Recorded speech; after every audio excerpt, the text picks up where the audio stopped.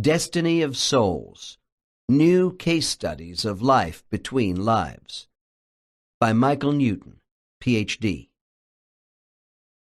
Introduction. Who are we? Why are we here?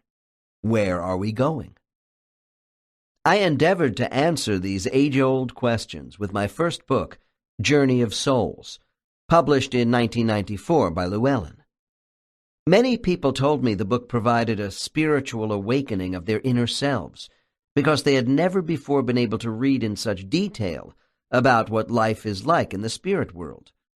They also said the information validated deep-seated feelings about their soul living on after physical death and the purpose of returning to Earth. Once the book was in print, and later translated into other languages, I received inquiries from readers around the world, asking me if there was going to be a second book. For a long while, I resisted these suggestions. All my years of original research had been difficult to collect, organize, and finally write as a comprehensive study of our immortal life. I felt I had done enough. In the introduction to Journey of Souls, I explained my background as a traditional hypnotherapist and how skeptical I had been about the use of hypnosis for metaphysical regression. In 1947, at age 15, I placed my first subject in hypnosis, so I was definitely old school and not a new ager. Thus, when I unintentionally opened the gateway to the spirit world with a client, I was stunned. It seemed to me that most past life regressionists thought our life between lives was just a hazy limbo that only served as a bridge from one past life to the next. It was soon evident I had to find out for myself the steps necessary to reach and unlock a subject's memory of their existence in this mysterious place. After more years of quiet research, I was finally able to construct a working model of spirit world structure and realized how therapeutic this process could be for a client. I also found that it did not matter if a person was an atheist, deeply religious, or believed in any philosophical persuasion in between. Once they were in the proper superconscious state of hypnosis, all were consistent in their reports. It was for this reason that I became what I have come to call a spiritual regressionist. This is a hypnotherapist specializing in life after death. I wrote Journey of Souls to give the public a foundation of information presented in a tight, orderly progression of events of what it is like to die and cross over, who meets us, where we go, and what we do as souls in the spirit world before choosing our next body for reincarnation. This format was designed as a travelogue through time, using actual case histories from clients who told me of their past experiences between former lives. Thus, Journey of Souls was not another past life book about reincarnation, but rather broke new ground in metaphysical research, which had been virtually unexplored by the use of hypnosis. During the decade of the 1980s, while I was formulating a working model of the world between lives, I closed my practice to all other types of hypnotherapy. I became obsessed with unraveling the secrets of the spirit world as I built up a high volume of cases.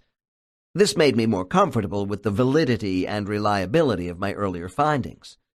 While these years of specialized research into the spirit world rolled on, I worked practically in seclusion, with only my clients knowing about this work, and only as it pertained to them and their friends. I even stayed out of metaphysical bookstores because I wanted absolute freedom from outside bias. Today, I still believe my self-imposed isolation and not speaking out publicly was the right decision.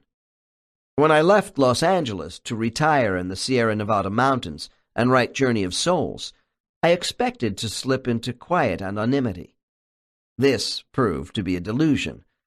Most of the material presented in the book had never been published before, and I began receiving a great deal of mail through my publisher. I owe Llewellyn a debt of gratitude for having the insight and courage to introduce my research to the public. Soon after publication, I was sent out on road trips to give lectures and engage in radio and TV interviews. People wanted more details of the spirit world and continued to ask if I had additional research material. I had to answer yes. Actually, I still had a wide variety of unreported information that I assumed would be too much for the public to accept from an unknown author. Despite the fact people found Journey of Souls very inspirational, I resisted the idea of writing a sequel. I decided on a compromise. With the printing of the 5th edition, an index was added to Journey of Souls, along with a new cover and some added paragraphs to meet requests for greater clarification about specific issues. This was not enough. The volume of mail I was receiving each week continued to increase dramatically with queries about life after death. People now began to seek me out, and I decided to practice again on a limited basis. I noticed a higher percentage of more developed souls. Clients must wait a long time to see me due to my semi-retirement and greatly reduced client load. As a result, I have fewer young souls in psychological crises and more cases with clients who are able to be patient. These people wish to unlock the meaning behind certain issues by tapping into their spiritual memories in order to fine-tune specific goals in life. Many are healers and teachers themselves who feel comfortable entrusting me with added information about their soul life between lives. In turn, I hope I have helped them on their paths. During all this time, the public perception remained that I had not let go of all my secrets. Eventually, my mind began to turn on how I should approach a second book. The effect of all I have described has brought about the birth of Destiny of Souls. I consider my first book to have been a pilgrimage through the spirit world on a great river of eternity. The voyage began at the mouth of the river with the moment of physical death and ended at the place where we return into a new body. I had gone upriver toward the source as far as I was able in Journey of Souls. This has not changed. Although the memory of making this trip countless times is in the mind of every person, no one who is still incarnating seems to have the capacity to take me further. Destiny of Souls is intended to convey travelers on a second expedition along the river, with side trips up major tributaries for more detailed exploration. During our travels together on this second trip, I want to uncover more of the hidden aspects of the route to give people a greater perspective of the whole. I have designed this book by topical categories rather than by progressive time and location. Thus, I have overlapped the time frames of normal soul movement between spiritual locations to fully analyze these experiences. I have also tried to offer listeners a look at the same elements of soul life from different case perspectives. Destiny of Souls is intended to expand our understanding of the incredible sense of order and planning which exists for the benefit of human beings. At the same time, it is my intention that this second tour into the wonders of the spirit world be fresh and enjoyable for the unseasoned traveler as well. For first-time listeners of my work, the opening chapter will give a condensed overview of what I have discovered about our life between lives. I hope this summary will add to your understanding of what follows, and perhaps encourage you to eventually listen to my foundational book. So, as we begin this second journey together, I want to thank all of you who have given me so much support for the hard work necessary to unlock the spiritual doorways of the mind. These associations, combined with the indulgence of many guides, particularly my own, have given me the energy to continue the task. I feel truly blessed to have been chosen as one of the messengers for this significant work. 1. The spirit world. At the moment of death, our soul rises out of its host body. If the soul is older and has experience from many former lives, it knows immediately it has been set free and is going home. These advanced souls need no one to greet them. However, most souls I work with are met by guides just outside Earth's astral plane. A young soul, or a child who has died, may be a little disoriented until someone comes closer to ground level for them. There are souls who choose to remain at the scene of their death for a while. Most wish to leave at once. Time has no meaning in the spirit world. Discarnates who choose to comfort someone who is grieving, or have other reasons to stay near the place of their death for a while, experience no sense of time loss. This becomes now time for the soul, as opposed to linear time. As they move further away from Earth, souls experience an increasingly brilliant light around them. Some will briefly see a grayish darkness and will sense passing through a tunnel or portal. The differences between these two phenomena depend upon the exit speed of the soul, which in turn relates to their experience. The pulling sensation from our guides may be gentle or forceful, depending upon the soul's maturity and capacity for rapid change.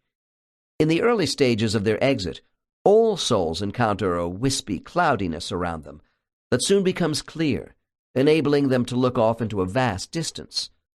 This is the moment when the average soul sees a ghostly form of energy coming toward them. This figure may be a loving soulmate or two, but more often than not, it is our guide. In circumstances where we are met by a spouse or friend who has passed on before us, our guide is also close by, so they can take over the transition process. In all my years of research, I have never had a single subject who was met by a major religious figure, such as Jesus or Buddha. Still, the loving essence of the great teachers from Earth is within the personal guides who are assigned to us.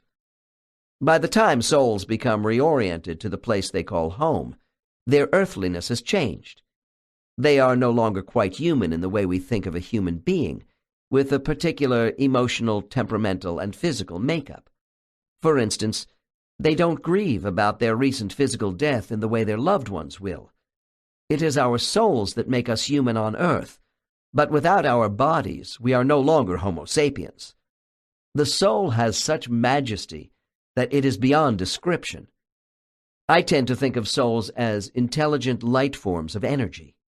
Right after death, souls suddenly feel different because they are no longer encumbered by a temporary host body with a brain and central nervous system. Some take longer to adjust than others.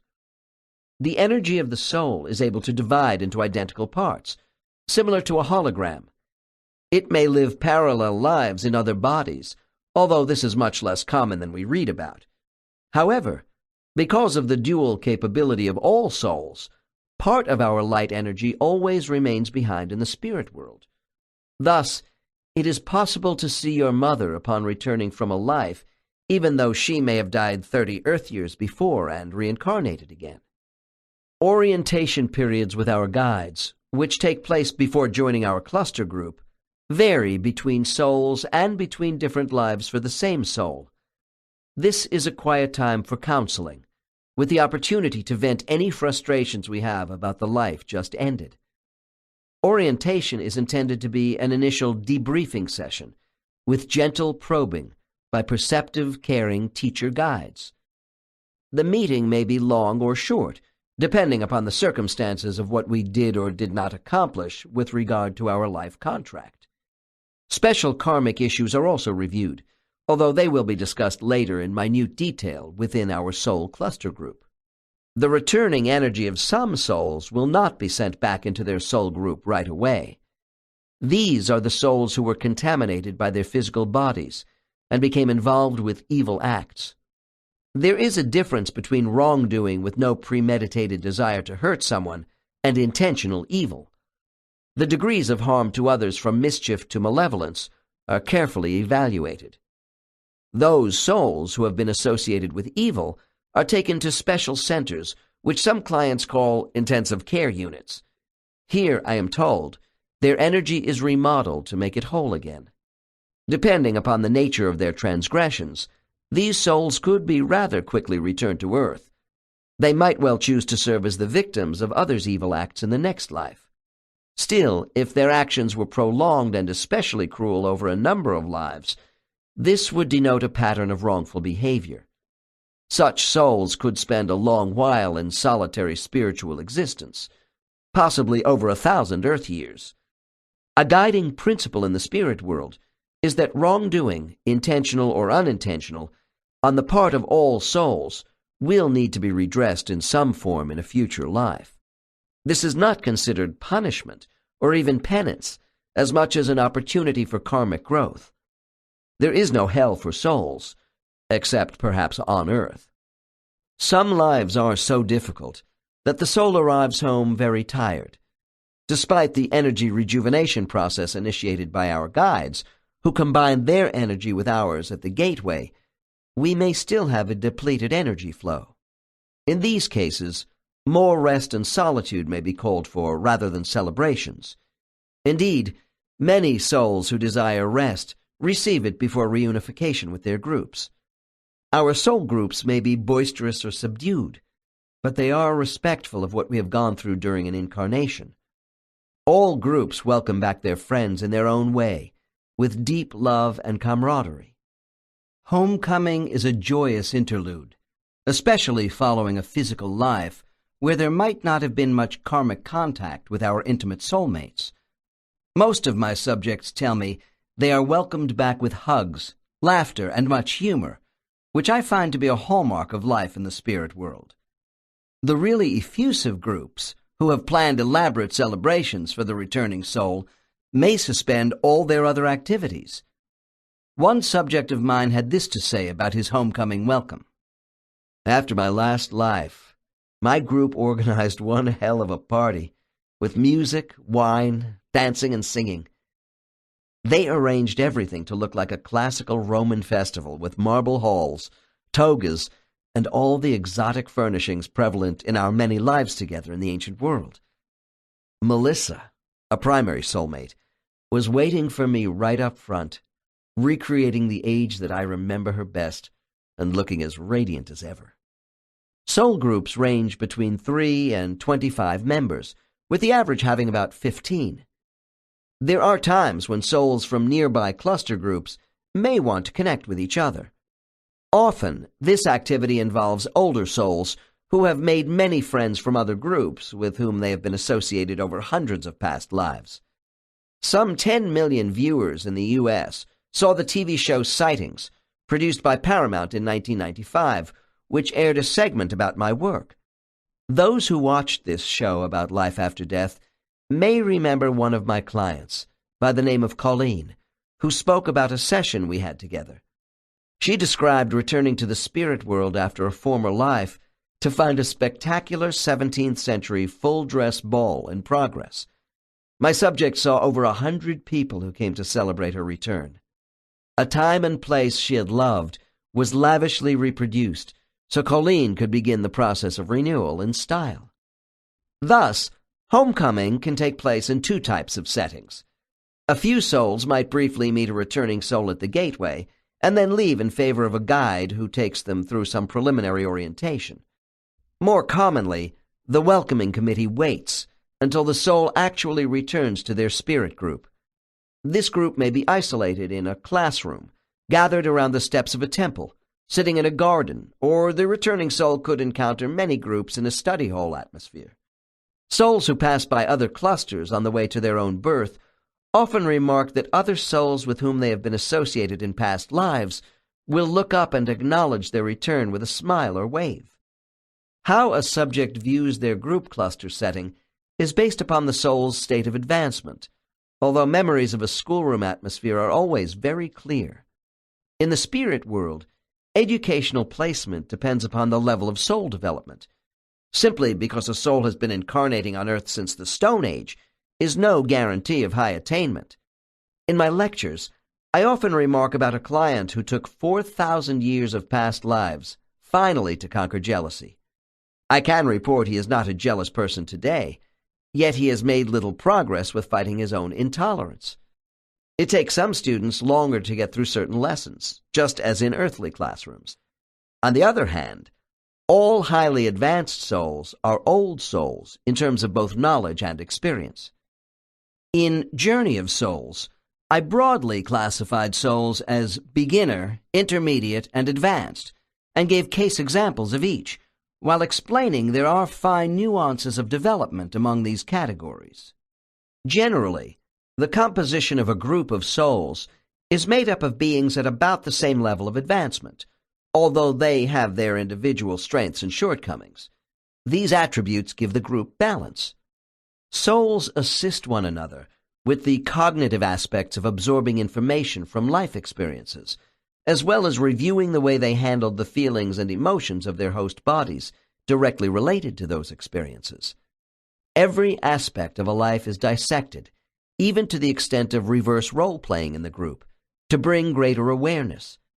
By the time souls reach the intermediate levels, they begin to specialize in those major areas of interest where certain skills have been demonstrated. I will discuss these in more depth as we get further along in other chapters. One very meaningful aspect of my research has been the discovery of energy colors displayed by souls in the spirit world. These colors relate to a soul's state of advancement.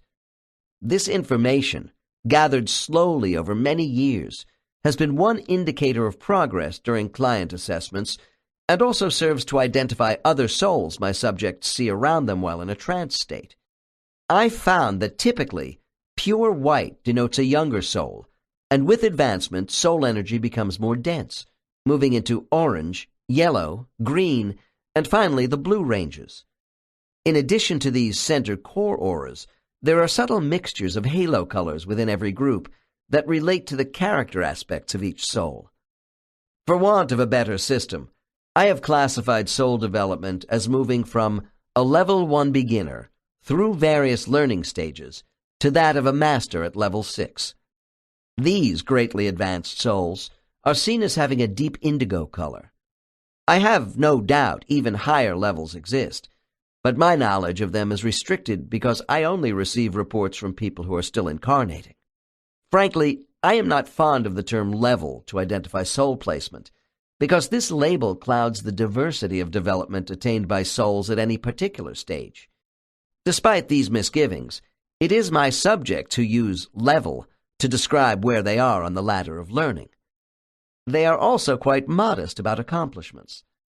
Regardless of my assessment, no client is inclined to state they are an advanced soul. Once out of hypnosis, with a fully conscious, self-gratifying mind in control, they are less reticent.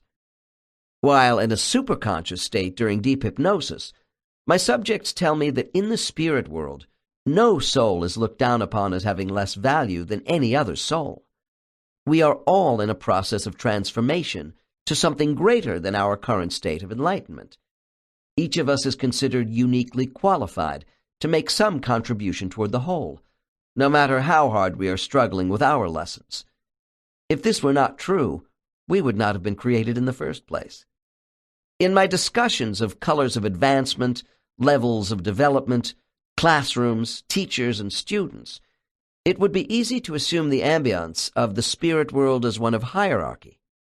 This conclusion would be quite wrong, according to all my clients. If anything, the spirit world is hierarchical in mental awareness.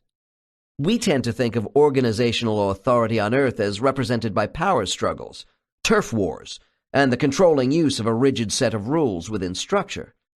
There certainly is structure in the spirit world, but it exists within a sublime matrix of compassion, harmony, ethics, and morality, far beyond what we practice on Earth. In my experience, the spirit world also has a far-reaching centralized personnel department for soul assignments. Yet there is a value system here of overwhelming kindness, tolerance, patience, and absolute love. When reporting to me about such things, my subjects are humbled by the process. I have an old college friend in Tucson who is an iconoclast and has resisted authority all his life, which is an attitude I can empathize with myself. My friend suspects the souls of my clients have been brainwashed into believing they have control over their destiny. He believes authority of any kind, even spiritual authority, cannot exist without corruption and the abuse of privilege. My research reveals too much order upstairs, which is not to his liking. Nevertheless, all my subjects believe they have had a multitude of choices in their past, and that this will continue into the future. Advancement through the taking of personal responsibility does not involve dominance or status ranking, but rather a recognition of potential. They see integrity and personal freedom everywhere in their life between lives. In the spirit world, we are not forced to reincarnate or participate in group projects. If souls want solitude, they can have it. If they don't want to advance in their assignments, this too is honored. One subject told me, "I have skated through many easy lives, and I like it that way, because I haven't really wanted to work hard. Now that's going to change. My guide says, we are ready when you are." In fact, there is so much free will that if we are not ready to leave Earth's astral plane after death, for a variety of personal reasons, our guides will allow us to stay around until such time as we are prepared to go home. I hope this book will show that we have many choices, both in and out of the spirit world. What is very evident to me about these choices is the intense desire of most souls to prove themselves worthy of the trust placed in them. We are expected to make mistakes in this process. The effort of moving toward a greater goodness and a conjunction with the source that created us is the prime motivator of souls. Souls have feelings of humility at having been given the opportunity to incarnate in physical form. I have been asked many times if my subjects see the source of creation during their sessions. In my introduction, I said I could only go so far upriver toward the source because of the limitations of working with people who are still incarnating. Advanced subjects talk about the time of conjunction, when they will join the most sacred ones. In this sphere of dense purple light, there is an all-knowing presence. What all this means I cannot say, but I do know a presence is felt when we go before our council of elders. Once or twice between lives, we visit this group of higher beings who are a step or two above our teacher guides. In my first book, I gave a couple of case examples of these meetings. With this book, I will go into greater detail about our visitations with these masters, who are as close as I can come to the Creator. This is because it is here where an even higher source of divine knowledge is experienced by the soul. My clients call this energy force the Presence. The council is not a tribunal of judges, nor a courtroom where souls appear to be tried and sentenced for wrongdoing, although I must admit that once in a while, someone will tell me they feel going in front of the council is like being sent to the principal's office in school. Members of the council want to talk to us about our mistakes and what we can do to correct negative behavior in the next life. This is the place where considerations for the right body in our next life begin. As the time approaches for rebirth, we go to a space where a number of bodies are reviewed that might meet our goals. We have a chance to look into the future here and actually test out different bodies before making a choice. Souls voluntarily select less than perfect bodies and difficult lives to address karmic debts or to work on different aspects of a lesson they have had trouble with in the past. Most souls accept the bodies offered to them in the selection room, but a soul can reject what is offered and even delay reincarnating. Then, too, a soul might ask to go to a physical planet other than Earth for a while. If we accept the new assignment, we are often sent to a preparation class to remind us of certain signposts and clues in the life to come, especially at those moments when primary soulmates come into our lives. Finally, when the time comes for our return, we say a temporary goodbye to our friends and are escorted to the place of embarkation for the trip to Earth. Souls join their assigned hosts in the womb of the baby's mother sometime after the 3rd month of pregnancy, so they will have a sufficiently evolved brain to work with before term. As part of the fetal state, they are still able to think as immortal souls while they get used to brain circuitry in the alter ego of their host. After birth, an amnesiac memory block sets in, and souls meld their immortal character with the temporary human mind to produce a combination of traits for a new personality. I use a systematic approach to reach the soul mind by employing a series of exercises for people in the early stages of hypnotic regression. This procedure is designed to gradually sharpen my subjects' memories of their past and prepare them to analyze critically the images they will see of life in the spirit world. After the usual intake interview, I place the client in hypnosis very quickly. It is the deepening that is my secret. Over long periods of experimentation, I have come to realize that having a client in the normal alpha state of hypnosis is not adequate enough to reach the superconscious state of the soul mind. For this, I must take the subject into the deeper theta ranges of hypnosis. In terms of methodology, I may spend up to an hour with long visualizations of forest or seashore images. Then I take the subject into their childhood years. I ask detailed questions about such things as the furniture in their house at age 12, their favorite article of clothing at age 10, the toy they loved most at age 7, and their earliest memories as a child between ages 3 and 2. We do all this before I take the client down into their mother's womb for more questions, and then into the most immediate past life for a short review. By the time the client has passed through the death scene of that life and reached the gateway to the spirit world, my bridge is complete. Continual hypnosis, deepening over the first hour, enhances the subject's disengagement from their earthly environment. They have also been conditioned to respond in detail to an intensive question and answer interview of their spiritual life. This will take us another 2 hours.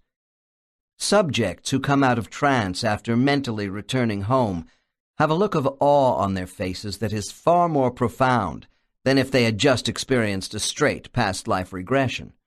For example, a client told me, "The spirit has a diversity and complex fluid quality beyond my ability adequately to interpret."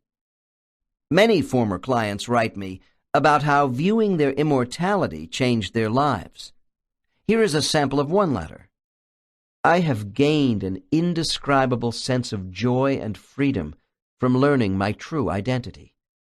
The amazing thing is that this knowledge was in my mind all the time. Seeing my non-judgmental master teachers left me in a glowing state. The insight that came to me was that the only thing of true importance in this material life is the way we live and how we treat other people. The circumstances of our life mean nothing compared to our compassion and acceptance of others. I now have a knowing rather than a feeling about why I am here and where I am going after death. I present my findings involving the 67 cases and numerous quotes in this book as a reporter and a messenger. Before I begin every lecture to the public, I explain to my audiences that what I have to say are my truths about our spiritual life. There are many doorways to the truth. My truths come from accumulation of great wisdom from multitudes of people who have graced my life as clients over many years. If I make statements that go against your preconceptions, faith, or personal philosophy, please take what fits well for you and discard the rest. 2. Death, grief, and comfort. Denial and acceptance. Surviving the loss of a love is one of life's hardest trials. It is well known that the process of grief survival involves going through the initial shock, then coping with denial, anger, depression, and finally arriving at some sort of acceptance. Each one of these stages of emotional turmoil varies in length of time and intensity, from months up to years. Losing someone with whom we had a deep bond can bring such despair that it feels as though we are in a bottomless pit where escape is impossible because death seems so final. In Western society, the belief in the finality of death is an obstacle to healing. We have a dynamic culture where the possibility of our loss of personhood is unthinkable. The dynamics of death in a loving family is akin to a successful stage play that is thrown into disarray due to the loss of one of its stars. The supporting cast flounders around over the need for script changes. Dealing with this huge hole in the story left by the departed affects the future roles of the remaining players. There is a dichotomy here, because when souls are in the spirit world preparing for a new life, they laugh about being in rehearsals for their next big stage play on Earth. They know all roles are temporary. In our culture, we do not prepare properly for death during life because it is something we cannot fix or change. The apprehension about death begins to gnaw at us as we get older. It is always there, lurking in the shadows, regardless of our beliefs about what happens after death. In discussing life after death on my lecture tours, I was surprised to find that many people who held very traditional religious views seemed to be the most fearful of death. The fear for most of us comes from the unknown. Unless we have had a near-death experience or undergone a past life regression where we remember what death felt like in a former life, death is a mystery. When we must face death, either as a participant or as an observer, it can be painful, sad, and frightening. The healthy don't want to talk about it, and frequently neither do the seriously ill. Thus, our culture views death as an abhorrence. In the 20th century, there were many changes in public attitudes about life after death. During the early decades of the century, most people held traditional views that they had only one life to live. In the last third of the 20th century in the U.S., it was estimated that some 40% believed in reincarnation. This change in attitude has made acceptance of death a little easier for those people who have become more spiritual and are pulling away from a belief in oblivion after life.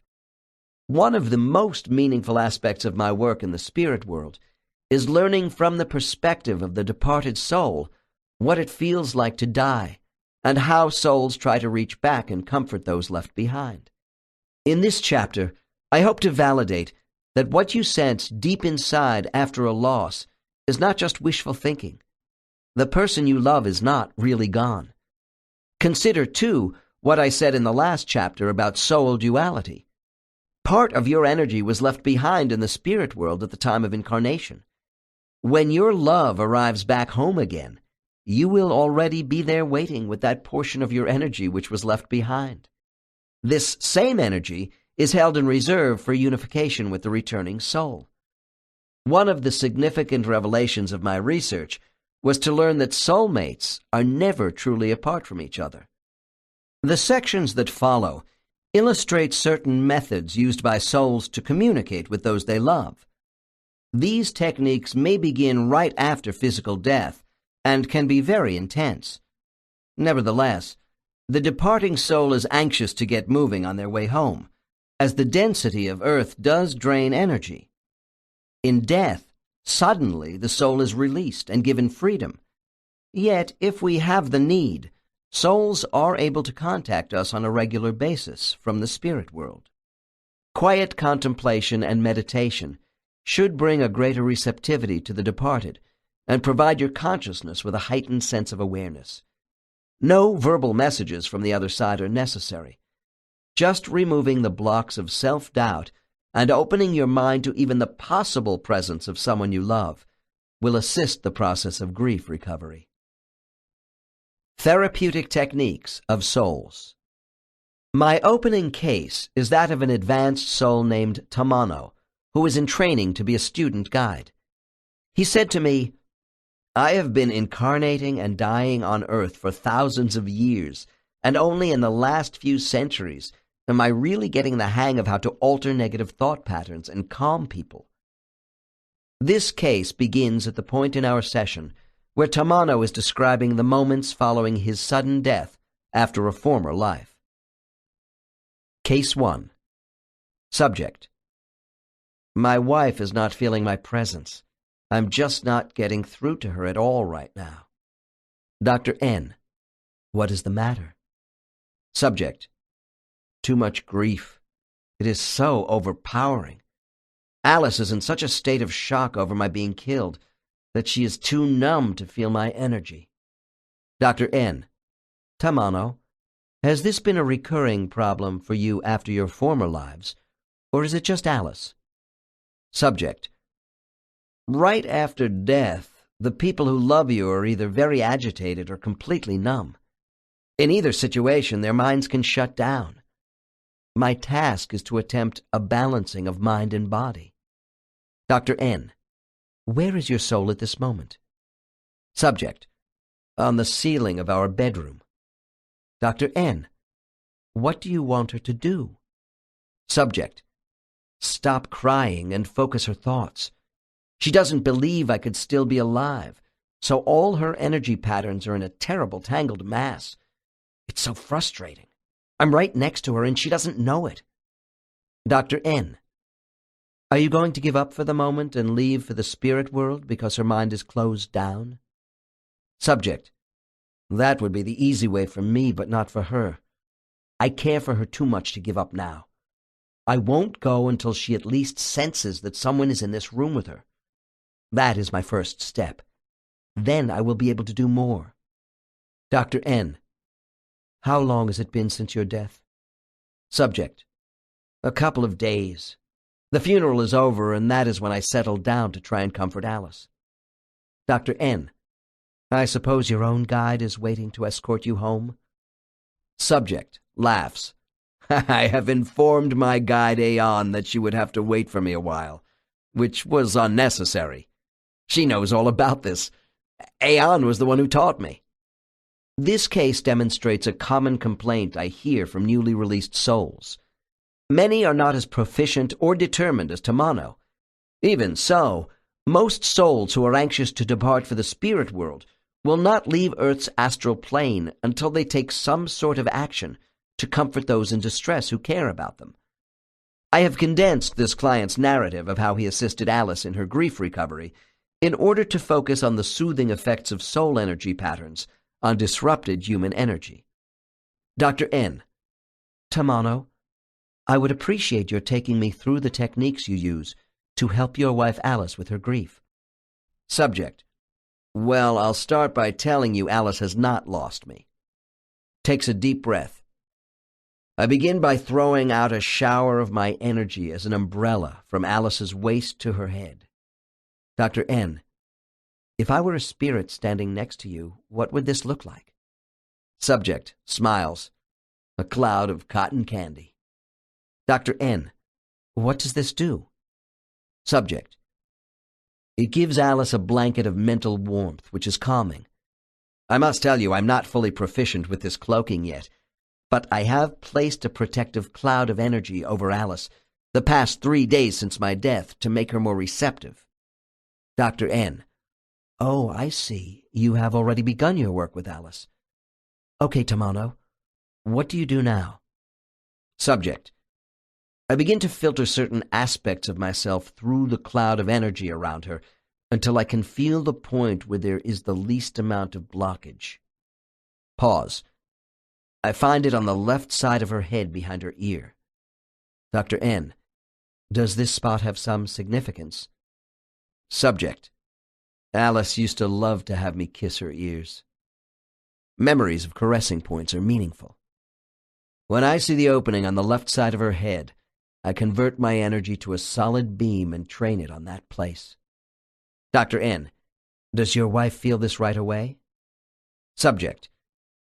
Alice is aware of a gentle touch in the beginning, but the awareness is fragmented by grief. Then I increase the power of my beam, sending her thoughts of love. Dr. N. Do you see this working? Subject. Happily. Yes. I detect new energy patterns that are no longer dark coming from Alice. There are shifts in her emotions. Her crying stops. She is looking around, sensing me. She smiles. Now I've got her. Dr. N. Are you finished? Subject. She is going to be all right. It's time for me to go. I'll watch over her, but I know she is going to make it through this. And that's good because I'm going to be busy myself for a while. Dr. N. Does this mean you won't contact Alice further? Subject. Offended. Certainly not. I will remain in contact whenever she needs me. She is my love. The average soul is much less skillful than even the most junior of student guides. I will discuss these elements further in Chapter 4, under the sections of energy rehabilitation. Still, most souls I work with perform rather well from the spirit world on a physical body. Typically, they choose to work in concentrated areas, using the beam effect described by Tamano. These loving energy projections can be very potent, even from the inexperienced soul, to people who have sustained emotional and physical trauma. Eastern practices of yoga and meditation include the use of chakra body points in ways that resemble how souls partition the human body with healing energy. People who practice the art of chakra healing say that since we have an etheric body that exists in conjunction with the physical, healing must take into account both these elements. Chakra work includes unblocking our emotional and spiritual energy through various points of the body, from the spine, heart, throat, forehead, and so on, to open and harmonize the body. Ways spirits connect with the living. Somatic touch. I have taken the clinical terms of somatic bridging and therapeutic touch and combined them to describe the method by which discarnate souls use directed energy beams to touch various parts of an incarnated body. Healing is not limited to the chakra body points I spoke about earlier. Souls who are reaching back to comfort the living look for areas that are most receptive to their energy. We saw this in case 1, behind the left ear. The energy pattern becomes therapeutic when bridges are established to connect the two minds of the sender and receiver in telepathic transmission. Bridging by thought transmissions to a body which is hurting is somatic when the methods are physiological. It involves the subtle touching of body organs while eliciting certain emotional reactions, which can include the use of the senses. Skillfully applied energy beams can evoke recognition by sight, sound, taste, and smell. The whole idea with recognition is to convince the person grieving that the individual they love is still alive. The purpose of somatic touch is to allow the grief-stricken person to come to terms with their loss by acquiring an awareness that absence is only a change of reality and not final. Hopefully, this will allow the bereaved to move on and complete their own life constructively. Souls are also quite capable of falling into habit patterns with somatic touch. The next case is an example of a 49-year-old man who had died of cancer. While the soul of this man does not demonstrate much skill, his intentions are good. Case 2. Dr. N. What technique do you use to reach out to your wife? Subject. Oh, my old standby, the center of the chest. Dr. N. Where exactly on the chest? Subject. I direct my energy beam right at the heart. If I'm a little off, it doesn't matter. Dr. N. And why is this method successful for you? Subject. I'm on the ceiling and she is bent over crying. My first shot causes her to straighten up. She sighs deeply and senses something and looks upward. Then I use my scatter technique. Dr. N. What is that? Subject. Smiles. Oh, you know, throwing energy in all directions from a central point on the ceiling. Usually one of those bolts reaches the right place, the head, anywhere. Dr. N. But what determines the right place? Subject. That which is not blocked by negative energy, of course. Compare the difference between case 2 and the next client who carefully spreads her energy in a focused area as if she was applying icing on a cake. Case 3. Dr. N. Please describe the manner in which you are going to help your husband with your energy. Subject. I'm going to work the base of the head just above the spine. God, Kevin is suffering so much. I just won't leave until he feels better. Dr. N. Why this particular spot? Subject. Because I know he enjoyed having the back of his neck rubbed by me. So it is an area where he is more receptive to my vibrational imprint. Then I play this area as if I was doing body massage, which I am, actually. Dr. N. Play the area? Subject. My subject giggles and holds her hand out in front of her, opening up 5 fingers wide. Yes, I spread my energy and resonate myself by touch. Then I use both hands cupped around each side of Kevin's head for maximum effect. Dr. N. Does he know it is you? Subject, with a wicked smile. Oh, he realizes it must be me, all right. No one else can do what I do to him, and it only takes me a minute. Dr. N. Isn't he going to miss this after you return to the spirit world? Subject. I thought you knew about such things. I can come back whenever he really gets down in the dumps and yearns for me. Dr. N. Just asking. I don't mean to be insensitive, but what if Kevin eventually meets another woman in this life? Subject. I'll be delighted if he finds happiness again. That is a testimony as to how good we were together. Our life with each other, every scene is never lost, and can be recaptured and played again in the spirit world. Just about the time I think I am getting a complete grasp of soul capabilities and their limitations, a client will come along to dispel these faulty notions. For a long while, I told people that all souls seem to have difficulties getting past the uncontrolled sobs of the grieving before they could go to work with healing energy. Here is a short quote from a level 3 whose tactical approach during the peak of the grief process proved me wrong.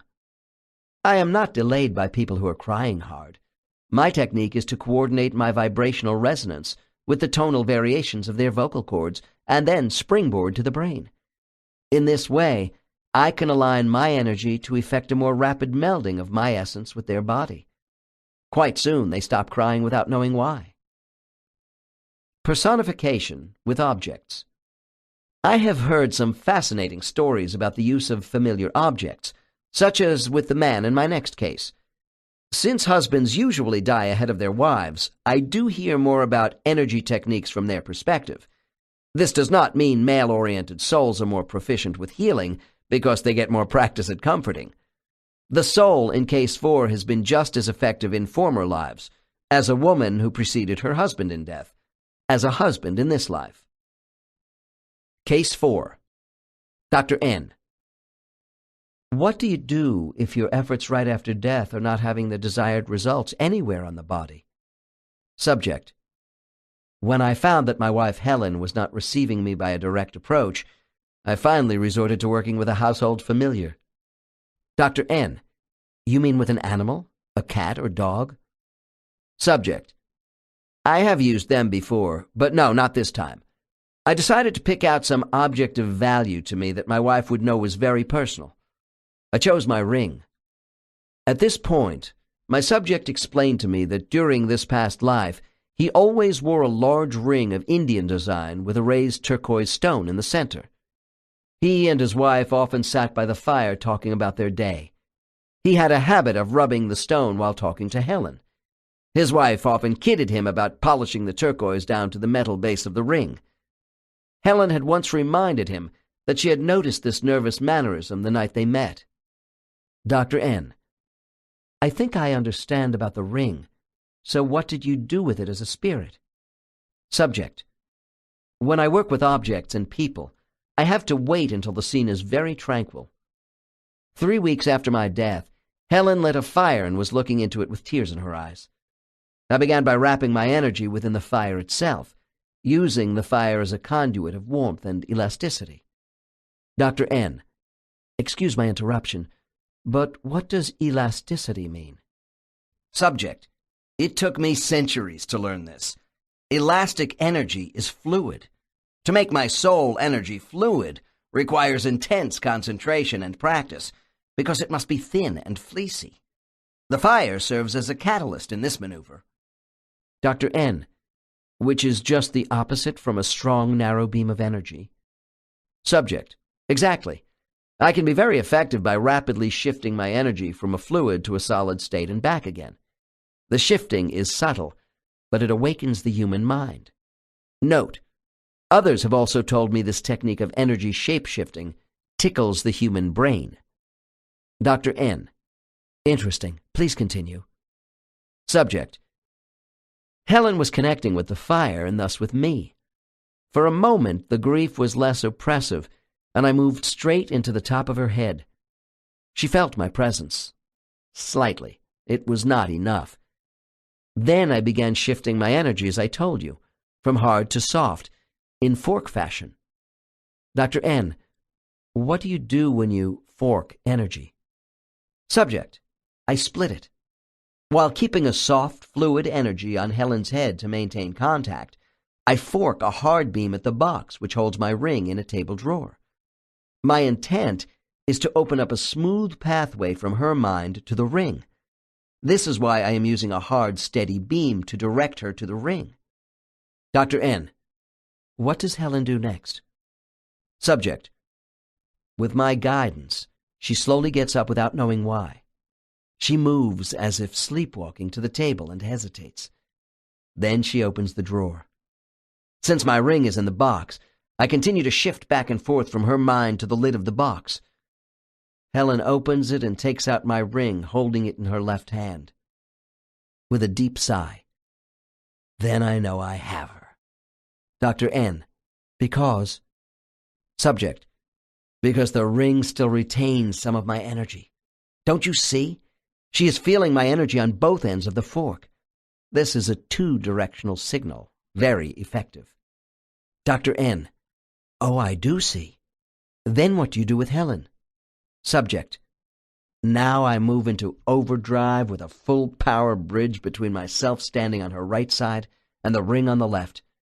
She turns in my direction and smiles. Helen then kisses my ring and says, Thanks, darling. I know you are with me now. I'll try and be more brave. I want to encourage anyone who is in a terrible state of grief over the loss of a love to do what the gifted psychics do when they want to find missing persons.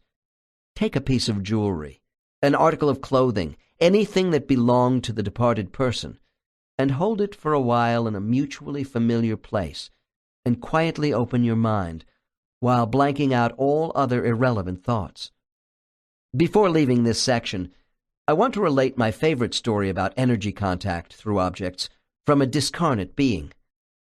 My wife Peggy is an oncology nurse with a graduate degree in counseling, so she involves herself a great deal with grieving cancer patients and their families. Because she administers chemotherapy at a hospital, this puts her in touch with hospice personnel. A few of these women and my wife are close friends who meet regularly as a support group. One of the members of the group is a recent widow, whose husband, Clay, died of cancer. Clay loved big band dancing, and he and his wife would often go on road trips to where the best bands were playing. One night after Clay's death, his widow, my wife, and the rest of the support group were in a circle in the middle of this lady's living room floor, talking about my theories of how souls reach back to comfort the people they love. The widow exclaimed in frustration, "Why hasn't Clay made himself known in a way that would comfort me?" There was a moment of silence, and suddenly a music box on top of a bookshelf began to play Glenn Miller's song, "In the Mood." From what I understand, there was a stunned silence followed by nervous laughter from the group. All the widow could say was, "That music box hasn't been touched in 2 years." It didn't matter. I think she got Clay's message. Light energy has some properties of electromagnetic force, and thus can work in mysterious ways with objects. Joanne and Jim are 2 former clients of mine whose marriage is a very close one. After their sessions, we got into a discussion of the use of energy beams by the living. Sheepishly, they told me they combine their energy on the California freeways to push cars out of the fast lane in front of them when they are in a hurry. When I asked if they tailgate, they said, "No, we just direct a combined beam to the back of the driver's head and then fork the beam to the right, middle lane, and back again." They claim that over 50% of the time they are successful. I told Joanne and Jim, half seriously, that pushing cars out of their way was clearly a misuse of power, and they had better mend their ways. I think they both know that using their gift more constructively will be much better received upstairs, although it will be a hard habit to break. Dream recognition. One of the primary ways the newly departed soul uses to reach people who love them is through the dream state. The grief that has overwhelmed the conscious mind is temporarily pushed out of a frontal position in our thoughts when we are asleep. Even if we are in a fitful state of sleep, the unconscious mind is now more open for reception. Unfortunately, the person who is grieving will all too often wake up from a dream that could have contained a message and allow it to slip away from memory without writing anything down. Either the images and symbols they saw while asleep didn't mean anything at the time, or the dream sequence was chalked off as wishful thinking if, for example, the dreamers saw themselves with the deceased. Before proceeding further, I want to offer an assessment about the general nature of dreams. My professional experience with dreams stems from listening to subjects in hypnosis explain how, as discarnates, they use the dream state to reach the living. Spirits are very selective in their use of our dream sequences. I have come to the conclusion that most dreams are not profound. In reviewing various texts about dreaming, I find even specialists in the field believe many dreams during the night are simply jumbled up absurdities caused by our circuits being on overload throughout the day. If the mind is venting during certain sleep cycles, then the nerve transmissions across our synaptic clefts are letting off steam to relax the brain. I classify dreams in 3 ways, and one of them is the cleaning house state. At times in the night, many stray thoughts from the day are scrambled and swept out of the mind as gobbledygook. We can't make sense of it because there is none. On the other hand, we all know there is a more cognitive side to dreaming. I divide this state into 2 parts, problem-solving and spiritual, with only a fine line between them. There are people who have been given a premonition about some future event as an outgrowth of dreams. Our state of mind may be altered by dreams. One of the most stressful periods of our lives occurs during the period of mourning, when the affections of someone we love are taken away from us, we think forever. About the only relief we get from oppressive grief is during sleep. We go to bed with anguish and wake up with the pain still there. Yet there is enigma in between. Some mornings bring us a better idea of the initial steps to take toward coping with our loss. Problem-solving through dream sequences is a process of mental incubation which has been called procedural because images appear that teach us ways to move forward. Does this insight come from somewhere other than ourselves? If the dream spills over into the spirit mode, then the dream weavers have probably paid us a call as prompters to assist us through our emotional distress. Spiritual dreams involve our guides, teaching souls, and soulmates who come as messengers to assist us with solutions. We do not need to be grieving to receive help in this way. Into this spiritual dream mixture we also have memory recall of our experiences on other physical and mental worlds, including the spirit world. How many of you have dreamed that you could fly or swim easily underwater? I have found with some clients that these mythic memories contain information about the lives they led as intelligent flying or water creatures on other planets. Frequently, these kinds of dream sequences provide us with metaphoric clues which open the door to comparisons of former lives with our current one. Our immortal soul character does not change much between host bodies, so these comparisons are not all that bizarre. Some of our greatest revelations come from the episodic dreams of events, places, and behavior patterns emanating from experiences before we acquired our present body. In Chapter 1, I briefly touched on the preparation class we attend in the spirit world before returning to a new life. This soul exercise is covered more thoroughly in my first book, but I mention it here because this experience is relevant to our dreams. The class is designated for recognition of future people and events. While we prepare to incarnate, a teacher reinforces the important aspects of our new life contract. Meeting and interacting with souls from our group and other clusters who are to share parts of our new life form an integral part of the class. Memories of this prep class might well be triggered in our dreams to light a lamp in the darkness of despair, particularly when a primary soulmate is lost in life. Jung said, "Dreams embody suppressed wishes and fears, but may also give expression to inescapable truths, which are not illusions or wild fantasies. Sometimes these truths are couched in metaphoric puzzles and represented as archetypal images during our dreams. Dream symbols are culturally generalized, and dream glossaries are not immune to this prejudice. Each person should use their own intuition to delineate the meaning of a dream. The Australian Aborigines, a culture with over 10,000 years of unbroken history, believe that dream time is actually real time in terms of objective reality. A dream perception is often as real as an awake experience. To souls in the spirit world, time is always in the present, so regardless of how long they have been physically gone from your life, the person you love wants you to be aware that they are still in now reality. How does a loving spirit go about helping you gain insight and acceptance of these things in your dreams? Case 5. My subject in this case has just died of pneumonia in New York City in 1935. She was a young woman in her early 30s who came to New York after growing up in a small Midwestern town. Sylvia's death was sudden, and she wanted to provide some comfort to her widowed mother. Dr. N. Do you leave immediately for the spirit world after death? Subject. No, I do not. I must say goodbye to my mother, so I want to stay around Earth for a while until she gets the news. Dr. N. Is there anyone else you care to see before going to your mother? Subject. With hesitation, then in a husky voice. Yes, I have an old boyfriend. His name is Phil. I go to his house first. Dr. N. Gently. I see. Were you in love with Phil? Subject. Pause. Yes, but we never married. I just want to touch him once more. I don't really make contact with him because he is sound asleep and not dreaming. I can't stay long because I want to reach my mother before she hears the news about me. Dr. N. Aren't you being a little too rushed with Phil?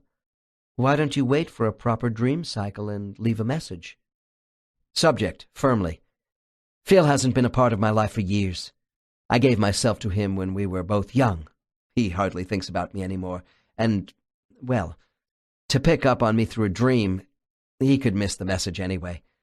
My leaving traces of my energy is enough for now because we will be together again in the spirit world. Dr. N. After leaving Phil, do you go to your mother? Subject. Yes. I begin with more conventional thought communication while she is awake, but I am getting nowhere. She is so sad. My mother's grief at not being at my bedside is overpowering her. Dr. N. What methods have you tried so far? Subject.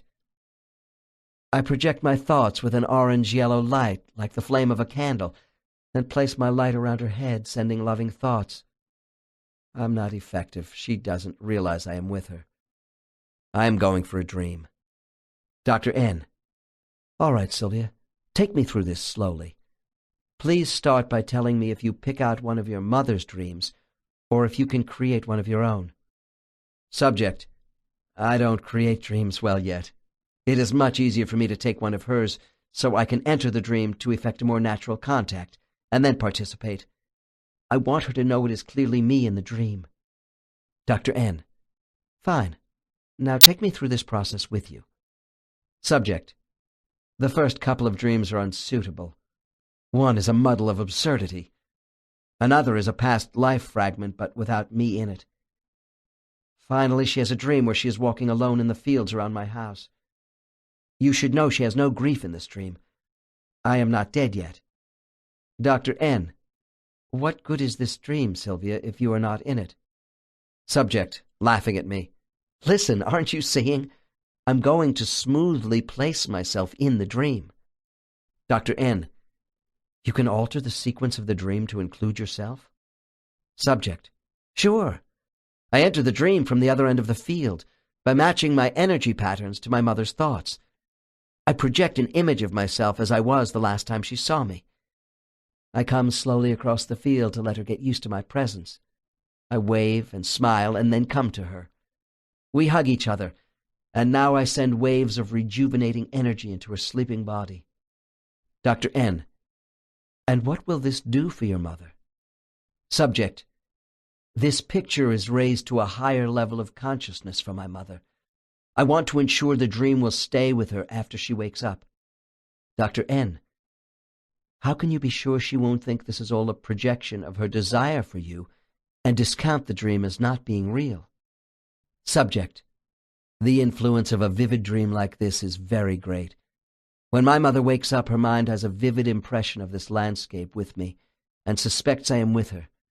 In time, the memory is so real she is sure of it. Dr. N. Sylvia, does the image of the dream move from the unconscious to a conscious reality because of your energy transfer? Subject. Yes, it is a filtering process where I continue to send waves of energy into her over the next few days until she begins to accept my passing. I want her to believe I am still part of her and always will be." Turning back to Phil's sleep state, it was evident Sylvia did not intend to stay long to manifest her feelings within his unconscious mind. Dreams do not appear to occur in the deep delta stages of brainwave activity, where there is no rapid eye movement. REM sleep, also known as paradoxical sleep, is a much lighter and therefore more active dream state, occurring mostly in the early and late stages of sleep. In my next case, the dreamer will be reached between dreams, presumably because he is still in REM sleep. The dream weaver souls I have come in contact with all engage in dream implanting, with two prominent differences. 1. Dream alteration. Here, a skillful discarnate enters the mind of a sleeper and partially alters an existing dream already in progress. This technique I would call one of interlineation, where spirits place themselves as actors between the lines of an unfolding play, so the dreamer is not aware of script tampering with the sequences. This is what Sylvia was doing with her mother. She was waiting for the right sort of ongoing dream to enter and initiate a smooth fit. As difficult as this approach seems, it is evident to me the second procedure is more complex. 2. Dream origination. In these cases, the soul must create and fully implant a new dream from scratch and weave the tapestry of these images into a meaningful presentation to suit their purpose. Creating or altering scenes in the mind of a dreamer is intended to convey a message. I see this as an act of service and love. If the dream implantation is not performed skillfully to make the dream meaningful, the sleeper moves on and wakes up in the morning remembering only disjointed fragments, or nothing at all about the dream. To illustrate the therapeutic use of dream origination, I will cite the case of a level 5 subject whose name was Bud in his last life. Bud was killed in a 1942 battle during World War II. The case involves a dreamer called Walt, who was Bud's surviving brother. Bud is adept at dream weaving, so after his battlefield death, he returned home to the spirit world and made preparations for an effective method to comfort Walt. This is one of those cases that gave me greater perspective of the subtle integration methods dreamweaver souls are able to use with sleeping people. During this condensed case, my subject will describe the dream techniques taught to him by his guide, Axinar. Case 6. Dr. N. How do you plan to alleviate your brother's grief after returning to the spirit world? Subject. Axinar has been working with me on an effective strategy. It's very delicate because we are with Walt's duplicate. Dr. N. You mean that dual part of Walt's energy mass that remained behind during his incarnation to Earth? Subject. Yes, Walt and I are in the same soul group. I begin by connecting myself to his divided nature here to more closely communicate with Walt's light on Earth. Dr. N. Please explain this procedure. Subject. I float next to the cache where his remaining energy is anchored and meld with it briefly. This allows for a perfect recording of Walt's energy imprint. There is already a telepathic bonding between us, but I want to have a tighter vibrational alliance when I reach his bedside. Dr. N. Why do you wish to carry an absolutely accurate print of Walt's energy pattern with you on your return to Earth? Subject. For a stronger connection to the dreams I will create. Dr. N. But why can't Walt's other half communicate with himself on Earth instead of you? Subject, sharply. This does not work well. It is nothing more than talking to oneself. There is no impact, especially during sleep. It's a washout. Dr. N. All right. Since Walt's exact energy print is with you, what happens when you go to his sleeping body? Subject. He is tossing and turning at night and really suffering a lot over my being killed. Axinar trained me to work between dreams because he does these energy transfers so well himself. Dr. N. You work between dreams? Subject. Yes, so I can leave messages on either side of two different dreams and then link them for greater receptivity. Because I have Walt's exact energy imprint, I slip into his mind quite easily to deploy my energy. After my visit, a third dream about the first two unfolds as a delayed reaction, and Walt sees us together again in an out-of-body setting, which he won't recognize as the spirit world, but the activation of these inviting memories will sustain him. Note, some cultures, such as the Tibetan mystics, believe they do recognize the spirit world as an almost physical paradise, to be a natural part of dreaming. Dr. N. What were the dreams you created? Subject. Walt was 3 years older, yet we played a lot together as boys. This changed when he was 13, not because we weren't still close as brothers. He just became attached to guys his own age, and I was excluded. One day, Walt and his friends were swinging on a rope tied over the branch of a big high tree above a pond near our farm. I was nearby watching. The other boys went first and were engaged in a water fight when Walt swung too high and hit his head hard on another branch, and was almost knocked out as he fell into the water. They did not see him fall. I dove into the pond and held up his head, screaming for help. Later, on the bank, Walt looked up at me with a dazed expression and said, "Thanks for saving me, buddy." I thought this act would admit me to their club, but a few weeks afterwards, Walt and his friends would not let me play a game of softball with them. I felt betrayed that Walt would not stand up for us. During the game, the ball was hit into some bushes and they couldn't locate it. That evening, I found their ball and hid it inside our barn. We were poor kids, and this ruined their game for a while until one of the boys got another ball on his birthday. Dr. N. Tell me the message you wanted to convey to Walt. Subject. To show two things. I wanted my brother to see me crying and holding his bleeding head in my lap on the bank of the pond, and remember what we said to each other after he stopped choking. The second dream about the softball game ended when I added a trailer to the dream and took him to the barn where the softball was still hidden. I told Walt I forgave him for every slight in our lives together. I want him to know I am always with him, and the devotion we have for each other can't die. He will know this when he returns to the old barn to look for the ball. Dr. N. Does Walt need to dream again about all this after your visit? Subject laughs. It's not necessary as long as he recalled the location of the ball after he woke. Walt did remember what I had implanted. Going back to our old barn and finding the ball made the message come together. This gave Walt some serenity about my death. Dream symbolism moves on many levels in the mind, some of which are abstract while others are emotional. The dreams of this case, involving experiential imagery, reinforced poignant memories of two brothers in a slice of recorded time. Future unification was pictured for Walt in a third, rather wispy dream of both souls happily together once again in the spirit world. It took me quite a long while before I found an advanced subject apprenticed to a dream master, a title I feel is appropriate for Axanar in Case 6. As with any spiritual technique, some souls show more inclination than others toward acquiring advanced skills. In Case 6, Bud not only originated a sequence of dreams in Walt's mind, but then engaged in the more complex technique of linking them into a central theme of love and support for his brother. Finally, Bud provided physical evidence that he was there through the use of a hidden baseball. I take nothing away from Sylvia in Case 5, because she was very effective entering her mother's dream to give her peace without disruption to the dreamer. It's just that Case 6 demonstrated more spiritual artistry.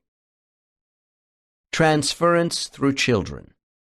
When souls have difficulty reaching the mind of a troubled adult, they might resort to using children as conduits for their messages. Children are more receptive to spirits because they have not been conditioned to doubt or resist the supernatural. Frequently, the young person chosen as a conduit is a family member of the departed. This situation is helpful to the spirit who is trying to reach a surviving relative, especially in the same household. The next case is that of a man who died of a heart attack in his backyard at age 42. Case 7. Dr. N. What do you do to comfort your wife at the moment of death? Subject. At first I try to hug Irene with my energy, but I don't have the hang of it yet. Subject is a level 2. I can relate to her sorrow, but nothing I'm doing is working. I'm worried because I don't want to leave without saying goodbye. Dr. N. Just relax now and move slowly forward. I want you to explain to me how you work through this dilemma. Subject. I soon realized that I ought to be able to console Irene a little by reaching her through Sarah, our 10-year-old. Dr. N. Why do you think Sarah might be receptive to you? Subject. My daughter and I have a special bond. She also has great sorrow over my passing, but much of this is mixed with fear over what happened to me so suddenly. Sarah doesn't comprehend it all yet. There are too many neighbors crowding around trying to sustain my wife. No one is paying much attention to Sarah, sitting alone in our bedroom. Dr. N. Do you look upon this as an opportunity? Subject. Yes, I do. In fact, Sarah senses I am still alive, and so she is more open to accepting my vibrations as I move into the bedroom. Dr. N. Good. What happens next between you and your daughter? Subject takes a deep breath. I've got it. Sarah is holding a set of her mother's knitting needles. I send warmth through them into her hands, and she feels this right away. Then I use the needles as a springboard to reach her spine at the base of the neck and work around to her chin.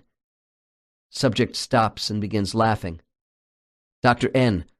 What is making you happy? Subject.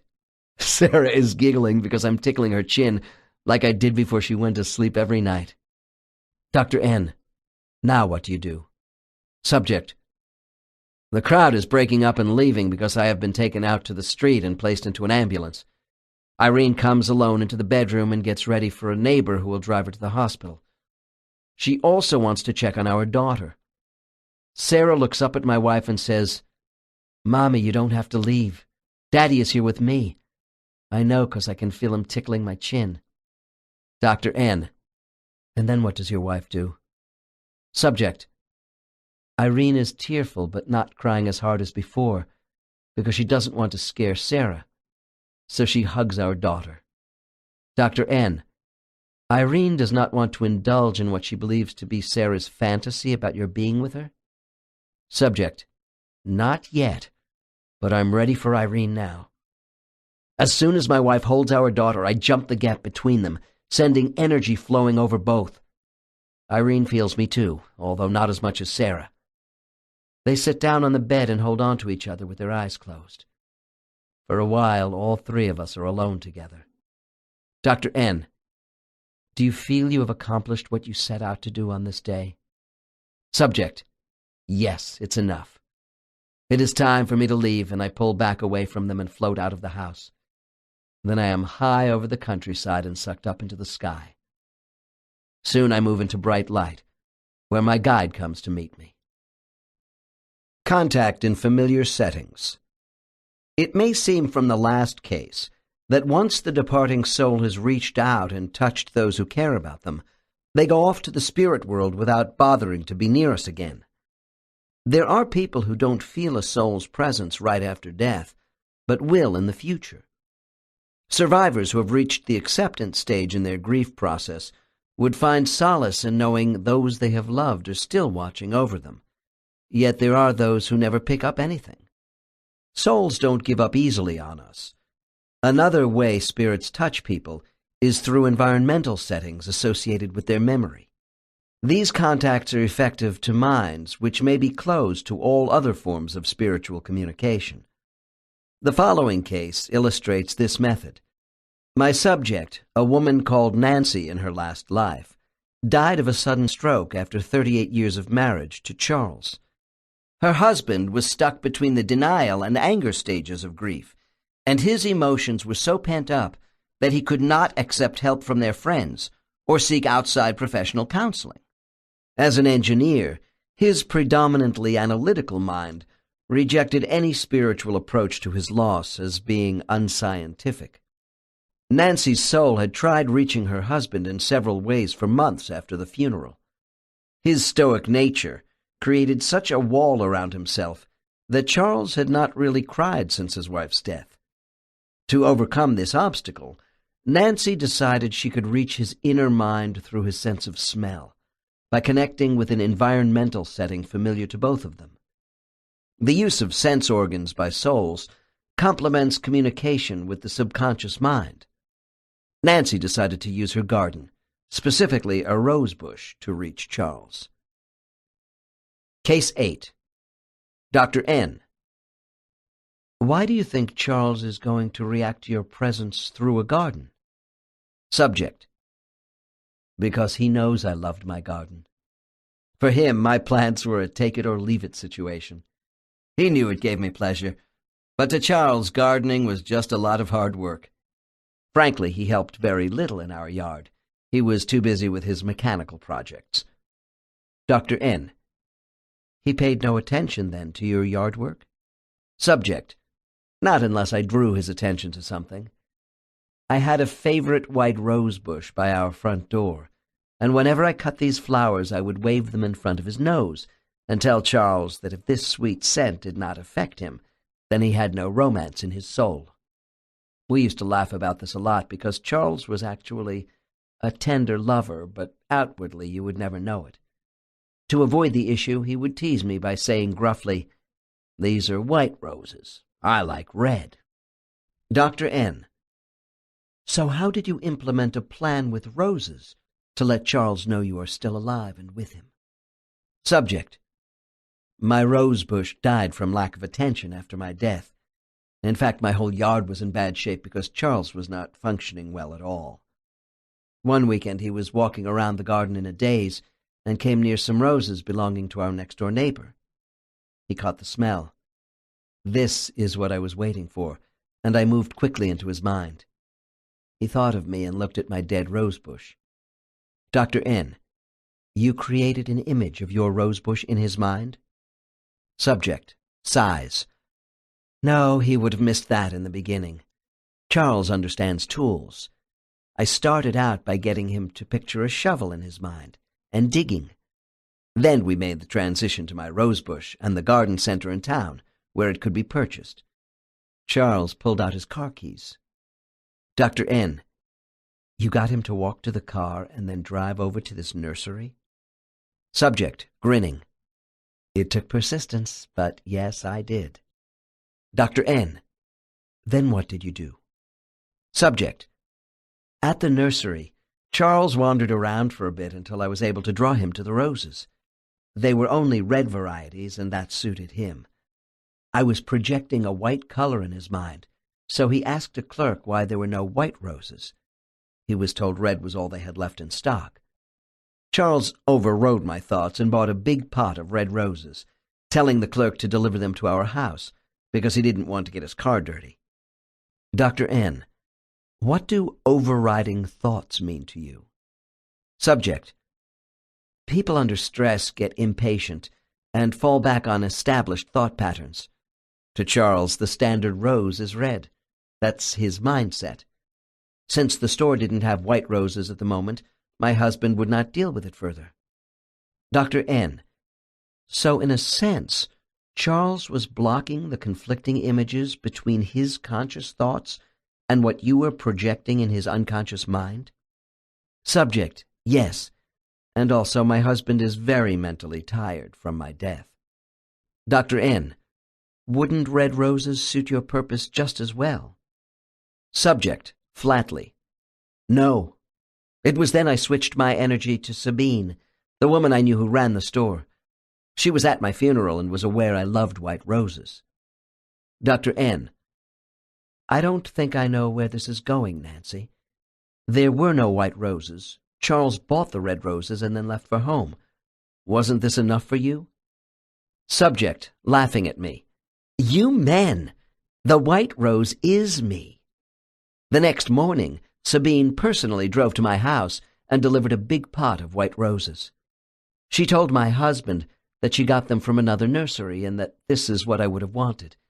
Then she left Charles standing bewildered in our driveway. He carried them over to the hole he had dug, where my old rose bush had been, and stopped. The roses were in his face. He smelled their fragrance. But what was more important, the wash of white was combined with the scent. My subject pauses tearfully as she recreates this moment. Dr. N, in a low voice, You are making this all very clear. Please go on. Subject: Charles was feeling my presence at last. I now spread my energy around his torso to include the roses in a symmetrical envelopment. I wanted him to smell the white roses and my essence filtering through the energy field together. Dr. N: Was this effective? Subject: Softly. Finally, he knelt down next to the hole, pressing the roses to his face. Charles broke down and sobbed for a long time while I held him. When it was over, he knew I was with him still. While the spirits of husbands might use cars or sporting equipment, I find that wives often utilize garden settings to reach their mates. Another client told me about his wife applying the planting of an oak tree to make her connection. Before this widower saw me, he wrote, "Even if what happened to me was not from my wife, does it matter? The main thing is that in some way I am using the emotional energy generated by my feeling she was with me to tap into my inner resources, which previously were not available. I am no longer in an abyss without a glimmer of light." In talking with people about such experiences, which some call mystical, it is important to consider the possibility of a spiritual source. If we can feed into a highly charged state of emotion during our grief, we can both heal and learn more about our inner selves. Spirits may prefer to communicate with us in the form of ideas. Here is a quote from a letter I received from a former client about his departed wife, Gwen. "I believe our session together assisted in his discovery of the best way to receive his wife's thoughts. I've learned we don't all have equal abilities as souls to communicate with each other. Sending and receiving messages is a skill that needs to be refined with practice. I finally recognized the imprint of Gwen's thoughts after getting nothing during my meditations. She was a literary person who used word thoughts rather than pictures to generate feeling in me. I had to learn to integrate word flashes from her into my own manner of speaking, which she knows, in order to decipher what she was telling me. I see more clearly now how I can touch Gwen with my mind." Strangers as Messengers. Case 9. Derek was a man in his 60s who came to see me from Canada to evaluate his life and try and resolve his greatest sadness. When he was a young man, he lost his beautiful 4-year-old daughter, Julia. Her death was sudden, unexpected, and so devastating that he and his wife decided to have no more children. I placed Derek in deep hypnosis and took him to a scene following his last life, where he appeared in front of his counsel. We then discovered that one of his major current life lessons was learning to cope with tragedy. Derek had been deficient in this area during his past 2 lives by falling apart and making life more difficult for family members who depended upon him. He is doing much better in his current life. What was especially interesting for me about this case was a single incident that happened to Derek some 20 years after Julia's death. Derek had recently lost his wife to cancer and was in mourning. One day, feeling very despondent, he walked to a nearby amusement park. After a while, he sat down on a bench near a carousel. Listening to the music, Derek watched the children happily going around in circles on colorful wooden animals. He saw from a distance one little girl who looked like Julia, and tears flooded his eyes.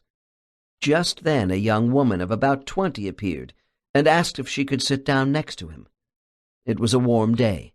She was dressed in white muslin, holding a cold drink in her hand. Derek nodded but said nothing, while the woman enjoyed her drink and talked about growing up in England and coming to Canada because she was particularly attracted to Vancouver. She introduced herself as Heather, and Derek noticed a glow of sunlight around her that gave the young woman a shining, angelic quality. Time seemed to be suspended for Derek as the conversation turned to family and what Heather was going to do with her new life in Canada. Derek found himself talking to her as a father, and the more they conversed, the more he felt he knew her. Finally, Heather stood up and placed her hand tenderly on Derek's shoulder. She smiled at him and said, "I know you are worried about me. Please don't be. I'm all right, and it's going to be a wonderful life. We will see each other again someday, I know." Derek told me that as Heather walked away and gave him a final wave, he saw his daughter and felt at peace. During our session, Derek recognized that the reincarnated soul of Julia had come to him and provided the assurance he had not really lost her. When we suffer the absence of people we love, they may come to us in mysterious ways, often when our minds are detached in a shallow alpha state. Take these moments as messages from the other side and allow them to bring sustenance to you. Angels or other heavenly hosts. In recent years, there has been a resurgence in the popularity of angels. The Roman Catholic Church defines angels as spiritual, intelligent, non-corporeal beings who are servants and messengers of God. The position of the Christian Church is that these beings have never incarnated on earth. We think of angels as white-robed figures with wings and a halo, theological images which may have come down to us from the Middle Ages. Many clients initially think they see angels when I regress them into the spirit world, especially those with strong religious convictions. This reaction is similar to the devotional responses of some people who have had near-death experiences. However, regardless of prior religious conditioning, my subjects soon realize the etheric beings they are visualizing in hypnosis represent their guides and soul companions who have come to meet them.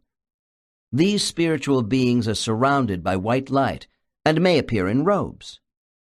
In my work, guides are sometimes described as guardian angels, although our personal teachers are beings who have incarnated in physical form long before graduating to the level of guides. An intimate soulmate in discarnate form can also come to the gate to comfort us in times of need. I feel believing in angels emanates from an inner desire for personal protection on the part of many people. In making this observation, it is not my intention to set aside the faith of millions of religious people in angels. For many years, I lacked faith in anything beyond my own existence. I know the importance of believing in something greater than yourself. Our faith is what sustains us in life, and this applies to believing that there are superior beings who watch over us. My case presentations are intended to give weight to the concept of benevolent spirits in our lives. Our spiritual teachers have different styles and techniques, just as teachers on earth. Their immortal character has been matched to our own essence in a variety of ways. The next two abbreviated cases illustrate my contention that personal guides and soulmates, however they are represented, contact us from the other side if we require consolation. Case 10. The following statements come from Renee, a 40-year-old widow who lost her husband Harry 3 months before our appointment. I waited until after our session before asking her the series of questions that follow. My intent was to have Renee contrast the conscious versus superconscious imagery she had of her guide, Nyath. Dr. N. Before our session today, have you had any contact with the being you saw in hypnosis as Nyath? Subject. Yes. Since Harry's death, Nyath has come to me during my dark hours. Dr. N. Did Nyath appear to be the same to you before and after this hypnosis session? Subject. No, I didn't see her quite the same way. I thought she was an angel before, and now I see Nyath as my teacher. Dr. N.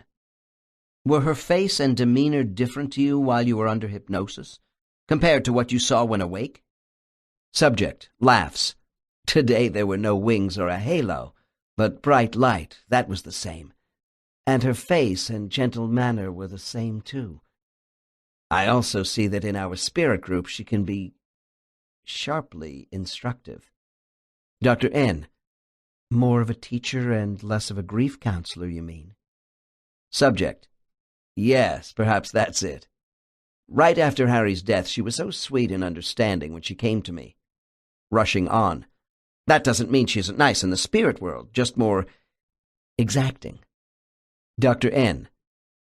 Did you do anything to summon Nyath right after Harry's death? Subject: I was crying for help after the funeral. I found out that I needed to be alone and very still, to listen. Dr. N: Does this mean you heard Nyath rather than actually saw her? Subject: No. In the beginning I saw her floating over my head in my bedroom. I had my arms wrapped around a pillow, pretending it was Harry, but I had stopped crying. She became fuzzy after I first saw her, and I realized then I had to listen carefully for her voice. In the days that followed, I heard Nyath more than I saw her, but I had to listen. Dr. N: Does that mean concentrate? Subject: Yes. Well, no. More allowing my mind to go free from my body. Dr. N: What happens when you don't listen properly, but you want her messages? Subject: Then she communicates with me through my feelings. Dr. N: In what way? Subject: Oh, I might be driving alone or out walking by myself, wondering about doing something, taking a certain action. She will make me feel good about it if I am supposed to do it, if it is right. Dr. N: And what if the action you are considering would be wrong for you? Then what? Subject: Nyath will make me feel uneasy about doing it. I will know in my gut it is a wrong move. My next case excerpt involves a young man who died in a car crash in 1942 at age 36. He gives us another perspective on the mythology of angels from a soul reaching back to Earth. Case 11. Dr. N: Tell me what you did for your wife after the crash. Subject: I stayed around for 3 days with Betty to lessen her heaviness. I positioned myself over her head so our energy fields crossed in such a way that I could soothe her by matching our vibrations. Dr. N: Did you employ any other techniques? Subject: Yes, I projected my likeness in front of her face. Dr. N: Was this effective? Subject: Playfully. Initially, she thought I was Jesus. The second day, she was confused, and the third day, Betty was convinced I was an angel. My wife is very religious. Dr. N: Are you bothered that she didn't recognize you because of her religious convictions? Subject: Not at all. Then, after some hesitation, Oh, I suppose it would please me if Betty realized it was me, but her feeling better is my main concern. Betty is convinced I am a heavenly deity, and that is okay because I do represent spiritual help for her. Dr. N: Would she feel even better knowing it was you? Subject: Look, Betty thinks I'm in heaven and can't help her. Her angel is able to do so because it's really me. So I'm in disguise. What's the difference as long as my goal to help her is accomplished? Dr. N: Well, since Betty has not connected you with your disguise, is there any other way you can communicate on a more personal level? Subject smiles. Through my best friend, Ted. He consoles her and gives her advice with day-to-day details. Later, I hover over the both of them, sending permissive messages.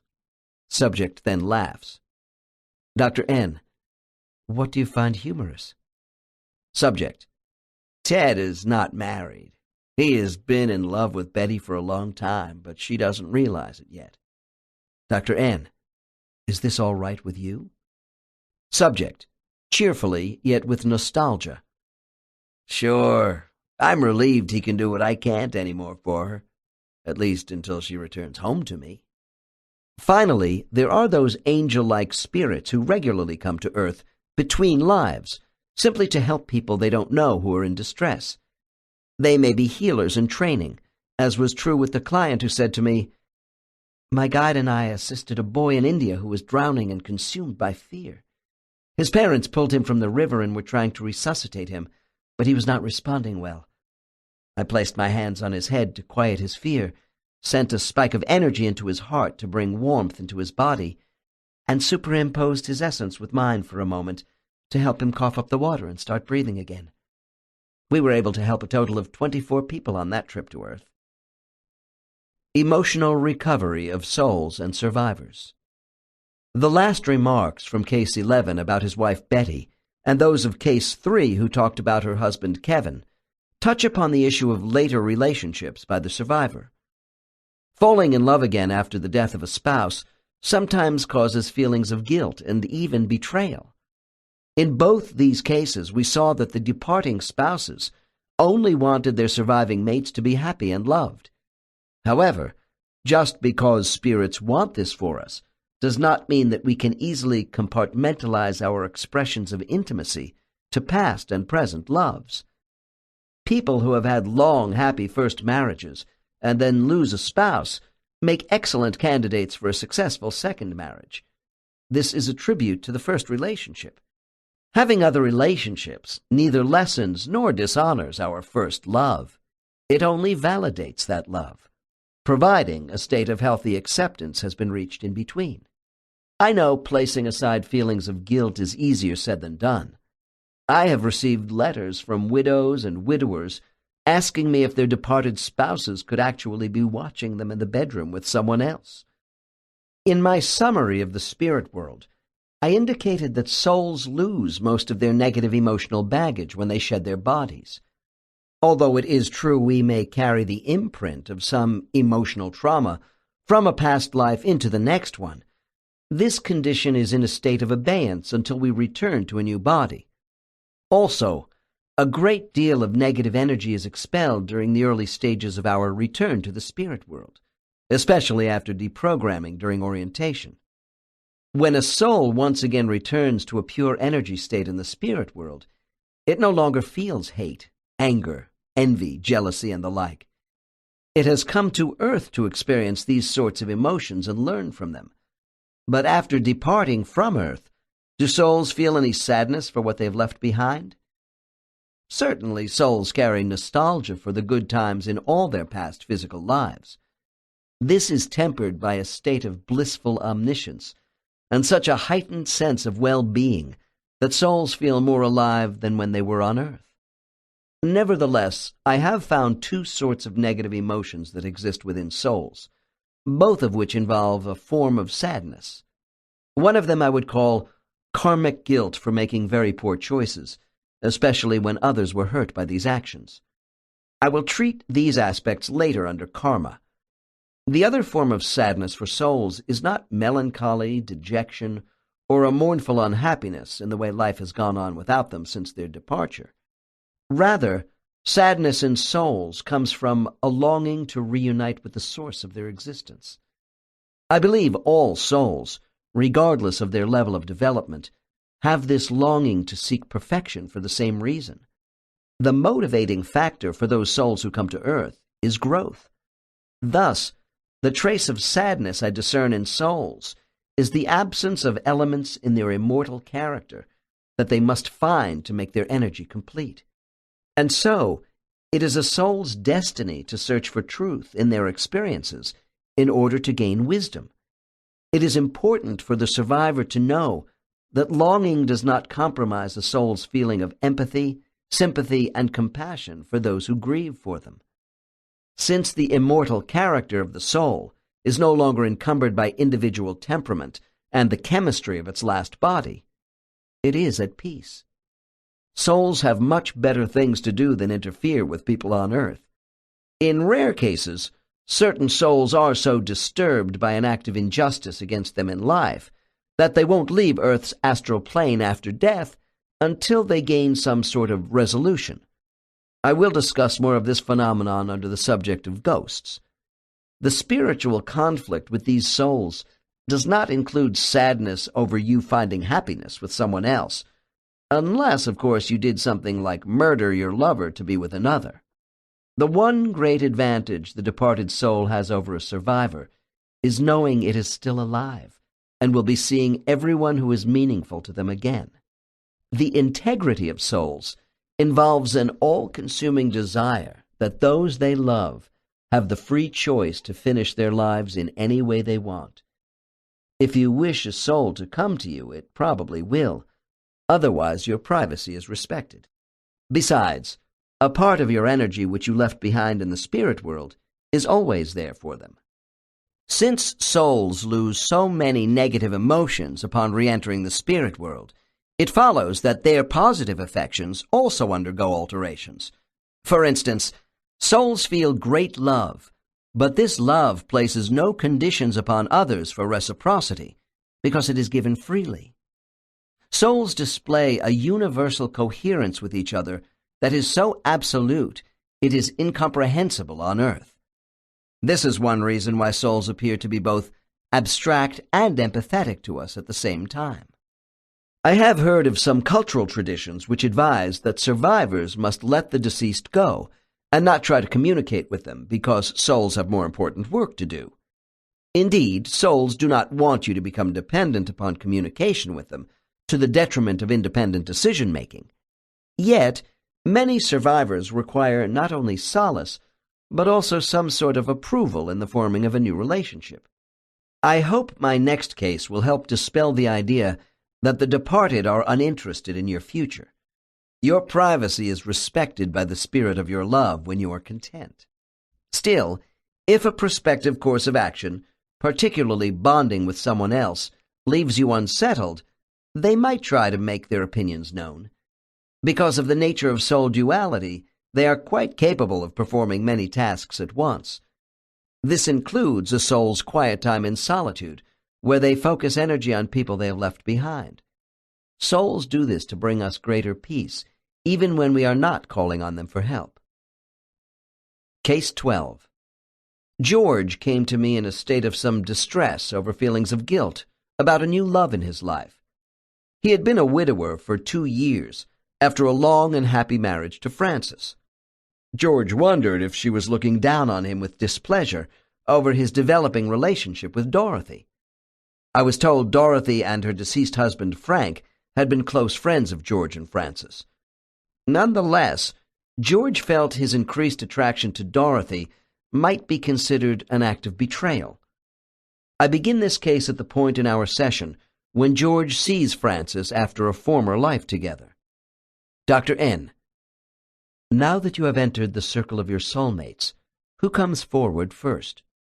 Subject cries out, "Oh, God, it's Frances. It's her. I've missed you so much, dear. She is so beautiful. We have been together from the beginning." Dr. N. You see that you never really lost her in your current life, don't you? And that she will be waiting for you when it is your time to go? Subject. Yes, I always felt it, but now I know. Note. George now breaks down, and we are unable to continue for a while. During this time, I want my subject to get used to hugging his wife again and talking to her through his superconscious mind. He strongly believes that his guide and my own conspired to bring him to this juncture. I explain that the information he will gain should help him move on in his life with Dorothy. The catalyst for this awareness is evident when we start to identify other members of George's soul group. Dr. N. I want you now to identify the figures standing near Frances. Subject brightens. Oh, really? I can't believe. But of course, it makes sense now. Dr. N. What makes sense? Subject. It's Dorothy, and becomes very emotional. And Frank. They are standing together next to Frances, smiling at me. Don't you see? Dr. N. What should I see? Subject. That they have brought us closer together, Dorothy and me. Dr. N. Explain why you think this is so. Subject, impatient with me. They are happy that we have found each other in an intimate way.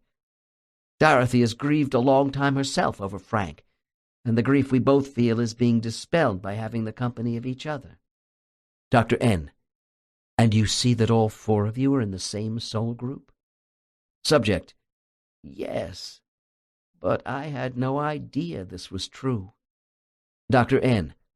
How are Frances and Dorothy different as souls? Subject. Frances is a very strong teaching soul, while Dorothy is more artistic and creative, gentle. Dorothy is a peaceful spirit and able to adapt more easily to existing conditions than the rest of us. Dr. N. Now that you have the approval of Frances and Frank, what will Dorothy gain from associating with you as your second wife in this life? Subject: comfort, understanding, love. I can provide her with more protection because I am goal-oriented. I challenge things Dorothy takes for granted. She is very accepting. We have a good balance. Dr. N. Is Dorothy your primary soulmate? Subject: emphatically. No, it's Frances. Dorothy usually matches with Frank in their lives, but we are all very close. Dr. N. Have you and Dorothy worked together before in other lives? Subject: yes, but in different situations. She often takes the role of my sister, a niece, or a close friend. Dr. N. Why are you usually matched with Frances as a mate? Subject: Frances and I have been with each other from the beginning. We are so close because we have struggled together, helping each other. She was always able to make me laugh at my serious nature, at my foolishness. When I closed this segment of our session, I felt that George had gained much insight. He was overjoyed at learning that it was no accident he and Dorothy were drawn together. All four souls knew their current timelines in advance. I have had similar information come to me from clients who were not in the same soul group as their new love interest, but were connected as affiliated souls from nearby groups. I find most people know if the person they live with is not a significant soulmate. This does not mean they can't have good relationships with souls out of their group. I will quote the statement from a client who died before his wife in their previous life together. When I reach out to comfort my wife after my death, I do so as a friend and partner. We were not really in love. She was not an intimate soulmate for me, nor was I to her. I have a great deal of respect for her. We needed this relationship to work on those things which played to our individual strengths and weaknesses. So I don't say, "I love you," into her mind, because she would know it isn't true. She might then confuse my spirit with her soulmate. Our life contract is done, and if she wishes, I want her to take another person into her heart. Reuniting with those we love. It is fitting that I close this chapter on death with a case illustrating what it is like for soulmates who reunite on the other side. The case involves a widow who meets her husband at the gateway following a long separation. Case 13. Dr. N. Who meets you right after death? Subject: It's him, Eric. Oh, at last, my love. Dr. N. After calming my client. This man is your husband. Subject: Yes, we are coming together right after I cross over, before I see our guide. Dr. N. Tell me how everything unfolds, including the way feelings of endearment are transmitted between you and Eric. Subject: We start with the eyes, from a little distance away, looking deep into each other. The knowing of everything flowing between our minds, of all that we have meant to each other. Our energy gets sucked up into a magnetic pool of indescribable joy, blending the two of us together. Dr. N. At this moment, have you both assumed the physical form you had in the last life? Subject, laughing. Yes, very rapidly we start with the first time we met, how we looked to each other, and move through the phases of body changes during our long marriage. It's not definitive because we don't settle on just 1 year of our life together. It's more swirling energy patterns right now. We even pick up on other bodies we had together in previous lives, too. Dr. N. Were you usually female in those lives? Subject: Mostly, yes. Later we will revert to a mixed gender pattern, because there were good times in our past lives when he was female and I was male. Pause. But it is just fun right now to be the people we were in our last life. Note: my client asks me to please not ask her any more questions for a few minutes. She and Eric embrace, and when she speaks to me again, it is to describe how their energy flowed together. Subject: it is an ecstasy of coalescing. Dr. N: this spiritual passion sounds almost erotic to me. Subject: of course, but it is so much more. I can't really describe it, but the rapture we feel for each other comes from all our contact together in hundreds of lives, combined with memories of the blissful state we spend reunited between lives. Dr. N: and how does the blending of your energy with your husband make you feel afterward? Subject bursts out laughing. Like really wonderful sex, only better. Then, more seriously, you must understand that I died as an 83-year-old sick woman. I was tired. It was a long life, and I was a cold stove that needed warming up. Dr. N: cold stove. Subject: yes, I need energy rejuvenation. There is always a transfer of positive energy when we are met by our guides, or by someone we love. Eric sparks up my tired energy. He lights a fire inside me to make me whole again. Dr. N: when this meeting is over, what do the two of you do? Subject: our teacher comes to welcome me back, and I am escorted through the mist to our center. When a subject tells me that re-entering the spirit world has the effect of being made whole again, this requires qualification. We receive an infusion of new energy from soulmates and guides, who may also transfer part of the energy we left behind back into us as well. However, as I said when discussing spiritual longing, complete wholeness will not take place until our work is done. Despite this, being restored to what we were before the life began is like feeling whole once again. A subject put it this way: death is like waking up after a long sleep where you had just a muddled awareness. The release you feel is one that comes after crying, only here you are not crying. I have tried to show death from the perspective of the soul in order to ease the pain of those left behind. As Plato said, once free of the body, the soul is able to see truth clearly, because it is more pure than before, and recalls the pure ideas which it knew before. Survivors must learn to function again without the physical presence of the person they loved, by trusting the departed soul is still with them. Acceptance of loss comes one day at a time. Healing is a progression of mental steps that begins with having faith you are not truly alone.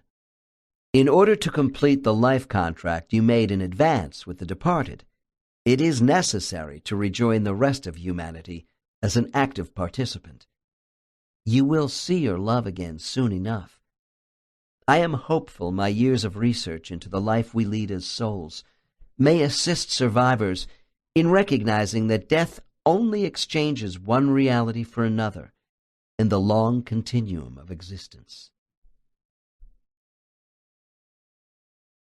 3. Earthly spirits. Astral planes. When my hypnosis subjects describe their ascent into the spirit world as rising through misty layers of translucent light, I am reminded of the astral planes we read about in Eastern texts. I must confess that I am not at all attracted to the rigid stair-step quality of exactly 7 planes of existence, from low to high, which come from Eastern spiritual philosophy. This is due to the fact that my clients see no evidence of all these planes. It is a human failing to label concepts as a means of codification. In my descriptions about the spirit world, I am as guilty of this practice as everyone else. Perhaps it is best that we simply take those precepts which make spiritual sense to us and reject the rest, regardless of the age of certain ideas or who tells us they are true. The reason for my objections to a rigid formula of specific planes of existence, from Earth to a Godhead, is that these states are unnecessary inhibitors. All my research with subjects in a higher state of consciousness indicates to me that upon death, we go directly from one astral plane around Earth through the gateway into the spirit world. It does not matter if my subject is a young soul or a highly advanced older soul. Right after death, they all tell me their soul passes through a dense atmosphere of light around the astral plane of Earth. This light has patches of darkish gray, but no impenetrable black zones. Many describe a tunnel effect. All souls from Earth then quickly move into the bright light of the spirit world. This is a single ethereal space without zones or barriers around it. In the spirit world itself, all the so-called spaces or places available to the reincarnating soul are congruent. For instance, the Akashic record traditions of Eastern thought don't appear to my subjects as being on some fourth causal plane separate from other functional areas. My subjects call these records life books, which are stored in symbolic libraries that are seen adjacent to other spiritual places. I acknowledge there is much beyond the spiritual experience of the reincarnating soul, and therefore out of my range of inquiry. Perhaps the whole idea of cosmic planes is basically an attempt to conceptualize stages of ethereal awareness, as opposed to movement prevented by barriers. Historically, specific demarcations of planes that enclose the underworld, designed for certain unworthy souls, have been more prevalent in human thinking. I will discuss this further in Chapter 6. When my subjects tell of traveling interdimensionally, I suppose one could interpret this as soul movement through planes. The term plane is not used nearly as much as the words levels, edges, borders, and divisions, except when a client refers to Earth. People in hypnosis report that within the astral plane surrounding Earth, alternate or coexistent realities are part of our physical world. Apparently, within these realities, non-material beings can be seen by some people in our physical reality. I have been told of multitudes of interdimensional spheres that are used by souls for training and recreation from the spirit world. Spiritual boundaries can be as small as the glass-like divisions between cluster groups, or as large as the zones between universes. I am told all spatial zones have vibrational properties that allow for soul passage only when their energy waves are attuned to the proper frequency. The more developed souls explain that absolute time as we know it does not seem to exist in these areas. Does the physical world of Earth have similar characteristics that are unseen by most of us? I had a thoughtful client who wrote me the following after his session. Working with you has made me realize that our reality is like a movie projector, showing us images on a three-dimensional screen of sky, mountains, and seas. If a second projector, with its own imprint of alternating light frequencies and space-time sequences, was synchronized with the first, both realities could exist simultaneously, with material and non-material entities in the same zone. If what people in a trance state tell me about this system has validity, etheric beings would be capable of existing in different realities within the same astral plane surrounding Earth. Indeed, on Earth itself. The vibrational energy forces around Earth are in constant flux. It seems to me that if these magnetic fields change density, they would produce cyclic variations over centuries of human time. Therefore, we may be more or less receptive to viewing spirits on Earth in any given century. Perhaps the ancients really could see more than we do in the modern world. Nature spirits. On a national TV show, a woman reported that she had seen elves in her vineyard. She said that in the beginning she only heard them and was a little concerned about her sanity. In time, she was able to talk to them, and a few became visible to her. She described them as being about 2 feet high, with pointed ears and wearing baggy pants. Of course, many people in her area thought she was crazy when this news got out. The advice she received from these beings about what to use in her soil to increase the quantity and quality of grape production over that of the neighboring farms, soon caused many of them to take her more seriously. When the story was released, this woman was invited to have her brainwaves tested. When her senses were stimulated, it was found that portions of her brain were capable of a much higher energy output than normal. I had a client who also claimed to have such abilities. She was an old soul, and in a deep trance state said, "Fairy folk were here long before the rise of our civilizations, and have never left. Most of us do not see them today, as in ancient times, because they are so old, their density has become very light, while our earth bodies still have heavy energy."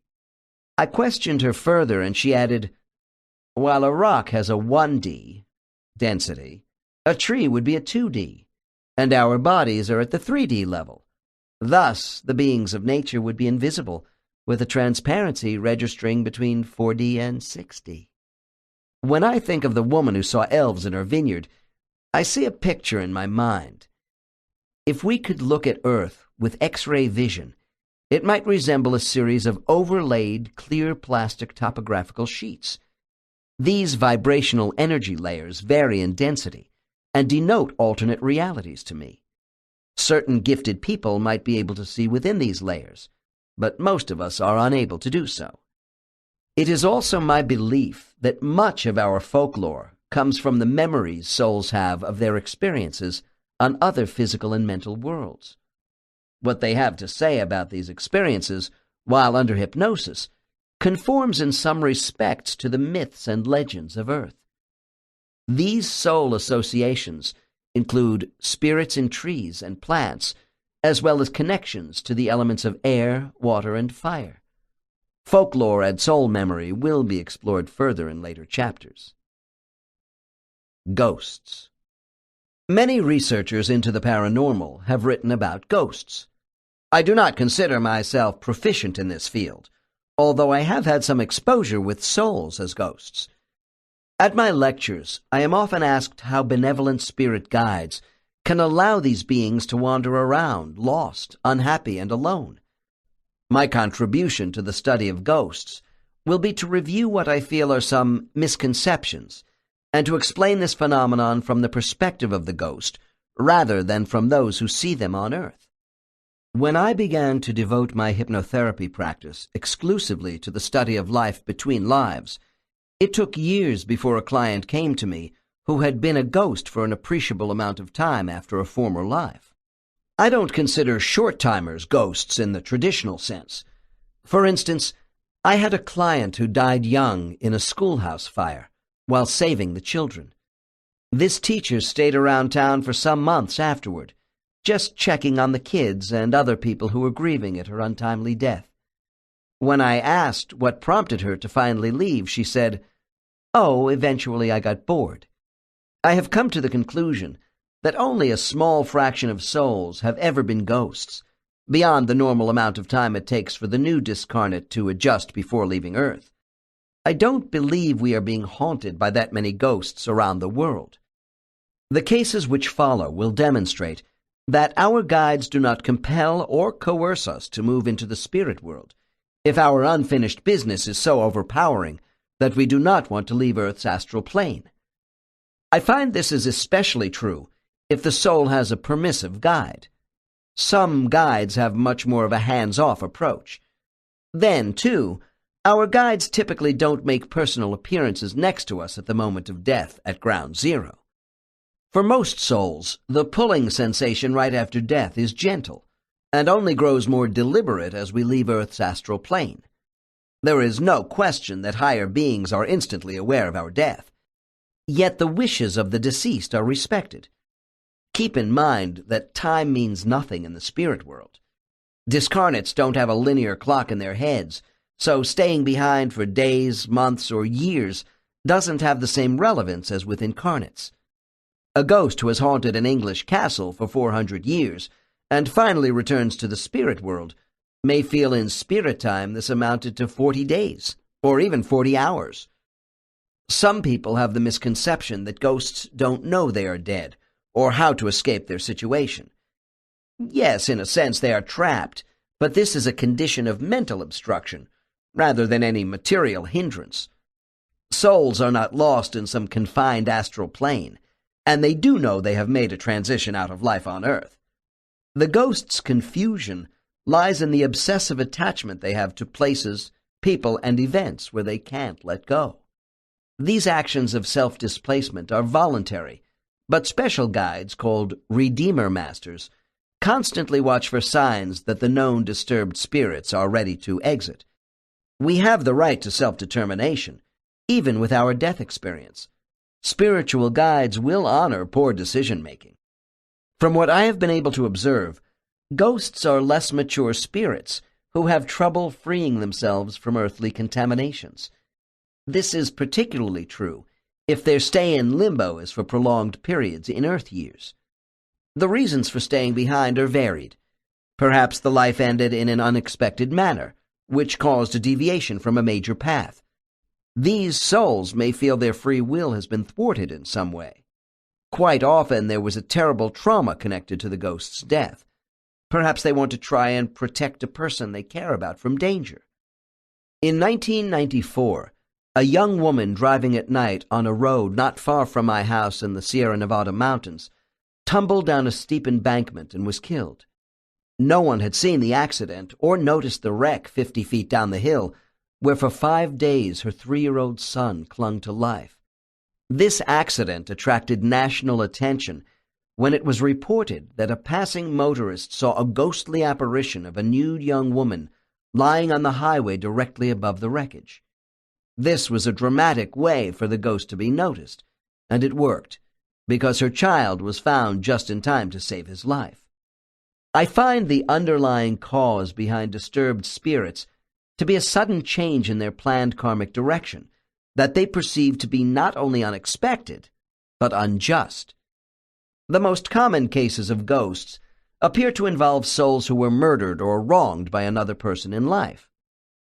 My next case begins as a typical ghost story, but then reveals how these matters are resolved constructively for the ghost.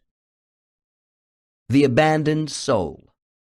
Belinda came to see me because of an overwhelming sense of sadness she was unable to comprehend based upon her current life experience. During my intake interview, I learned she was 47 and had never been married. She moved to California from the East Coast after a stormy breakup with a man called Stuart, some 20 years before. Belinda cared for Stuart, but she had broken off their engagement after making a decision to change her life and come west to pursue a new career. She asked Stuart to come with her, but he did not want to leave his job and his family. Stuart pleaded with Belinda to marry him and stay in the area where they had both grown up, but she refused. Belinda told me that Stuart was devastated by her leaving him, but he wouldn't follow her. Eventually, Stuart married someone else. Some years later, Belinda said she met Bert, and they had an intensely passionate relationship for a while, but eventually he left her for another woman. I wondered if this was the source of Belinda's unexplained sadness, but she told me no, she had been hurt, but that it was a good thing she hadn't married Bert. Belinda now realized that besides his being an unfaithful lover, she and Bert were temperamentally unsuited.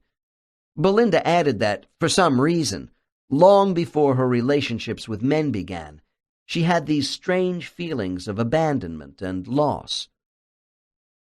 Case 14. It is my custom to move subjects into their most immediate past life before we enter the spirit world. This hypnosis technique allows for a more natural mental passage following a death scene. I asked Belinda to pick a critical scene to open our discussion about her former life. She chose one of great mental anguish. She said she was a young woman by the name of Elizabeth, living on a large farm near Bath, England, in the year 1897.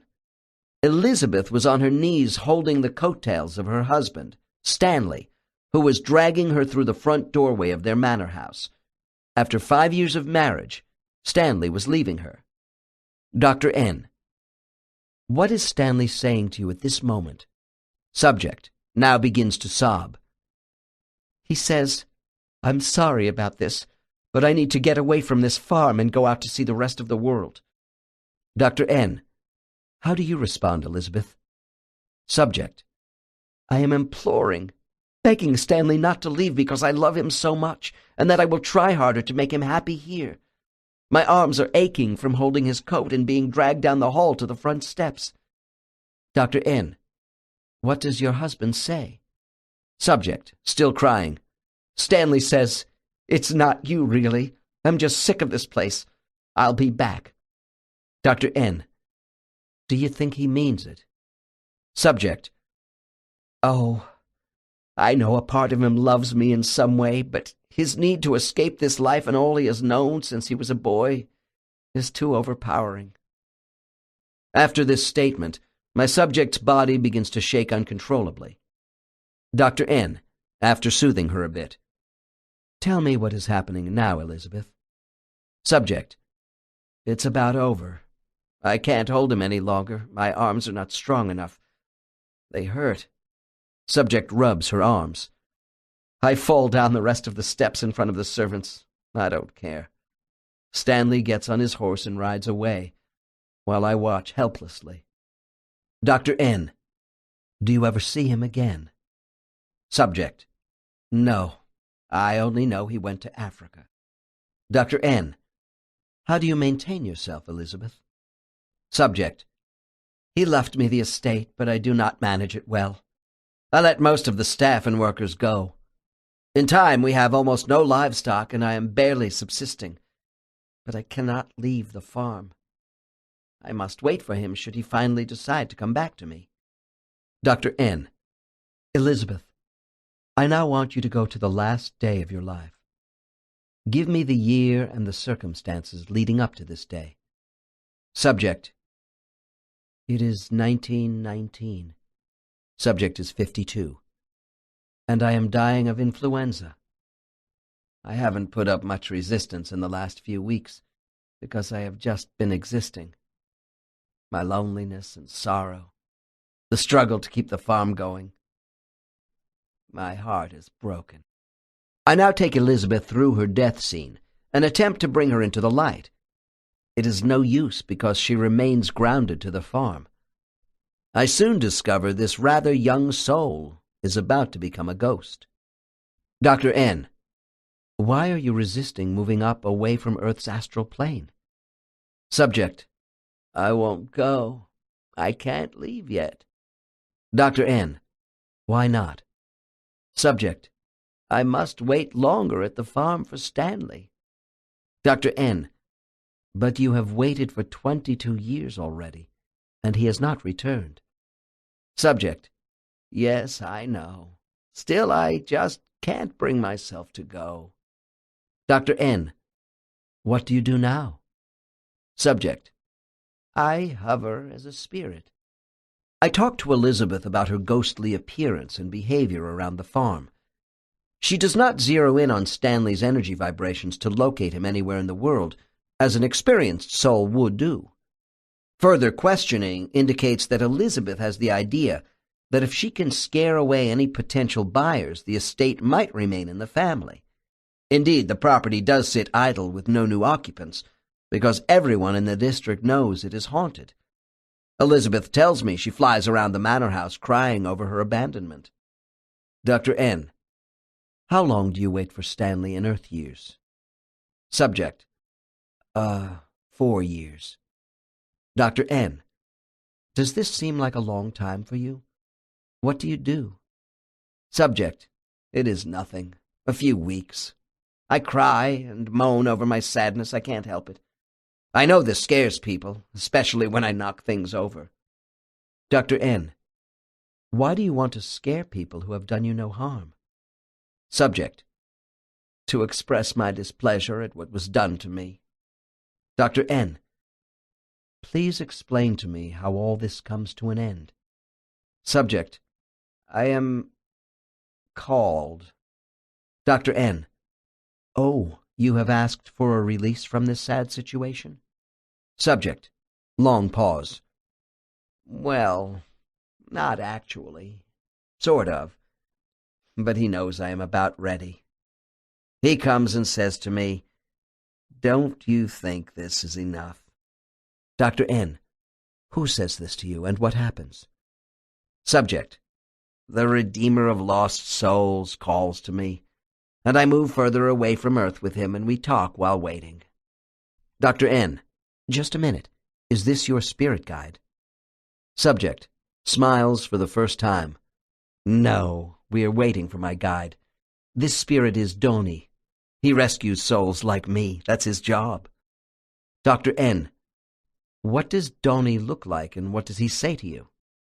Subject laughs. He looks like a little gnome with a wrinkled face and a top hat which is all beat up. His whiskers shake when he talks to me. He tells me if I want to stay longer I can, but wouldn't it be more fun to go home and see Stanley there? He is very comical and makes me laugh, but he is so gentle and wise.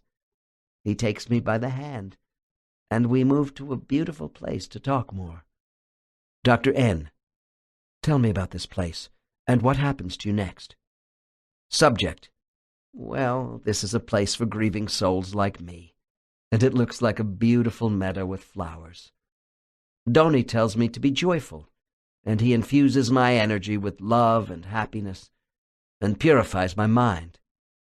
He lets me play like a child again among the flowers, and tells me to chase the butterflies while he rests in the sun.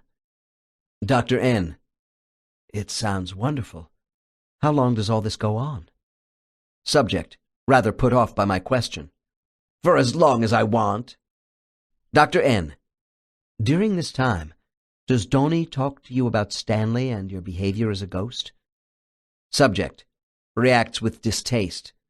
He absolutely does not do that. The Redeemer is not Tishin. Subject's guide: those questions will come later. This is my time to rest. Doni's old face is so full of kindness and love. He never scolds. He just encourages me to play. His job is to bring my soul back to health by helping me cleanse my mind. After Elizabeth's energy is rejuvenated, Doni escorts her to Tishin and kisses her goodbye. Then the preliminary evaluations begin as with a normal orientation for someone returning to the spirit world. I was able to access this conference with Elizabeth Belinda, and it was instructive. In the beginning, she stated that her life as an abandoned wife was wasted. Certainly, Elizabeth pined away much of her life in suffering without making adjustments or accepting change. Under Tishin's guidance, she saw that this lesson was not wasted. Belinda today is a very independent and productive woman who has weathered many emotional storms. By now, I am sure the listener has figured out that Stanley is Stuart today. When I relate this part of the story to people, some say to me, "Oh, good, she was able to turn the tables on that bastard with the same treatment to get revenge for what he did to her." This thinking shows how we misunderstand karmic lessons. The souls of Elizabeth and Stanley volunteered to assume their roles today as Belinda and Stuart. Stuart needed to feel the emotional pain of what he had wrought on Elizabeth. As Stanley, he had made a commitment of marriage in a culture and time when women were quite dependent upon their husbands. Because his action to leave her was swift and uncompromising, it was particularly brutal. This does not excuse Elizabeth, who took no responsibility for making changes in her life. Her suffering and non-acceptance of the situation was so extreme, she ultimately became a ghost. By assuming Stanley's role in her current life, the soul of Belinda had to learn what motivated Stanley's feeling of entrapment in an undesirable location. Belinda was not Stuart's wife when she left the East Coast, so the commitment was not quite the same as Stuart had with her in their former life when he was Stanley. Yet in this life they were lovers again, and Stuart felt forsaken by Belinda's desire to leave their town, friends, and family to seek adventure and opportunity elsewhere. Because she had the courage to do this alone, Belinda's soul now has acquired the insight that Stanley did not leave her out of a malicious desire to inflict emotional pain. Stanley wanted freedom, and so did Belinda. Belinda has carried the mental imprint of this past life into her life today. From a karmic standpoint, Belinda has a dose of residual sorrow as Elizabeth, which she was unable to comprehend until our session. Belinda told me She still thinks about Stuart, and he probably cannot forget her, since she was his first love. They are soulmates in the same group, and I think it is likely the two of them will assume a new role together in their next life, balancing what they have learned in the last two lives. For those of you who are curious why Belinda had to endure the brief, unrequited love affair with Bert, this was a test. Bert is another member of the same soul group, and he volunteered to trigger Belinda's soul memories of being Elizabeth to see if she had learned to stand up to the emotional pain of a broken heart. Bert's actions also served as a wake-up call for Belinda to realize in her current life how Stuart felt when she left him. The blade of karma cuts both ways. Spiritual duality. Some years ago, a magazine article recounted the travels of an American woman who was driving through the English countryside and felt inexplicably drawn to a small side road away from her intended destination. Soon she came to a deserted old manor house. The woman was told by the caretaker the house was haunted by a ghost who looked very much like her. Walking around the grounds, she felt an eerie connection to something. Presumably, she was there to help release herself. The two portions of her soul could have been drawn to each other in the same mysterious way that two people living parallel lives with one soul might be if there was a compelling purpose. In Chapter 1, I touched upon the duality of souls and how they are able to divide their energy to live more than one life at a time. A portion of the energy of most souls never leaves the spirit world during their incarnations. I'll discuss soul division further in the next chapter, but splitting soul energy is particularly relevant to the study of ghosts. In my last case, even though Elizabeth was in limbo for a while as a ghost, another part of her energy remained in the spirit world, working on lessons and interacting with other souls. That other portion may also incarnate again and move on to a new life, which is what I believe happened with the woman who found the haunted house. I disagree with some ghost authorities who state that ghostly forms only represent an earthly shell without a soul's core of consciousness. There are life cycles when souls choose to take less energy than they should into a human body. However, even if they become ghosts, such souls are far more than an empty shell of energy. One would think that the balance of a ghost's energy remaining in the spirit world ought to be more helpful to their disturbed alter ego still hanging around Earth. From what I hear, most immature souls who cross over are unable to perform this transfer and integration of energy by themselves.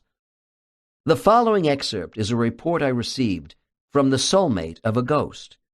This ghost is a young level 1 soul who was my subject's first husband.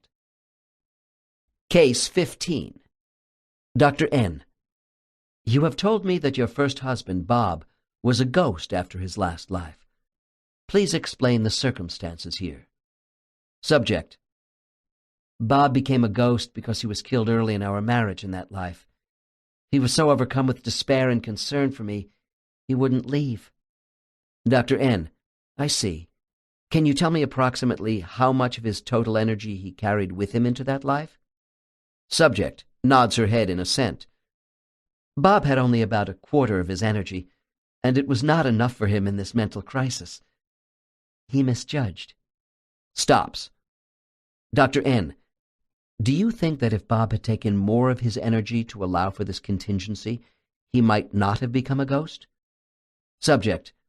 Oh, I can't answer that, but I think it would have made him stronger, more resistant to sorrow. Dr. N. Then why did he take so little energy to Earth? Subject. Well, because he wanted to be more engaged with his work in the spirit world. Dr. N. I'm confused about why Bob's guide didn't just make him take more energy to Earth. Subject shakes her head negatively. No, no. We are not pushed around that way. We are free to make our choices. And Bob didn't have to become a ghost, you know. Bob was advised to take more, but he is stubborn, and he was also considering another life at the same time. A parallel life. Dr. N. Let me make sure I understand. Bob underestimated his capacity to function more normally in a crisis, with a body having only 25% of his energy capacity? Subject, sadly, I'm afraid so. Dr. N, even though in death that body was gone? Subject, it didn't matter. The effects were still with him, and he didn't have enough strength to combat the circumstances.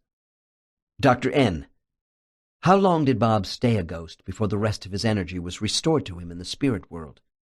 Subject, not long, about 30 years. He couldn't seem to help himself.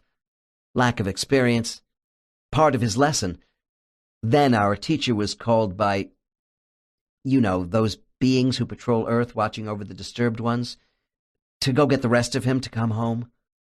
Dr. N, they have been called the Redeemers of Lost Souls by some people. Subject, that's a good name for them. Only Bob's soul wasn't lost exactly, only tormented. Souls in seclusion. My next case involves a more advanced subject who provided me with details about entities who are not ghosts but won't go home after death. As the case unfolds, we will see that there are two motivating factors that drive these types of souls into seclusion. Case 16. Dr. N. Are there people who die who are not ready to return to the spirit world? Subject, yes, some souls who are released from their physical bodies don't want to leave Earth. Dr. N, I suppose they are all ghosts? Subject, no, but they can be if that is their desire. Most are not. They simply don't want to be in contact with anyone. Dr. N, and their spiritual energy does not go home right after death? Subject, that's right. Except there is a part of their energy which never left the spirit world. Dr. N, so I have heard. But let me ask if you consider these secluded souls as short-timers, or do they stay in limbo for a long time in Earth years? Subject, it varies. Some want to return as quickly as possible in a new body. These souls don't want to give up their physical form for any length of time. They are different from most of us who want to rest and go home to study. Many of this type have been real front-line warriors on Earth. They want to maintain a continuity with their physical life. Dr. N, well, it is my understanding that our guides won't permit us to be in some kind of holding pattern near Earth and go right into a new life. Don't these souls know they must go through the normal process of returning back to their groups, receiving counseling, studying their lessons, and taking some part in the selection of a new body? Subject, laughs. You're right, but the guides don't force those in extreme distress to return home until they see the benefits of doing so. Dr. N, yes, but they won't give them a new body right away until after some sort of period of readjustment. Subject, shrugs. Yes, that's true. Dr. N, is it also true that other disturbed souls don't want to go back to Earth and won't go back where they belong in the spirit world either? Subject, that's right, another type. Dr. N, but if both soul types don't prowl around Earth as discarnates, bothering people as ghosts, should I be calling them disturbed when all they want is to be left alone? Subject, they are divergent. Their actions are the result of something unfinished, traumatic, overwhelming. They are unwilling to let go, and this conduct is not usual. They won't talk to their teachers because of the extent of their unhappiness. Dr. N, why don't their guides just take charge and pull them up deeper into the spirit world, despite their resistance? Subject, if souls were forced to do what is right for them, they would learn nothing from getting into a funk and shutting themselves up from everyone. Dr. N, okay, but I still wonder why the souls who want to come back right away, with no stopovers in the spirit world, can't just be given a new body immediately. Subject, can't you see that placing a disturbed soul into a new body would be totally unfair to a baby just starting life?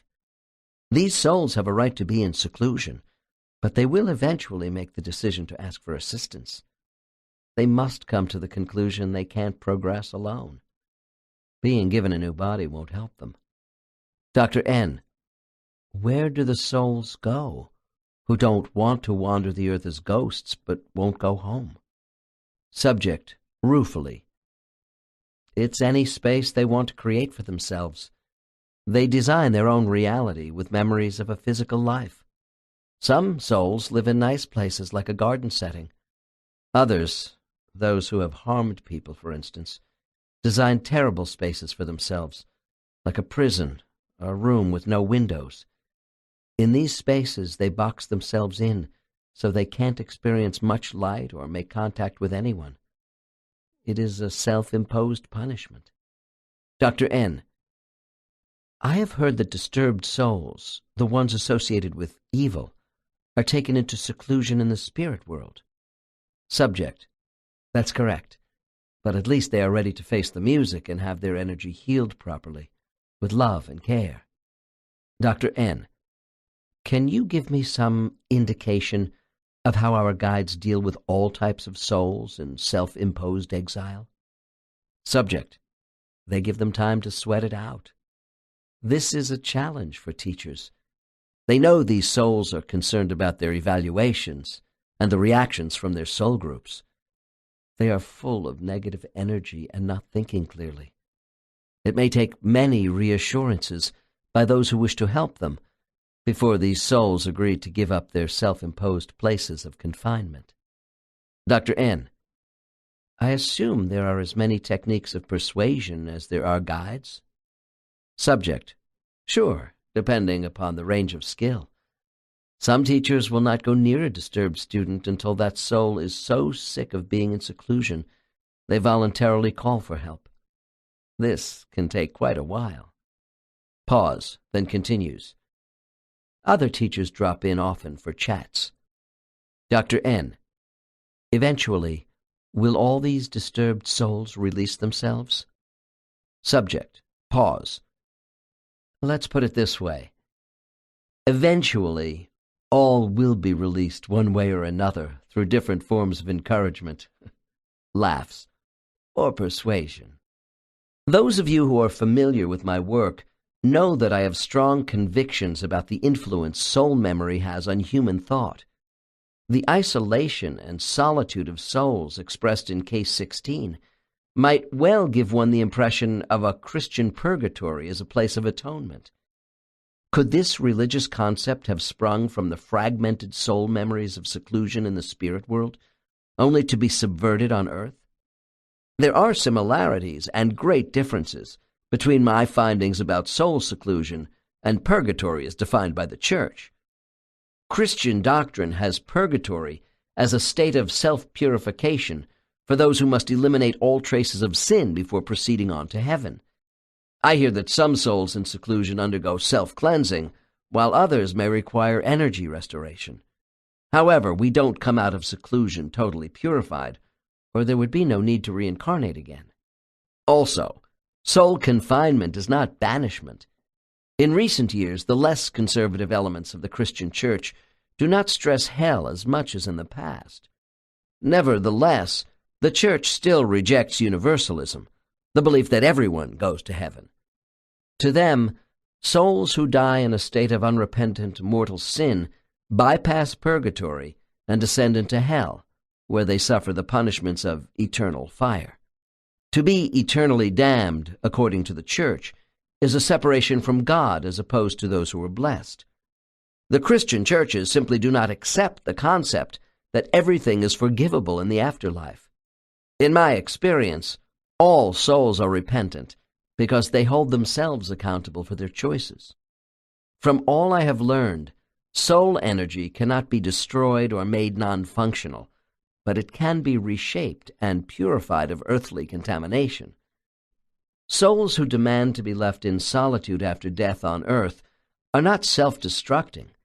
Rather, some feel isolation is necessary out of concern for contaminating other souls with negative energy. There are also souls who don't feel contaminated, but they are not ready to be consoled by anyone. The important thing to keep in mind is that souls have the ownership of their energy, and most ask their guides to be taken to the centers of healing and rejuvenation in the spirit world. These are therapeutic areas away from their soul groups, where there is solitude and time for personal reflection. However, this is a form of directed therapy. The disturbed souls Case 16 talked about had not yet chosen to receive help. All my case histories indicate to me that after death, we have the right to refuse assistance from our spiritual masters for as long as we wish. I have been asked at lectures if the places of self-imposed exile are lower planes or lower worlds. I can't help but feel these ideas come from fear-based dogma. Perhaps it's a question of semantics. I think a better translation of this state is a self-imposed space, a vacuum of subjective reality designed by the soul who wants to be alone. Separated space away from the soul's spiritual center is one of its own making. I don't see these souls as being lost in some realm divided from the spirit world where others reside. The disjunction is mental. Souls of silence know they are immortal, but they feel impotent. Consider what they do in solitude without help. They relive their acts over and over again, playing back all the karmic implications of what they have done to others and what has been done to them in their last life. They may have harmed others or been harmed by them. Quite often I hear they feel victimized by events over which they had little control. They are sad and mad at the same time. They have no interaction with their soul groups. These souls suffer from self-recrimination and restricted insight. I must admit these conditions fall within some of the definitions of purgatory. Sartre said, "We have an imaginary self of the world with tendencies and desires, and a real self." To this statement I would add that of William Blake. Perception of our true self may threaten mergence with that self. In their space, the souls of solitude have given up their imaginary self for a large dose of self-flagellation. Solitude and quiet self-analysis is an important and normal aspect of soul life within the spirit world. The difference here is that these disturbed souls are not yet ready to seek relief from their torment by asking for help, moving forward and making changes. It's a good thing that these souls make up only a small fraction of the population of souls crossing over each day. Discarnates who visit Earth. There are entities who travel to Earth as tourists and have never incarnated on our planet. Some are quite advanced, while others are maladapts. The character of these beings has been described to me as friendly, helpful, and peaceful, or distant, aggravating, and even contentious. For thousands of years, I believe they have been considered in our folklore as beings with the capacity to create both fear and enchantment. Our mythology alludes to the differences between light beings who are airy and whimsical, and darker beings who are heavy, with ugly temperaments. Some of these pre-Christian legends have spilled over into current religious beliefs of a light or dark tableau of grace or violence in the afterlife. Quite a number of my subjects have told me that between their lives on Earth, they travel as discarnates to other worlds, both in and out of our dimension. Some explain that they see other non-physical entities on these trips. This is why it has been surprising to me that only occasionally do I receive small amounts of information from clients about encountering other light beings on Earth. My clients see them when they decide to visit Earth as discarnates themselves between lives. The reports are intriguing, as the next case illustrates.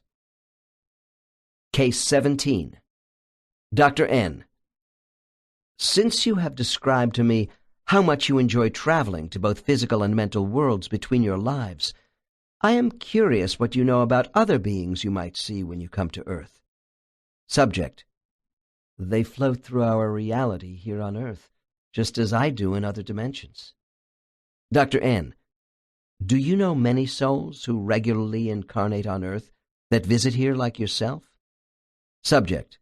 No, as a matter of fact, it's not all that common. but I like to come. Many of my friends enjoy a change in scenery between lives and stay away from Earth. When I come here, sometimes I see strange beings I don't know. Dr. N. What do they look like? Subject.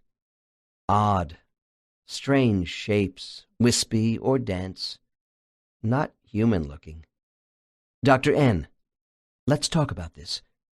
You have told me of the ability souls have in the spirit world to project a human form. What do you and your friends look like as spirits on Earth? Subject. Oh, rather the same. But on a dense world such as Earth, we shift more on the physical side, to add flavor to what we once were here. Dr. N. You mean you are in more of a corporeal state? Subject. Yes, sort of. On worlds such as Earth, we are more defined around the edges, the way we outline a human body in a transparent fashion, as soft diffused light. In the spirit world, when we assume body features, say of a former life, we glow all over with full-strength energy. Dr. N. Can a non-physical being, even in a diffused state, be visible to living inhabitants? Subject chuckles.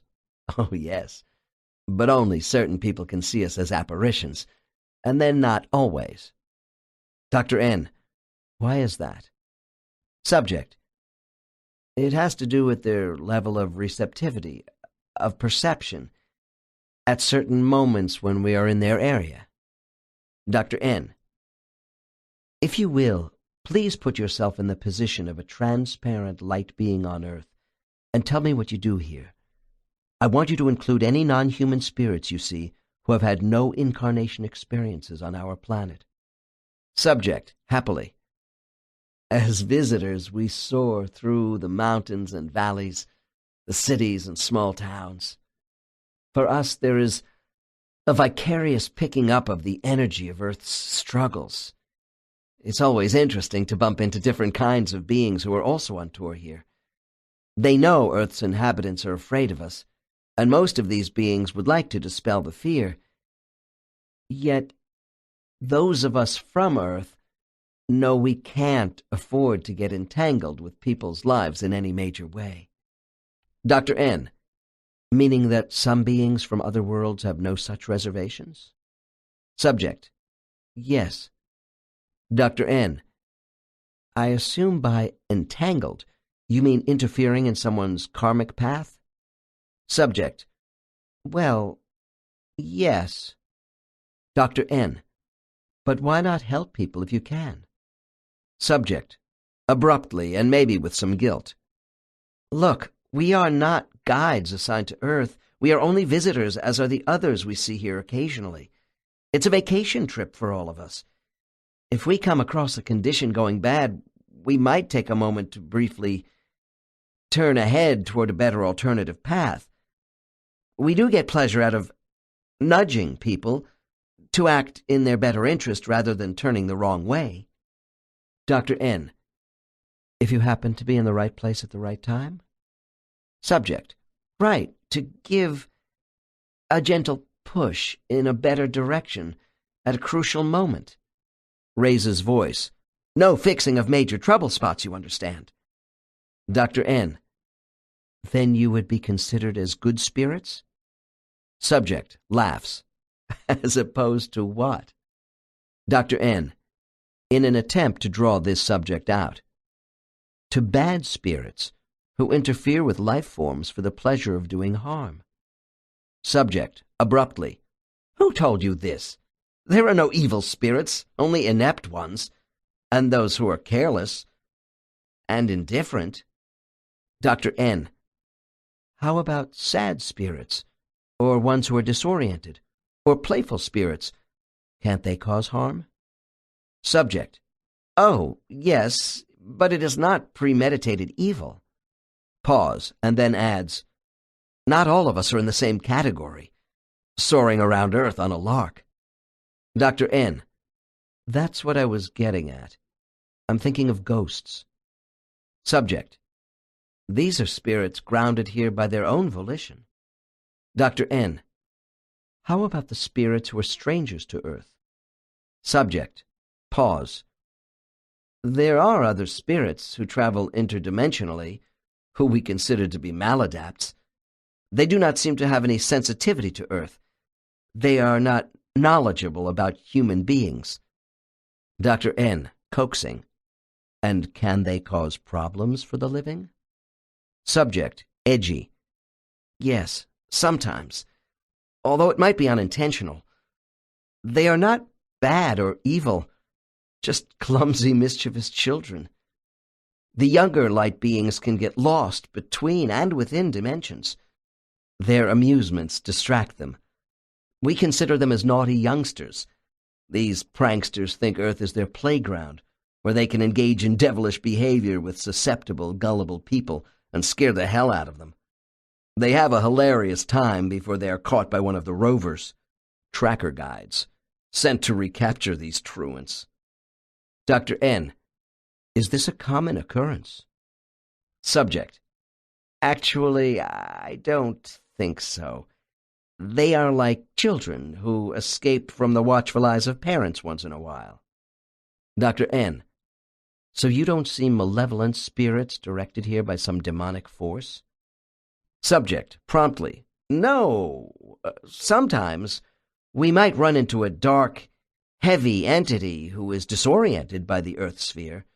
This place is dense, but they come from places even more dense. Anyway, they want to cling to us because they don't know what they're doing. We call them the heavies because of their lack of mobility. Dr. N. What about the spirits you spoke of who are just indifferent to people on Earth? Subject. Deep sigh. Yeah, they can scare people. This is because some of them have a disruptive nature. They are not considerate. Dr. N. Bulls in a china shop? Subject. Yeah, no adaptation to local customs. Dr. N. And in these cases, with different types of spirits who might be aggravating to the people here, do you try to intervene in some way? Subject. Yes, if we come across them acting like rogues, we put a stop to it and try and push them away.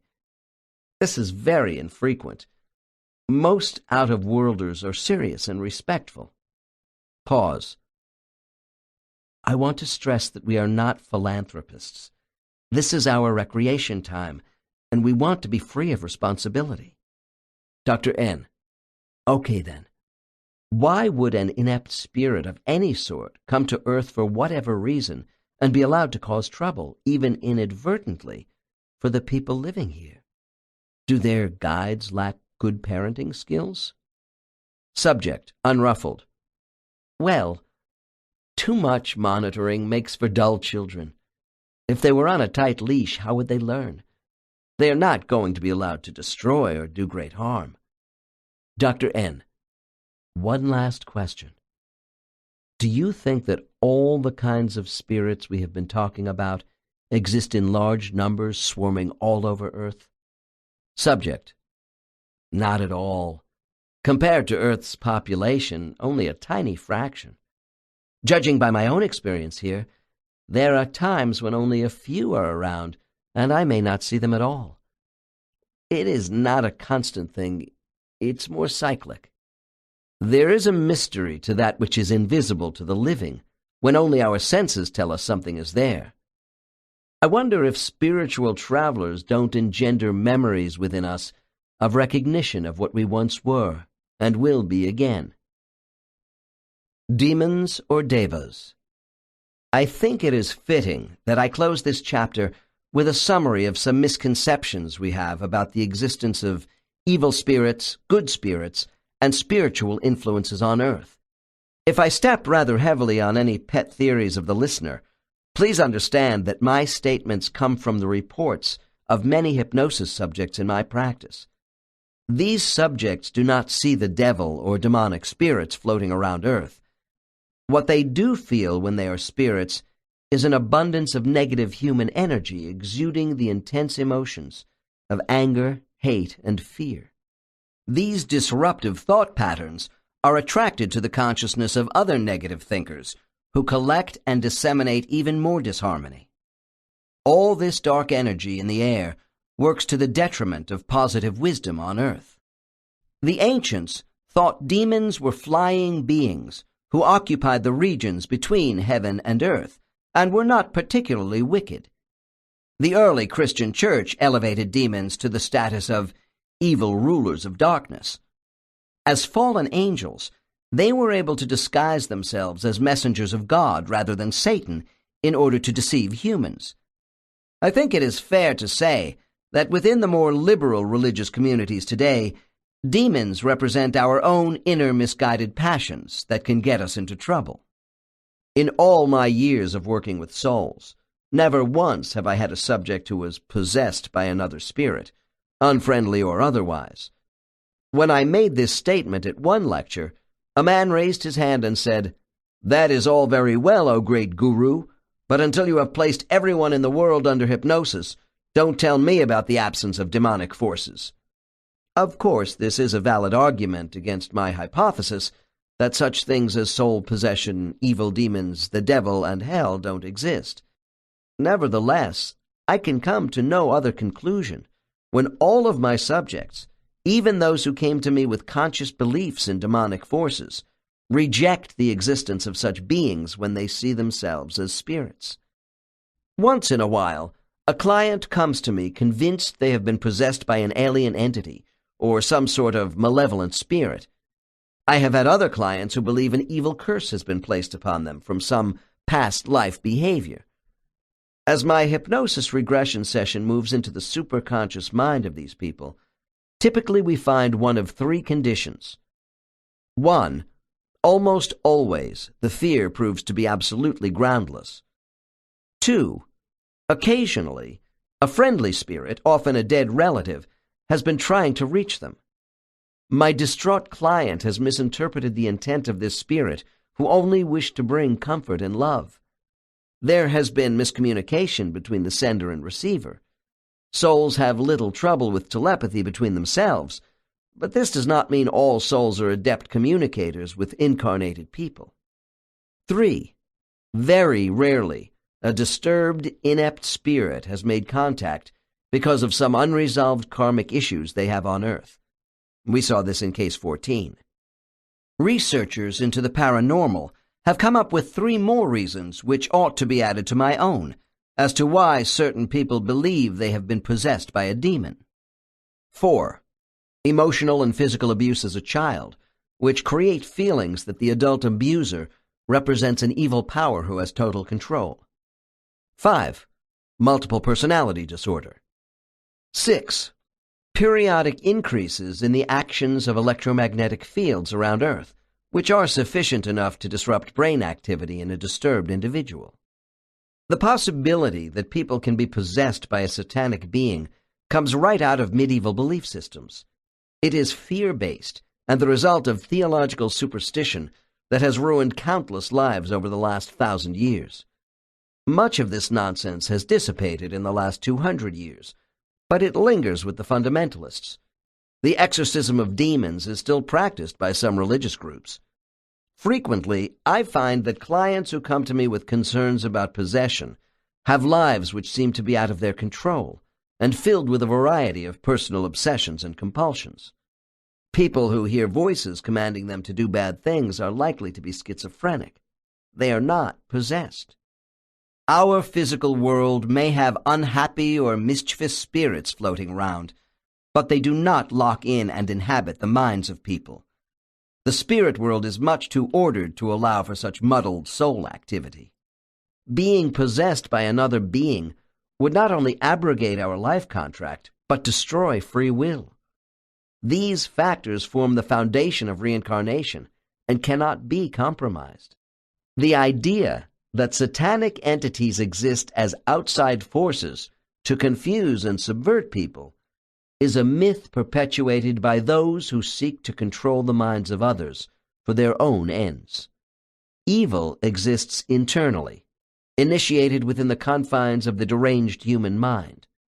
Life can be cruel, but it is of our making here on this planet.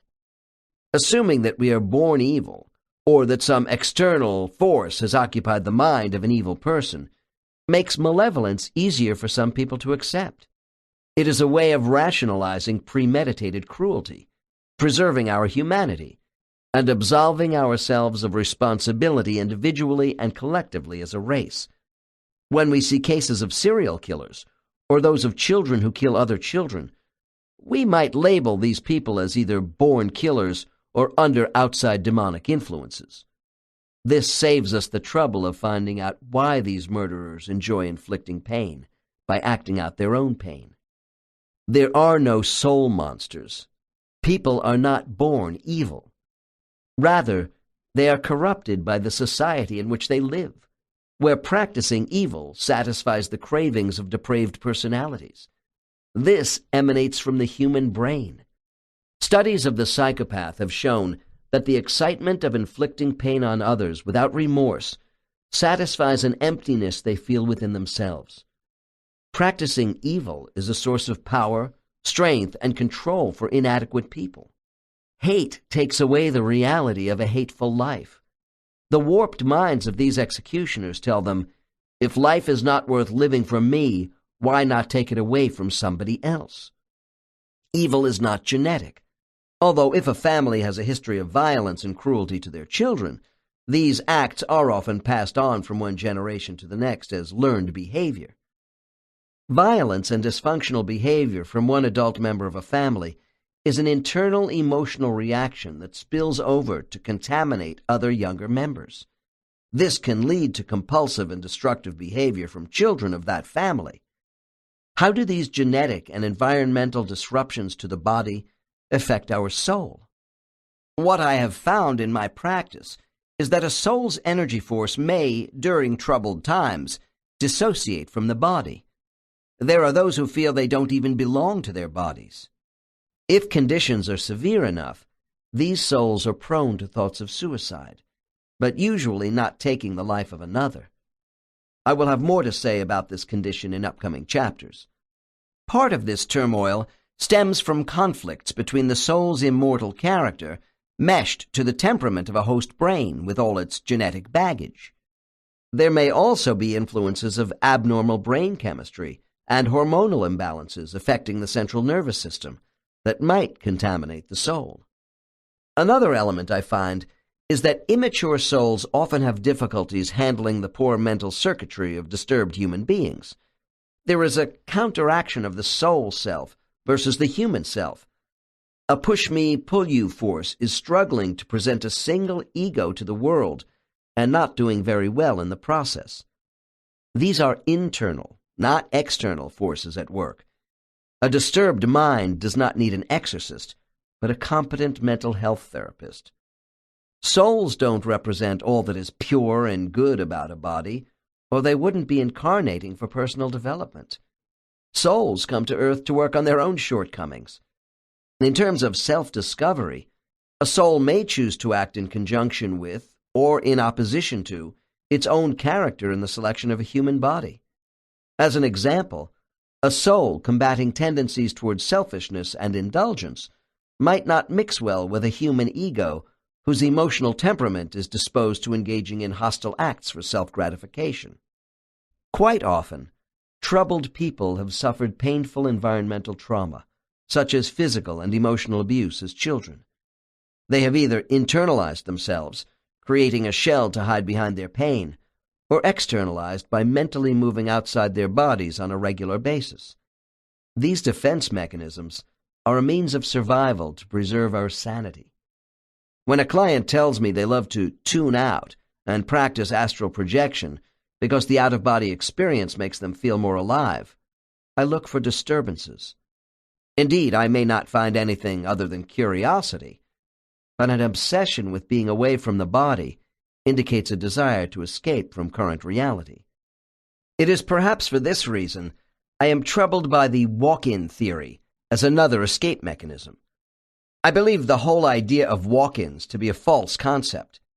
According to the proponents of this theory, tens of thousands of souls now on this planet came directly into their physical body without going through the normal process of birth and childhood. We are told that these possessing souls are enlightened beings who are permitted to take over the adult body of a soul who wants to check out early because life has become too difficult.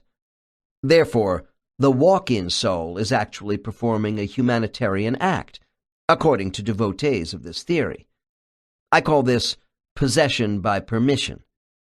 If this theory is true, then I must turn in my great guru white robe and gold medallion.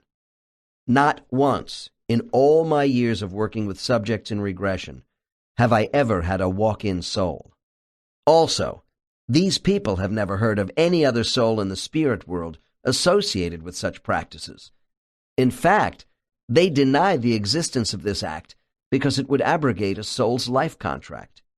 To give another soul permission to come in and take over your karmic life plan defeats the whole purpose of your coming to Earth in the first place. It is deluded reasoning to assume that the walk-in would wish to complete their own karmic cycle in a body originally selected and assigned to someone else. If I am a senior in a high school trigonometry class, would I leave my class and go down the hall to a freshman algebra class where a student is struggling with an exam and tell him I'll finish the exam for him so he can leave early? This is a lose-lose situation for both students, and what teacher would permit it? The whole walk-in theory is like suicide, although it is supposed to combat suicide by allowing the walk-out soul to escape responsibility for straightening out their life. The walk-out soul relinquishes ownership of its host body so a more advanced spirit who does not want to go to all the trouble of being in a child's body can take over. This is one of the major flaws of possession by permission. From everything I have learned about body assignments, it takes years for a soul to fully meld its energy vibrations with that of a host brain. The process begins when the baby is in a fetal state. All the essential elements of who we really are come from the soul assigned to a specific body from the beginning. Consider first the three I's emanating from the soul: imagination, intuition, and insight. Then add such components as conscience and creativity. Do you think the adult human mind is not going to recognize the loss of its partner self to a new presence? Now that would drive a host body insane as opposed to healing it. I tell people not to worry about losing their soul. It's with us for the duration, because there are good reasons for having the particular body you occupy. Souls take their responsibility very seriously, even to the extent of being inside non-functional bodies. They are not materially trapped.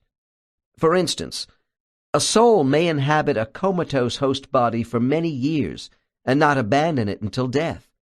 These souls are able to roam freely across the land, visiting other souls who might be making brief trips away from their bodies during normal sleep states. This is especially true of souls in the bodies of babies. Souls are very respectful of their host body assignments, even if they are bored. They leave a small portion of their energy so they can return quickly if needed.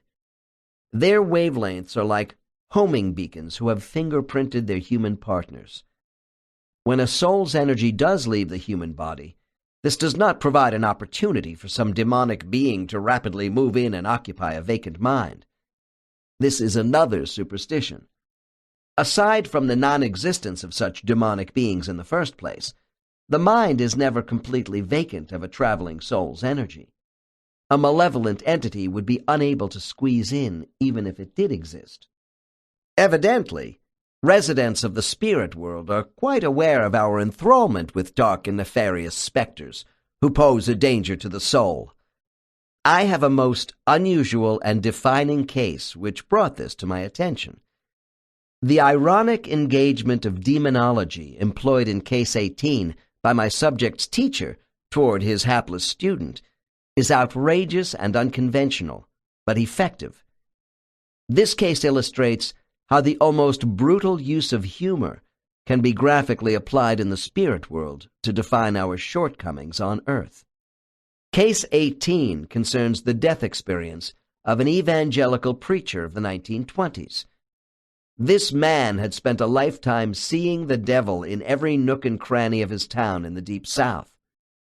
During my review of this life with the client who carried these memories, I was told, "My parishioners were shaken to their bones with my fiery sermons of the hell awaiting all sinful transgressors."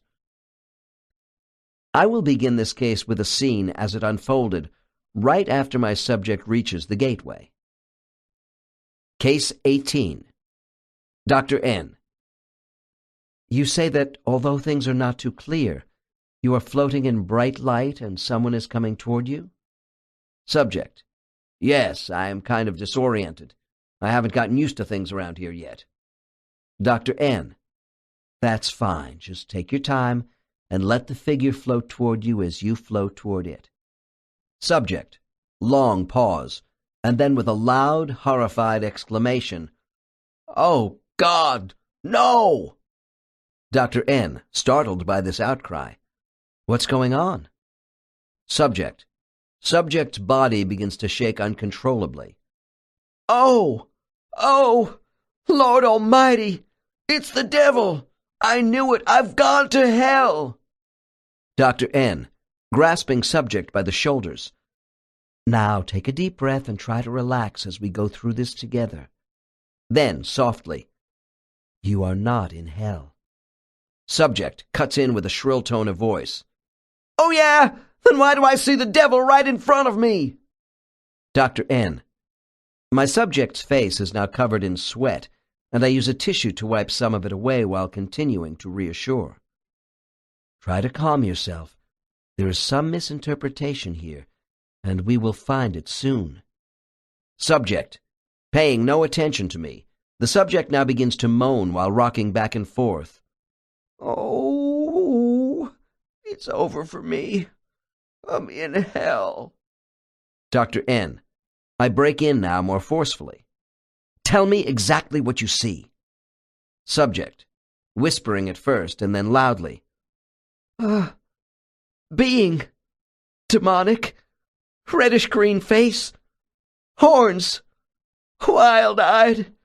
Fangs. The facial skin is like charred wood.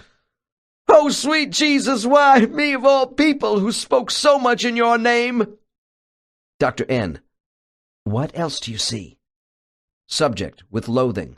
What else is there to see? Can't you understand I'm in front of the devil?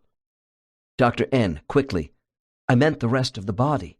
Look below the head and tell me what you see. Subject, with a violent shudder. Nothing. Just a wispy, ghost-like body. Dr. N., stay with me. Doesn't this seem unusual to you? That the devil would appear with no body?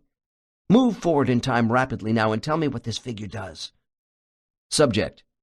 My subject's body jerks up violently, and then with a great sigh of relief, he sags back into the chair. Oh! That bastard! I might have known. It's Scanlon. He is taking his mask off and smiling wickedly at me. Dr. N. Now I can relax. Who is Scanlon? Subject. My guide. This is his crude idea of a joke. Dr. N. What does Scanlon really look like now? Subject. Tall, aquiline features, gray hair, full of mischief-making as usual. Laughs with bravado, but still not fully recovered. I should have known. He caught me unawares this time. Dr. N. Does Scanlon make a habit of this sort of thing? Why frighten you just as you were coming into the spirit world a little disoriented? Subject. Defensively. Listen, he is a great teacher. That's his way. He has got our whole group using masks, but he knows I don't like them much. Dr. N.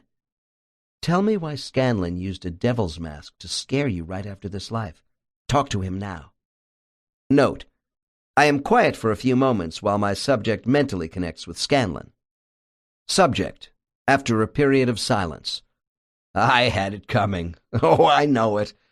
I spent a lifetime preaching about the devil, scaring good people, telling them they were going to hell if they didn't pay attention to me. Scanlon gave me a dose of my own medicine. Dr. N. And how do you feel now about his methods? Subject, chagrined. He made his point. Dr. N. I want to ask you a blunt question. Did you really believe what you told your parishioners about seeing demonic forces everywhere? or were you motivated by something else? Subject, intensely. No. I believed what I was saying about evil being everywhere and every person. I was not a hypocrite. Dr. N. Are you sure it wasn't false piety? You did not pretend to feel and be what you were not? Subject. No, I believed it. My undoing was my method of preaching and the love of the power over others that this ability gave me. Yes, I admit that failing. I made life miserable for some of my flock, not seeing the essential goodness in people. I was always suspicious because of my obsession with evil, and this corrupted me. Dr. N. Do you feel part of what you became was the result of the body you chose in this life? Subject, in a flat voice. Yes, I lacked restraint.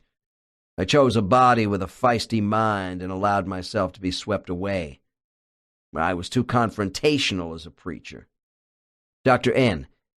And do you know why your soul mind chose to enter into this partnership in the body of a preacher who constantly intimidated people? Subject.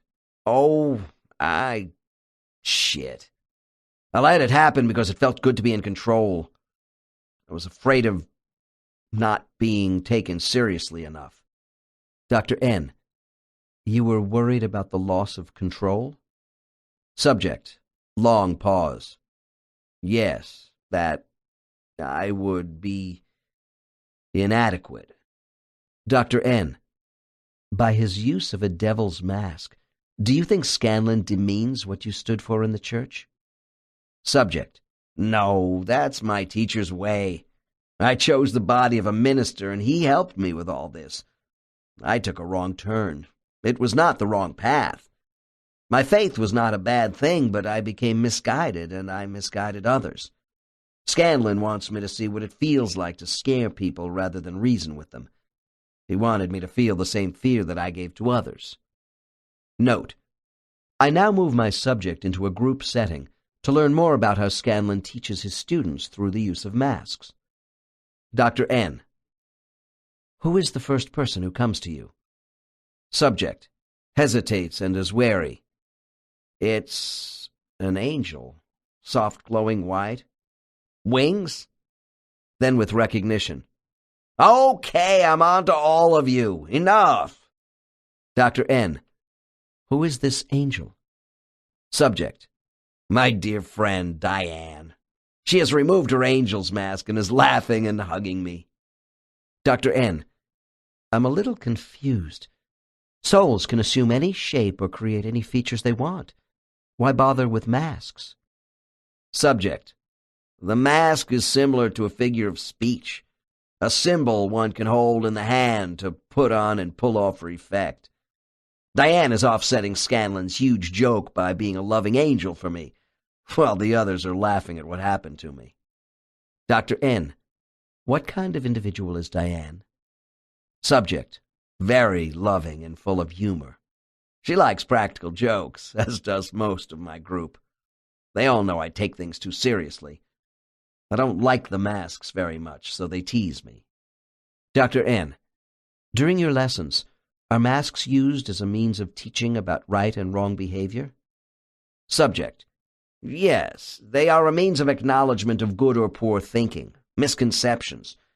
They identify aspects of our character which are positive and those which are undesirable, and we can role-play with each other. Dr. N. Did Scanlon originate the use of this sort of prop for your group lessons? Subject. Laughs. Yes, and what he does makes an impression. This was a strange case, and I'll admit Scanlon had me going for a few minutes when I thought this client was taking me to a place no other had before. The treatment this subject received at the gateway by the use of a devil mask is an anomaly. Moreover, I have never encountered a guide whose behavior had such extravagance and provocation. In the chapters ahead, we will see how drama plays an important part in soul group activity. The use of masks by Scanlon's group as a symbolic gesture to embody a belief system is rather unique in my experience. Masks do have a long tradition in our cultural life, where personification of divine and demonic power has been used to mock spirits which are feared and honor those spirits which are venerated. The devil mask has a history of tribal exorcism toward a harmful spirit. Case 18 is one where mythic spiritual practices were taken from Earth by a soul group director to serve as a wake-up call for his students. 4. Spiritual energy restoration. Soul energy. We cannot define the soul in a physical way, because to do so would establish limits on something that seems to have none. I see the soul as intelligent light energy. This energy appears to function as vibrational waves, similar to electromagnetic force, but without the limitations of charged particles of matter. Soul energy does not appear to be uniform. Like a fingerprint, each soul has a unique identity in its formation, composition, and vibrational distribution. I am able to discern soul properties of development by color tones, yet none of this defines what the soul is as an entity. From years of study on how the soul interacts within a variety of human minds over many incarnations, and what it subsequently does in the spirit world, I have come to know something of its yearnings for perfection. This does not tell me what the soul is either.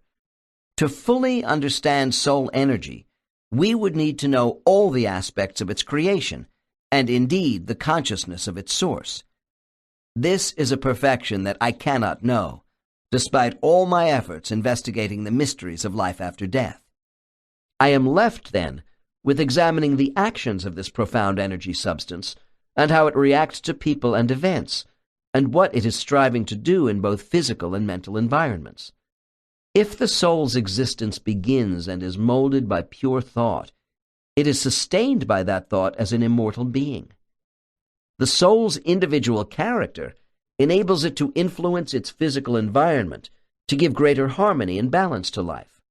Souls are an expression of beauty, imagination, and creativity. The ancient Egyptians said that to begin to understand the soul, one must listen to the heart. I think they were right. Standard treatment at the gateway. When we cross over and are met by our guides, I find the techniques they use at initial contact fall into two general categories. 1. Envelopment. Here, returning souls are completely cloaked by a large circular mass of their guide's powerful energy. As the soul and guide come together, the soul feels as though they both are encased in a bubble. This is the more common method, which my subjects describe as pure ecstasy. 2. The focus effect. This alternate procedure of initial contact is administered a little differently. As the guide approaches, energy is applied to certain points at the edges of the soul's etheric body from any direction of the guide's choosing. We might be taken by the hand or held by the tops of our shoulders from a side position. Healing begins from a specific point of the etheric body in the form of a brushing caress, followed by deep penetration. The choice of procedures depends on the preference of the guide and the condition of our soul energy at the time. In both instances, there is an immediate infusion of potent, invigorating energy while we are projected forward. This is the introductory phase of the journey to our eventual spiritual destination. The more advanced souls, especially if they are undamaged, usually do not require assistance from a loving energy force.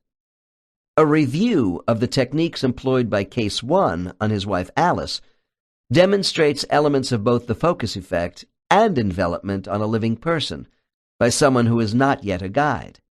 Other cases in the last chapter indicate this is one way we begin our training in the use of healing energy before acquiring the status of a guide. During the exhilarating moments after initial contact, our guides might also expertly apply what I call energy permeation. This follow-up effect of energy transference has been described as being similar to the percolating of coffee. In Case 8, a soul used an energy filtration process involving smell on her husband Charles. Healing emotional and physical injury, both in and out of the spirit world, emanates from a source of goodness. Positive energy flows to every part of the soul's being from the sender, whose own essence and wisdom is transmitted as well. My subjects are unable to explain the beauty and subtlety of this assimilation, except to say it resembles the flowing of rejuvenating electricity. Emergency treatment at the gateway.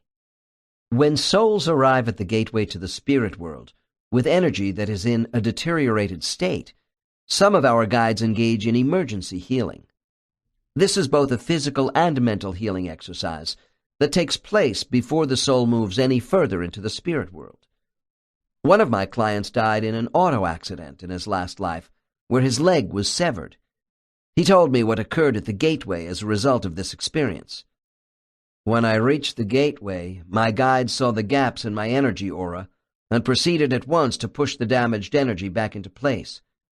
He molded it as clay to fill, reshape, and smooth out the rough edges and broken intervals to make me whole again.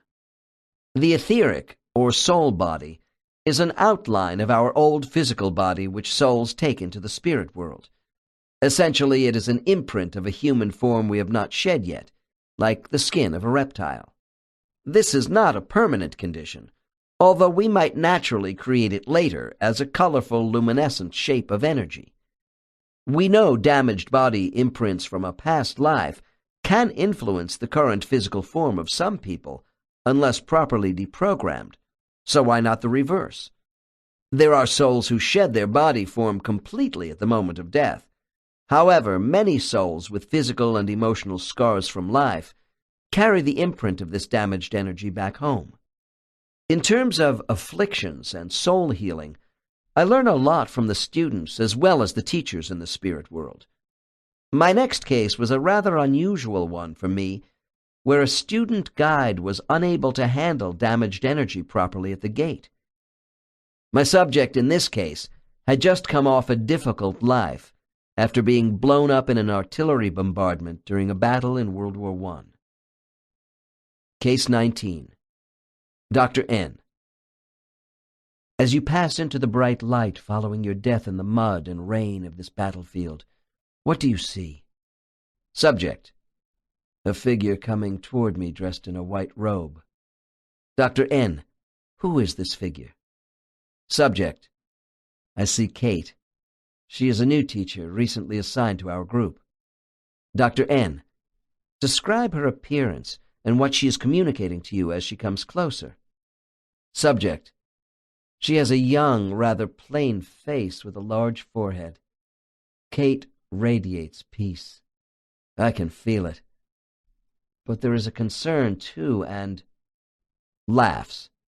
She won't come close to me. Dr. N. Why not? Subject. My energy is in bad shape. She says to me, Zed, you should be healing yourself. Dr. N. Why doesn't she help in this endeavor, Zed? Subject laughs again loudly. Kate does not want to get near all my scrambled negative energy from the war and the killing. Dr. N. I have never heard of a guide shying away from such responsibility with disassembled energy, Zed. Is she afraid of contamination? Subject, still laughing. Something like that. You have to understand Kate is still rather new at this sort of work. She is not happy with herself, I can see that. Dr. N. Describe what your energy looks like right now. Subject. My energy is a mess. It is in chunks, black blocks, irregular, totally skewed out of alignment. Dr. N. Is this because you didn't escape from your body fast enough at the moment of death? Subject. For sure. My unit was taken by surprise. I normally cut loose from the body when I see death coming. Note. This case and many others have taught me that souls often leave their bodies seconds before a violent death. Dr. N. Well, can't Kate lend some assistance in rearranging your energy? Subject. She tries, a little. I guess it's too much for her at the moment. Dr. N. So, what do you do? Subject. I begin to take her suggestion and try to help myself. I'm not doing too well. It's so scrambled. Then a powerful stream of energy hits me like water from a fire hose, and it helps me begin to reshape myself and push out some of the negative crap from that battle. Dr. N. I have heard of a place where energy is showered upon newly returned damaged souls. Is that where you are now? Subject, laughing. I guess so. It's from my guide, Bella.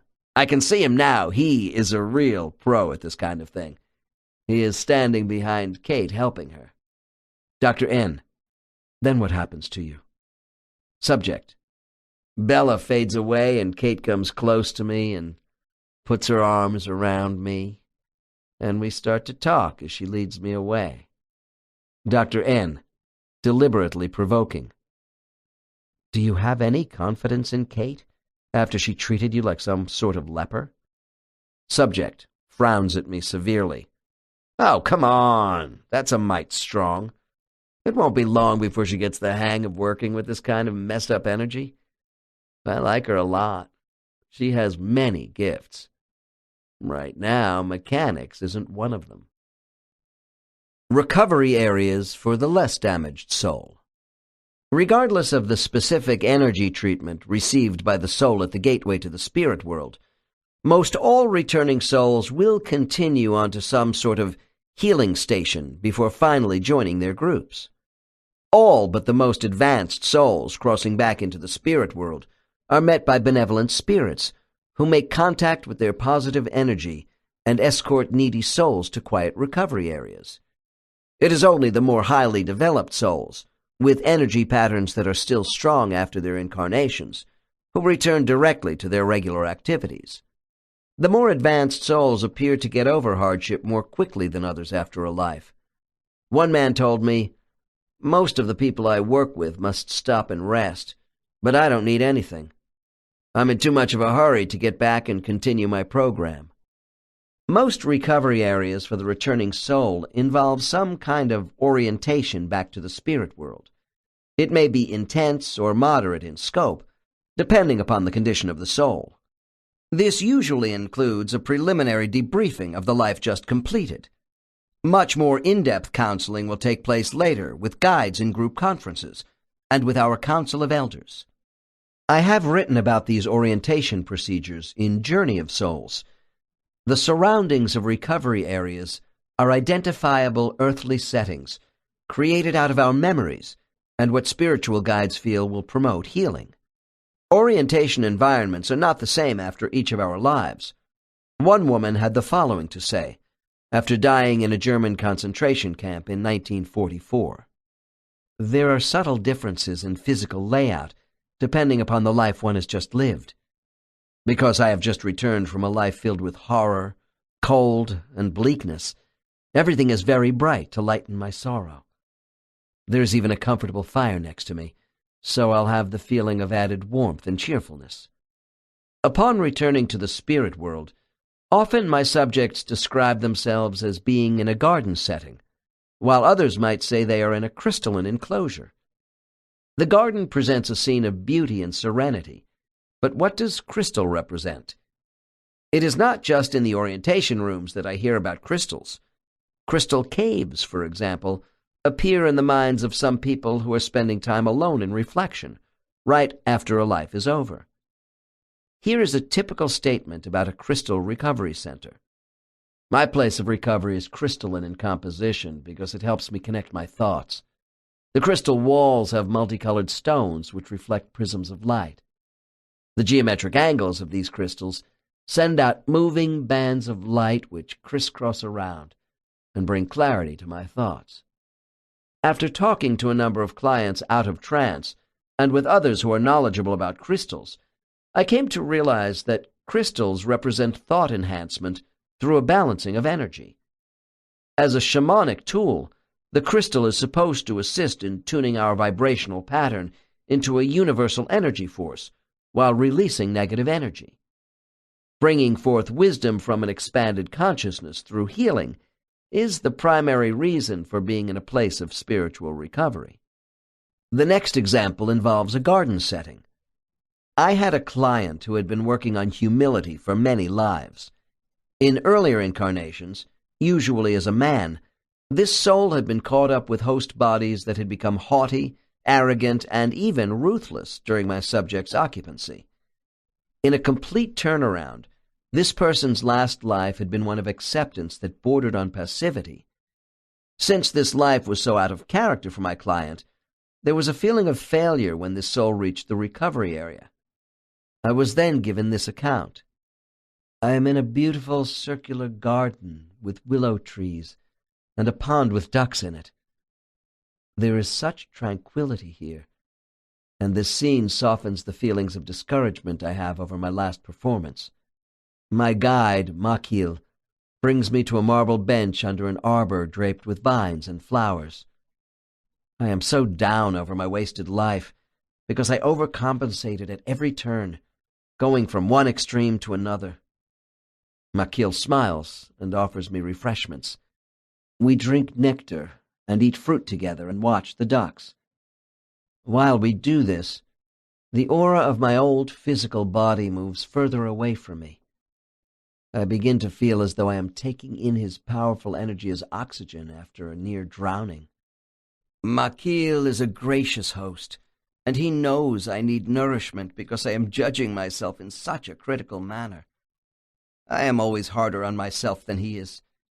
We talk about my overcorrections of past mistakes, and what I wanted to do that didn't get done, or was only partially completed. Makil offers encouragement that I still learned from this life, which will make the next one better.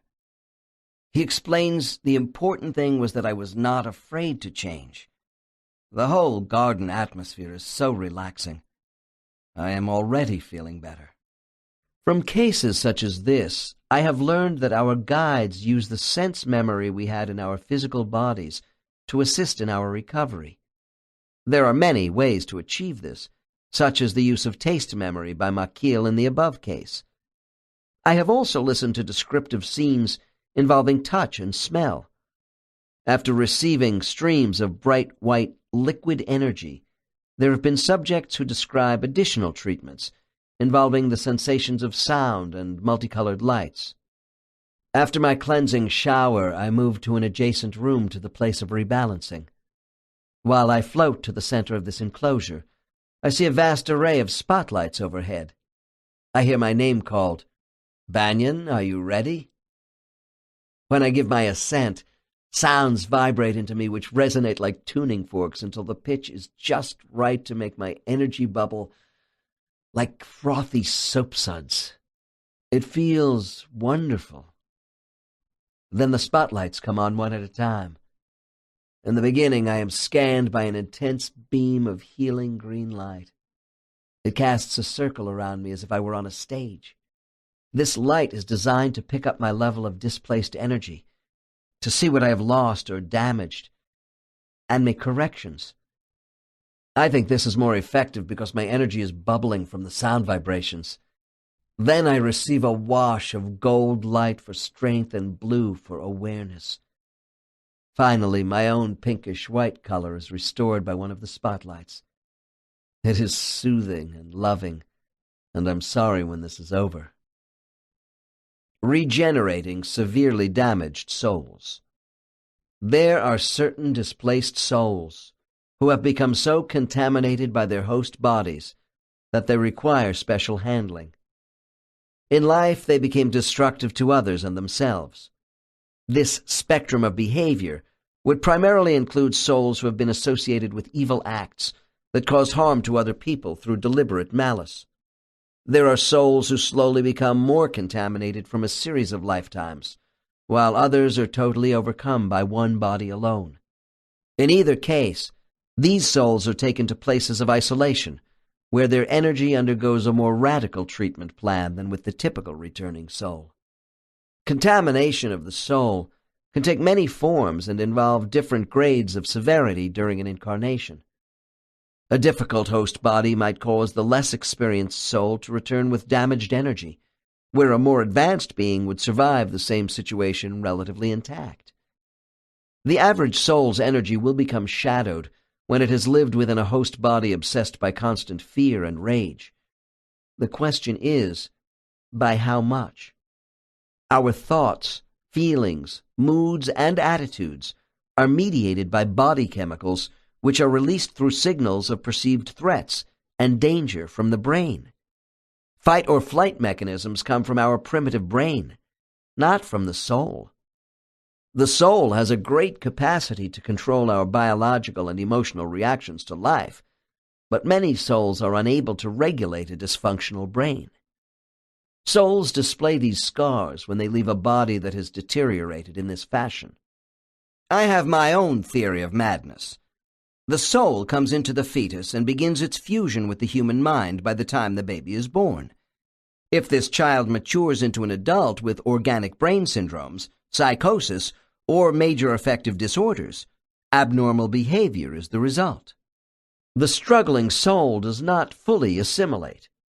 When this soul can no longer control the aberrant behavior of its body, the two personas begin to separate into a dissociated personality. There may be many physical, emotional, and environmental factors that contribute to a person becoming a danger to themselves and others. Here, the combined self has been damaged. One of the red flags for souls who are losing their capacity to regulate deviant human beings is when they have had a series of lives in bodies demonstrating a lack of intimacy and displaying tendencies toward violence. This has a domino effect with a soul asking for the same sort of body to overcome the last one. Because we have free will, our guides are indulgent. A soul is not excused from responsibility for a disturbed human mind it is unable to regulate, because it is a part of that mind. The problem for slow learner souls is that they may have had a series of prior life struggles before occupying a body that escalated wrongdoing to a new level of evil. What happens to these disturbed souls when they return to the spirit world? I will begin with a quote from a client giving me an outsider's view of a place where severely damaged souls are taken. Some of my subjects call this area the City of Shadows. It is here where negative energy is erased. Since this is the place where so many souls are concentrated who have negative energy, it is dark to those of us outside. We can't go into this place where souls who have been associated with horror are undergoing alteration. And we would not want to go there anyway. It is a place of healing, but from a distance it has the appearance of a dark sea, while I am looking at it from a bright sandy beach. All the light around this area is brighter in contrast because positive energy defines the greater goodness of bright light. When you look at the darkness carefully, you see it is not totally black, but a mixture of deep green. We know this is an aspect of the combined forces of the healers working here. We also know that souls who are taken to this area are not exonerated. Eventually, in some way, they must redress the wrongs they perpetrated on others. This they must do to restore full positive energy to themselves. Subjects who are familiar with damaged souls explain to me that not all of the more terrible memories of bad deeds are erased. It is known that if the soul did not retain some memory of an evil life, it would not be accountable. This knowledge by the soul is relevant for future decisions. Nevertheless, the resurrection of the soul in the spirit world is merciful. The soul mind does not fully retain all the lurid details of harming others in former host bodies after treatment. If this were not true, the guilt and association with such lives would be so overpowering to the soul they might refuse to reincarnate again to redress these wrongs. These souls would lack the confidence to ever dig themselves out of pits of despair.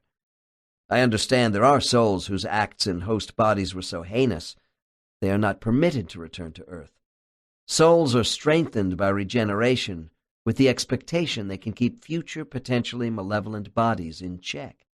Of course, once in our new body, the amnesiac blocks of certain past life mistakes prevent us from being so inhibited we would not progress. There are differences in the regeneration process between moderately and severely damaged souls. After listening to a number of explanations about kinds of energy treatments, I have come to this conclusion. The more radical approach of energy cleansing is one of remodeling energy, while the less drastic method is reshaping. This is an oversimplification, because there is much I don't know about these esoteric techniques. The fine art of energy reconstruction is handled by non-reincarnating masters who are not in my office answering questions. I work with the trainees. Case 20 will provide some insight into the mechanics of energy reshaping, while Case 21 will address remodeling. Case 20. My subject in this case is a practitioner of chiropractic and homeopathic medicine, who currently specializes in repolarizing the out-of-balance energy patterns of patients. This client has been a healer for thousands of years on Earth, and is called Selim in the spirit world. Dr. N.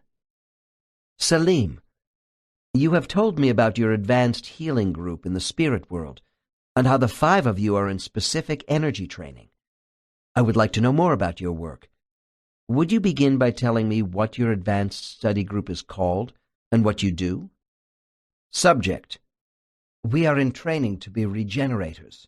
We work to reshape, to reorganize, displaced energy in the place of the holding ground. Dr. N. Is this place a designated area for souls whose energy has been disrupted? Subject. Yes, the ones in bad condition.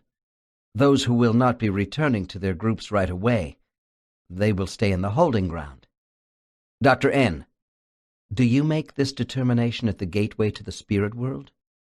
Subject. No, I do not. I have not yet reached that status. This decision is made by their guides, who will call upon the masters who are training me.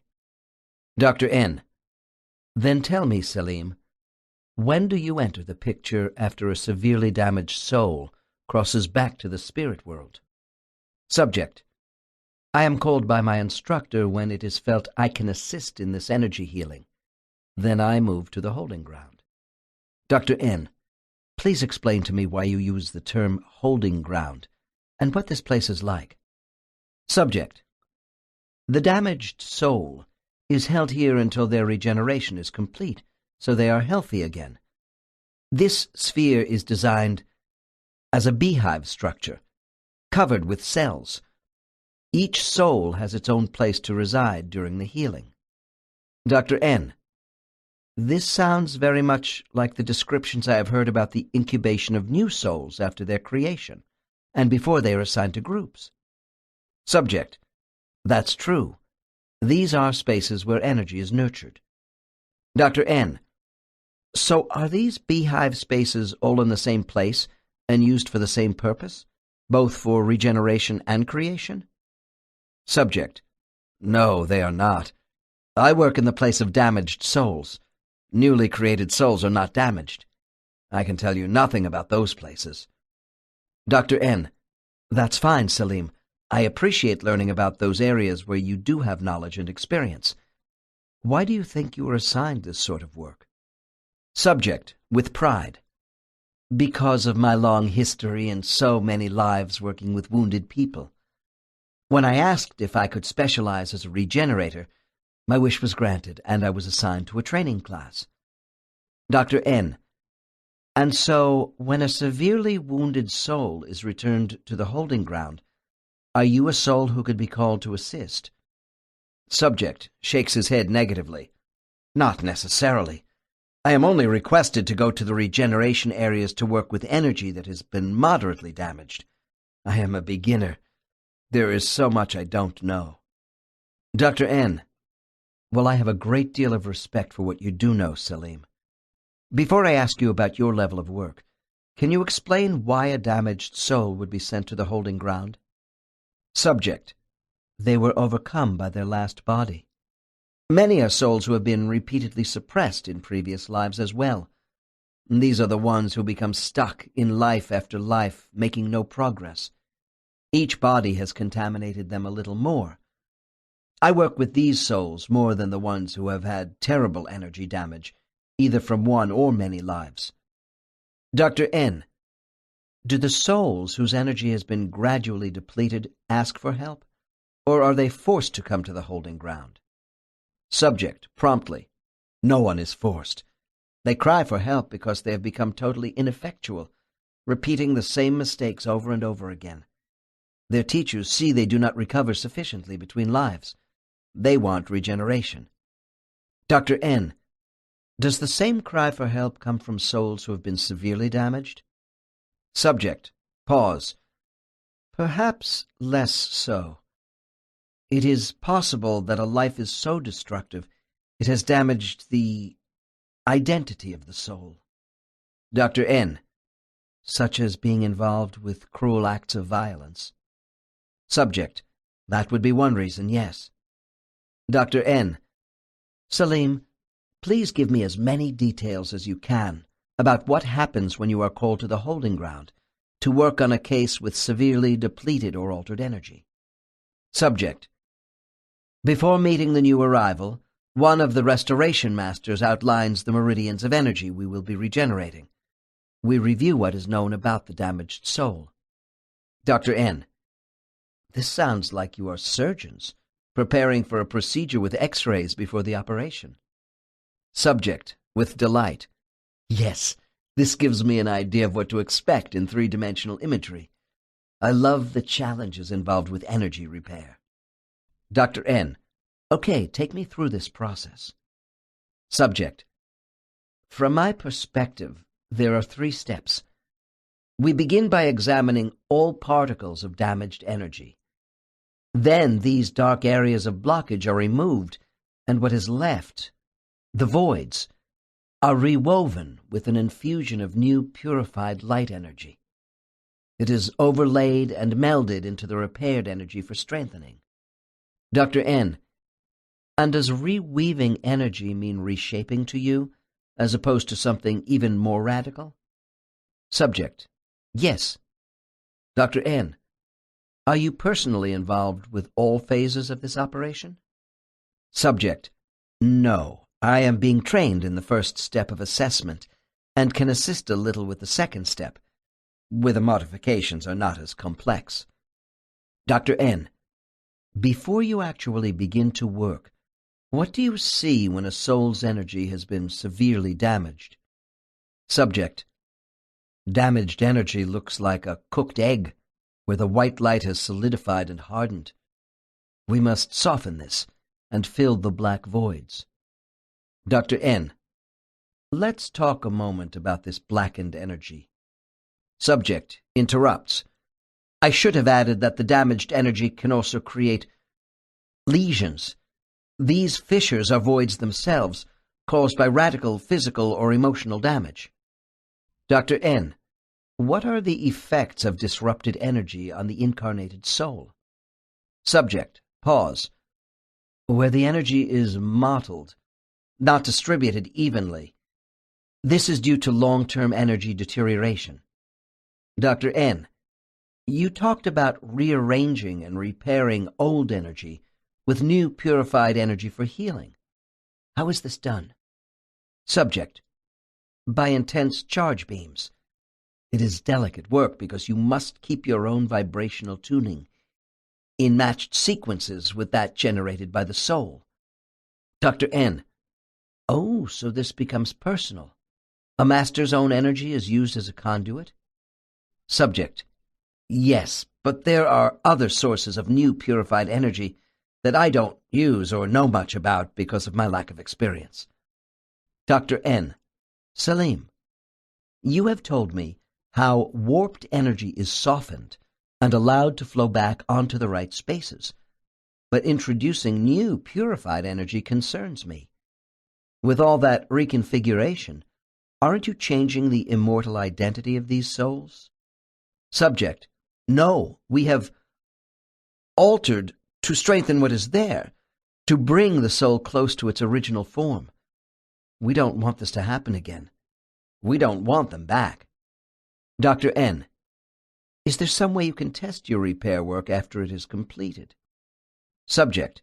Yes, we can place a field of simulated negative energy around the regenerated soul, as a liquid, to see if this can filter through the structure of our repairs. As I said, we don't want them back. Dr. N. One last question, Salim. When you are finished, what happens to the regenerated soul? Subject. It varies. All of them stay with us a while. There is healing with sound, vibrational music, light, color. And when these souls are released, much care is taken with their next incarnations and the selections of bodies. Sighs. If the soul has been in a body that damaged others in former lives, well, we have fortified these souls to go back and begin again. My next case is an example of severe remodeling. Case 21 involves a particular class of soul I call the hybrid soul. In Chapter 8, Case 61 is another representative of this type of soul. I believe the hybrid souls are especially prone to self-destruction on Earth because they have incarnated on alien worlds before coming here fairly recently. There are hybrid souls who have great difficulty adapting to our planet. If I find this to be true, it is probable their first incarnation here was within the last few thousand years. The others have already adapted or left Earth for good. Less than a quarter of all my clients are able to recall memories of visiting other worlds between lives. This activity by itself does not make them hybrids. An even smaller percentage of my cases have memories of actually incarnating on alien worlds before they came to Earth. These are the hybrid souls. The hybrid is usually an older soul who, for a number of reasons, has decided to complete their physical lives on our planet. Their old worlds may no longer be habitable, or they may have lived on a gentle world where life was just too easy, and they want a difficult challenge with a world like Earth that has not yet reached its potential. Regardless of the circumstances for a soul leaving a world, I have found these former incarnations typically involve life forms which were slightly above, about equal, or slightly below the intelligence capabilities of the human brain. This is by design. Hybrid souls who have formerly incarnated on planets with civilizations possessing a much higher technology than Earth, such as those with space travel abilities, are smarter because they are an older race. Also, I have noticed that when I do have a hybrid soul as a client with former experience on a telepathic world, they tend to have greater psychic abilities than normal. Sometimes, a hybrid client will confuse their early incarnations on other physical worlds with being on Earth until we sort out that their first world only resembled a place on Earth. Visions of once living on the island nation of Atlantis is a good example. Without discounting the possibility that Atlantis once existed on Earth thousands of years ago, I believe the source of many earthly myths come from our soul memories of former existences on other worlds. I think hybrid soul is an appropriate term for those souls among us of mixed incarnation origins. Such souls have developed from being in hosts that are genetically different than humans. I have seen gifted people in this life who started their development on another world. Nevertheless, there is a dark side to this experience, as a Level 5 subject in training to be a restoration master will explain. Case 21. Dr. N. Since you work with the severely damaged souls, can you give me a little more information about your duties? Subject. I'm in a special section, working with those souls who have become lost in a morass of evil. Dr. N. After learning this subject works only with those souls from Earth who have incarnated on other worlds before they came to Earth. In this section, are these the hybrid souls I have heard about? Subject.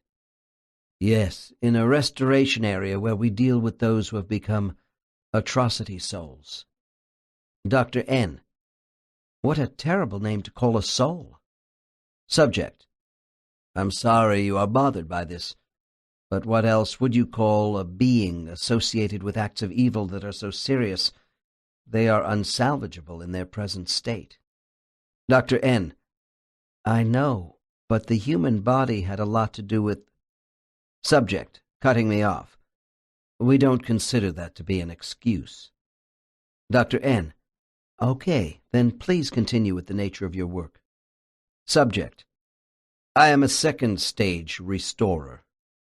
Dr. N. What does that mean? Subject.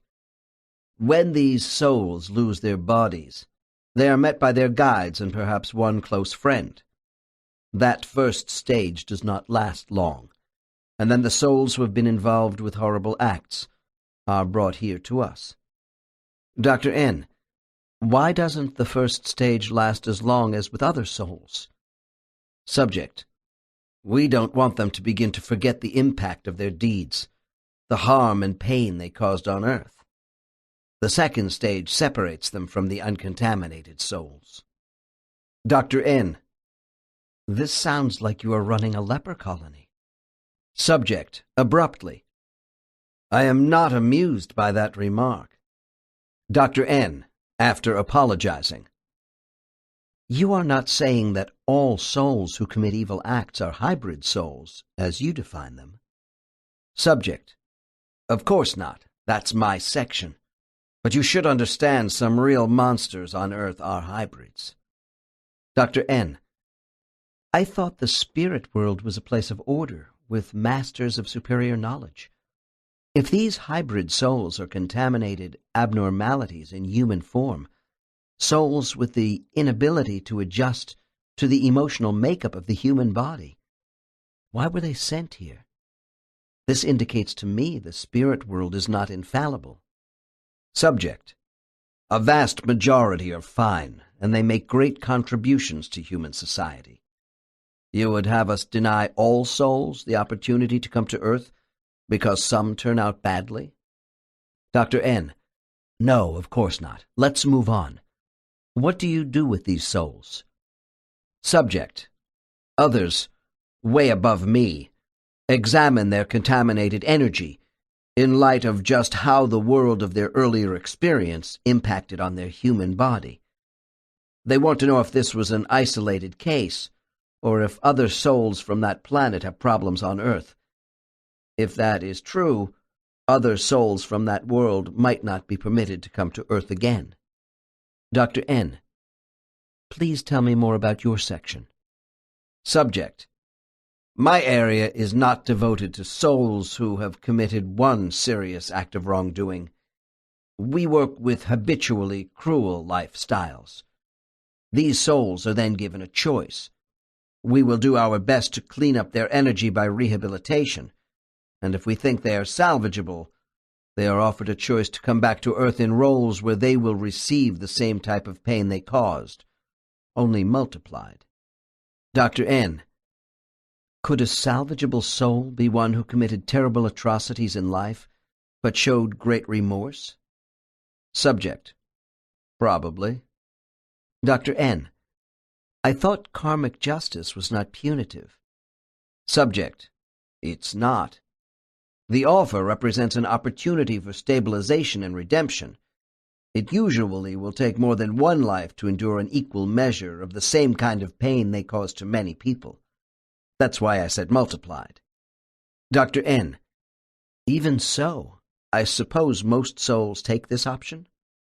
Subject. You are mistaken. Most are too fearful that they will fall again into the same patterns. They also lack the courage to be victims in a number of future lives. Dr. N. If they won't come back to Earth, then what do you do? Subject. These souls will then go the way of those souls we consider to be unsalvageable. We will then disseminate their energy. Dr. N. Is this a form of remodeling energy or what? Subject. Yes, we call it the breaking up of energy. That's what dissemination means. Certainly it is remodeled. We break up their energy into particles. Dr. N. I thought energy could not be destroyed. aren't you destroying the identity of these contaminated souls? Subject: the energy is not destroyed. It is changed and converted. We might mix 1 particle of the old energy with 9 particles of new, fresh energy provided for our use. The dilution will make that which is contaminated ineffectual, but a small part of the original identity remains intact. Dr. N: so the negative badness energy is mixed with overdoses of new goodness energy to render the contaminated soul harmless? Subject laughs. Not necessarily goodness, but rather freshness. Dr. N: why would any soul resist dissemination? Subject: even those souls who accept these procedures for their own benefit recover and eventually lead productive lives on Earth and elsewhere. There are souls who will not stand for any loss of identity. Dr. N: then what happens to these souls who refuse your help? Subject: many will just go into limbo, to a place of solitude. I don't know what will eventually happen to them. As I have said before, soul contamination does not only come from the physical body. Certainly, the energy damage described in the last 2 cases indicates that souls themselves are impure beings who also contribute to their own distress. Before continuing, I want to make a statement about karmic choices here that is important for all of us to keep in mind. When we see people who are victims of great adversity in life, this does not necessarily mean they were perpetrators of evil or wrongdoing of any kind in a former life. A soul with no such past associations might choose to suffer through a particular aspect of emotional pain to learn greater compassion and empathy for others by volunteering in advance for a life of travail. There are cases when a soul's energy damage is moderate, requiring special attention, but not to the degree where a restoration master is needed. The following quote is a report from a client about a gifted healing soul who works at a recovery station. I think of her as a combat nurse managing a field hospital, and my client agrees. "Oh, it's Numi. I'm so glad. I haven't seen her in about 3 or 4 lives, but her deprogramming and restoration energy techniques are just superlative. There are 5 others being attended to in this place whom I don't know. Numi comes over and clasps me to her.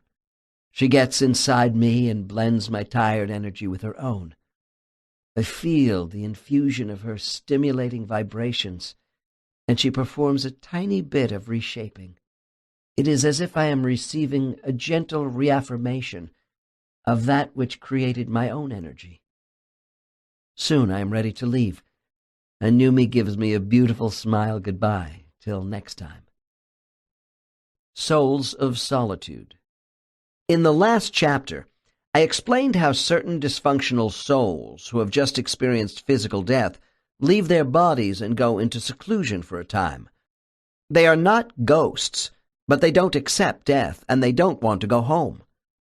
The low percentage of souls in my practice within this category are at an impasse with themselves. Their major symptom is one of avoidance. Eventually, they are coaxed by empathetic guides to return to the heart of the spirit world. I called them the souls of silence. I also mentioned that it is considered a part of normal activity for healthy souls in the spirit world to engage in periods of quiet time away from others. Besides reflecting upon their goals, souls may use this interval to reach out and touch people they left behind on Earth. However, there is another category of silent soul whom I see as a soul in solitude, as opposed to a soul in seclusion. It may seem as if I am splitting hairs here, but there are major differences. Souls who wish solitude are healthy souls who have been through the recovery process, and yet they still strongly feel the effects of negative energy contamination. Here is a case in point. After every life, I go to a place of sanctuary for quiet reflection. I review what I want to save and integrate from the last body, and what should be discarded. Right now, I am saving courage and getting rid of my inability to sustain personal commitment. For me, this is a place of sorting. What I decide to keep becomes part of my character. The rest is thrown off. Only a certain type of soul engages in this activity for a prolonged period. Often, they are more advanced souls who are more reflective if they are alone. This type of soul might be a natural leader who is drained of energy by defending other people. One such soul of this class is Achem, who is a soul devoted to causes for the betterment of others, often at his own expense. Case 22. In this subject's past life, he fought against the final subjugation of Morocco by the French military and was captured in 1934. As a resistance fighter, my client was taken from the Atlas Mountains into the Sahara Desert and tortured for information he did not give. After being staked to the ground, he was left to die a slow death in the hot sun. Dr. N. Achem, please explain to me why you require such a long period of solitude after your life in Morocco. Subject. I am a protector soul, and my energy has still not recovered from the effects of this life. Dr. N. What is a protector soul? Subject. We try to protect those people whose innate goodness and intense desire to better the lives of large numbers of people on earth must be preserved. Dr. N. Who did you protect in Morocco? Subject. The leader of the resistance movement against French colonization. He was more effective in helping our people fight for freedom because of my years of sacrifice. Dr. N. This sounds demanding. Do you usually work with political and social movements in your lives? Subject. Yes, and in war. We are warriors for good causes. Dr. N. What attributes do protector souls have as a group? Subject. We are noted for our enduring perseverance and calmness under fire, while assisting others who are worthy. Dr. N. If you challenge those who would seek to harm the people you want to protect, who decides if they are worthy? It seems to me this is a very subjective thing. Subject. True. And this is why we spend time analyzing in advance where we can best be utilized to help people. Our work can be offensive or defensive in nature, but we do not engage in any aggressive action lacking principle. Dr. N. All right. Let's talk about your energy drain after these endeavors. Why hasn't the shower of healing or some other restoration center returned you to normal? Subject laughs. You call it a shower. I call this the car wash. It's an undulating tube which rubs you all over with positive energy, like the brushes of a car wash. I just took a few of my young students through it from the last life, and they feel great. Dr. N. So why didn't the car wash help you? Subject, more serious. It was not nearly enough, although the negative impurities are essentially gone. No, the core of my being has been affected by the cruelty of that life and the torture I endured. Dr. N. What do you do? Subject. I send the students away and go to the place of sanctuary where I can fully connect with myself. Dr. N. Please tell me all you can about this place and what you do there. Subject. It is a darkened enclosure. Some call it a slumber chamber, where there are others resting, but we do not really see each other. I sense there are about 20 of us now. We feel so washed out we have no desire to relate to anyone for a while. The keepers attend to us. Dr. N. Keepers. Who are they? Subject: the keepers of neutrality are skilled at non-interference. Their talent lies in ministering to us with absolutely no intervention into our thoughts. They are the custodians of the slumber chambers. Note: apparently the keepers of neutrality are a subspecialty within the ranks of restoration masters. They have other names, but neutrality means they facilitate healing indirectly without any communication. My clients say these beings are devoted to absolute quietude for souls in their care. Dr. N: what do these passive custodians look like? Subject, tersely: they are not passive. The picture I can give you is one of monks moving about a sanctuary. The keepers have cloaks and a hood over their faces, so they present no identity to us. Their thoughts are closed, but they are very watchful. Dr. N: so they simply watch over you while you rest? Subject: No, you still don't understand. They possess great skill in ministering to us. Their concern is the proper regulation and infusion of the energy which we have stored in the spirit world before going into a physical life. Dr. N: I have heard a great deal about this attribute of the soul to divide itself. Why can't you just go to your own spiritual area and take the rest of your energy and meld with it?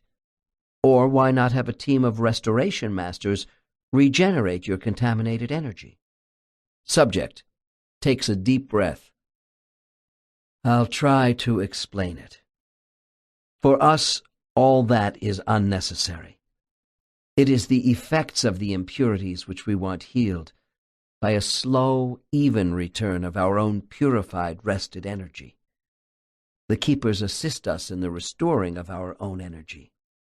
Dr. N: rather like getting a blood transfusion from your own blood bank? Subject: yes, exactly. Now you are beginning to comprehend.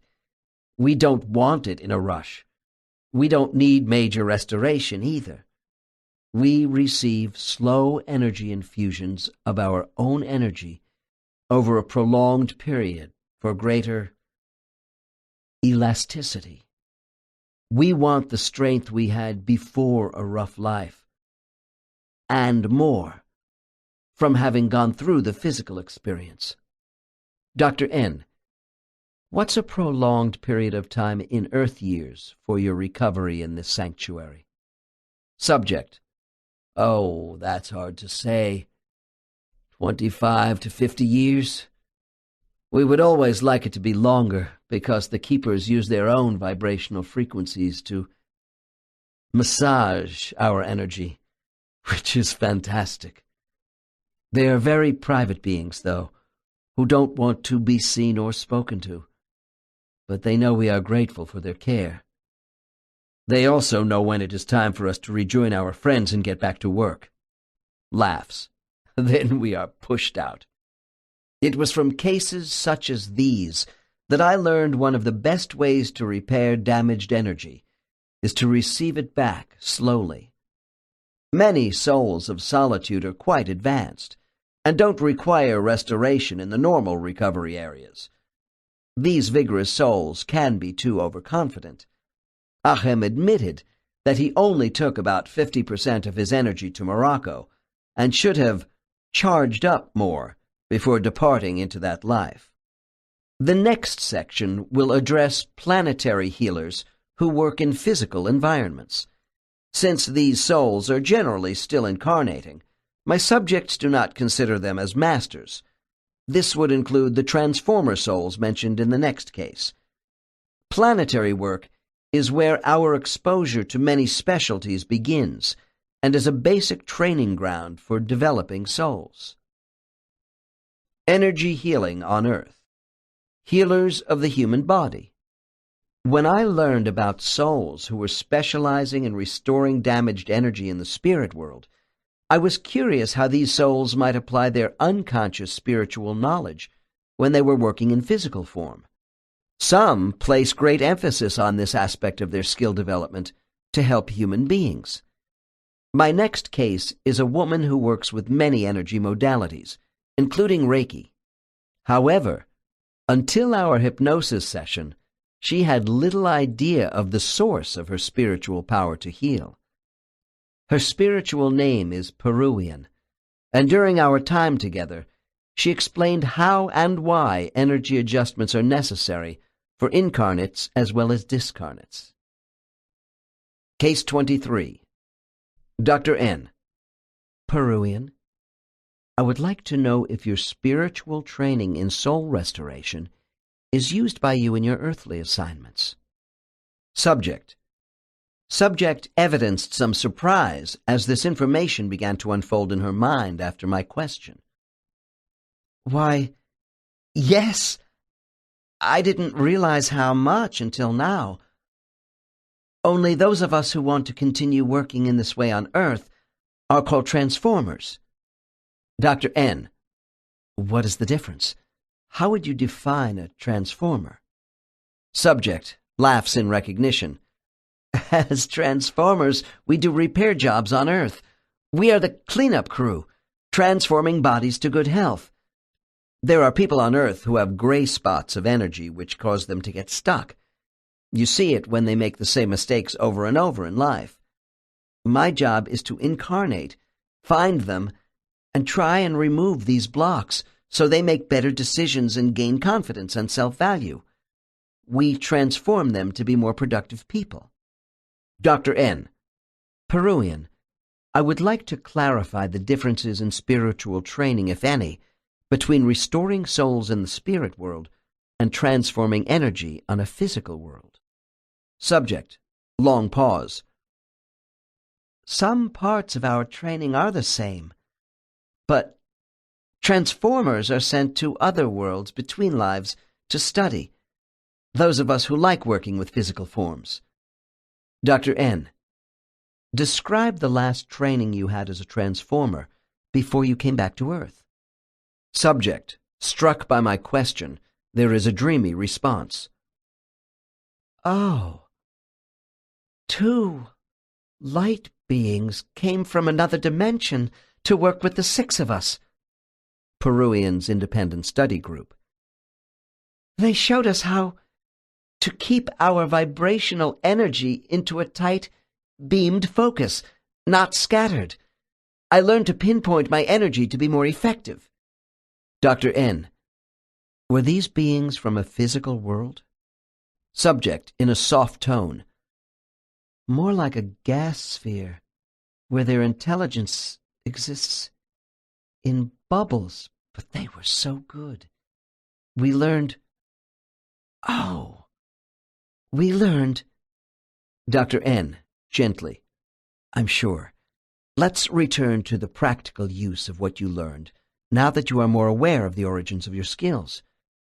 Tell me how you apply this spiritual knowledge in your energy work today, as a transformer soul on Earth. Subject, a look of wonder. It's there now, in my mind.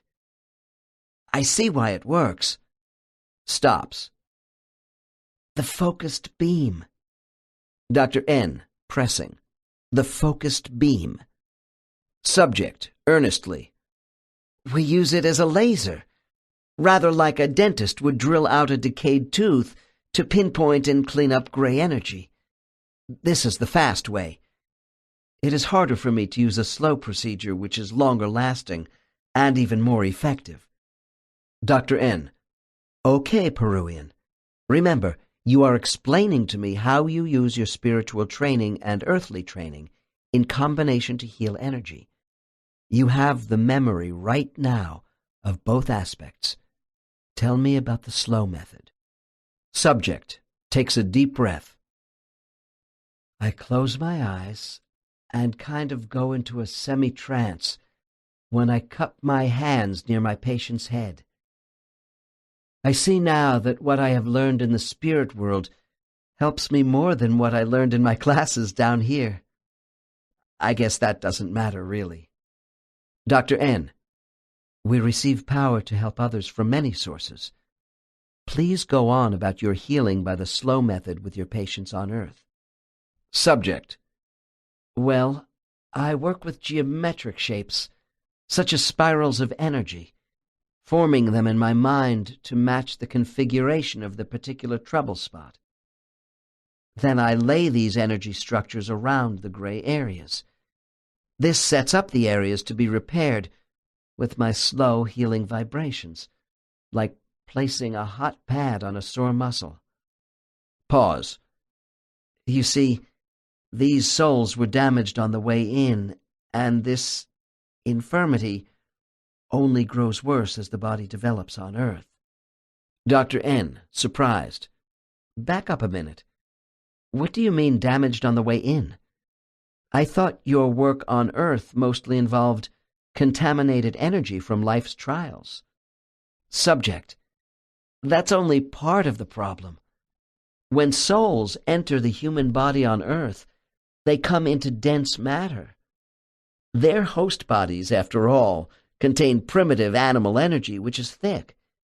The soul has a natural sort of pure, refined energy, which does not easily blend with some human hosts. It takes experience to get used to all this. The younger souls especially can be damaged. They get knocked off their tracks early on and are twisted.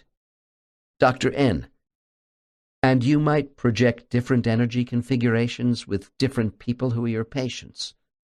Subject: That is the job of the transformer. Their damaged energy lines are so squiggly. They must be rearranged to remove the toxic energy. These muddled souls are so unbalanced that a lot of our work must be directed at all the cells of the body where negative energy is trapping the free flow of the positive. When this is performed properly, the soul is more fully engaged with the human brain. Dr. N, this sounds very worthwhile indeed. Subject: It is gratifying, although I still have a lot to learn. Laughs. We call ourselves psychic sponges for refined energy. It is not surprising that Case 25 uses Reiki in her work on Earth. Reiki is an ancient art of healing by the hands. After evaluating and working on damaged energy, practitioners of this art close gaps in the human energy field with body alignments to bring symmetry. There are theories that damaged energy, physical or mental, in the human body causes gaps in our auras, through which a demonic negative force can enter. This is another of those fear-based myths that receives undeserved attention. I have been told by restoration specialists that this does not happen because there is no outside force of evil trying to take over your body. However, negative energy blockages in our energy field do cause a reduction in functional capacity. I am also disturbed by scientific articles debunking energy work with the hands, such as therapeutic touch, because I have seen the power of this kind of healing with the sick. It is often freely given by certain nurses in hospital settings, out of a genuine concern to nurture and heal.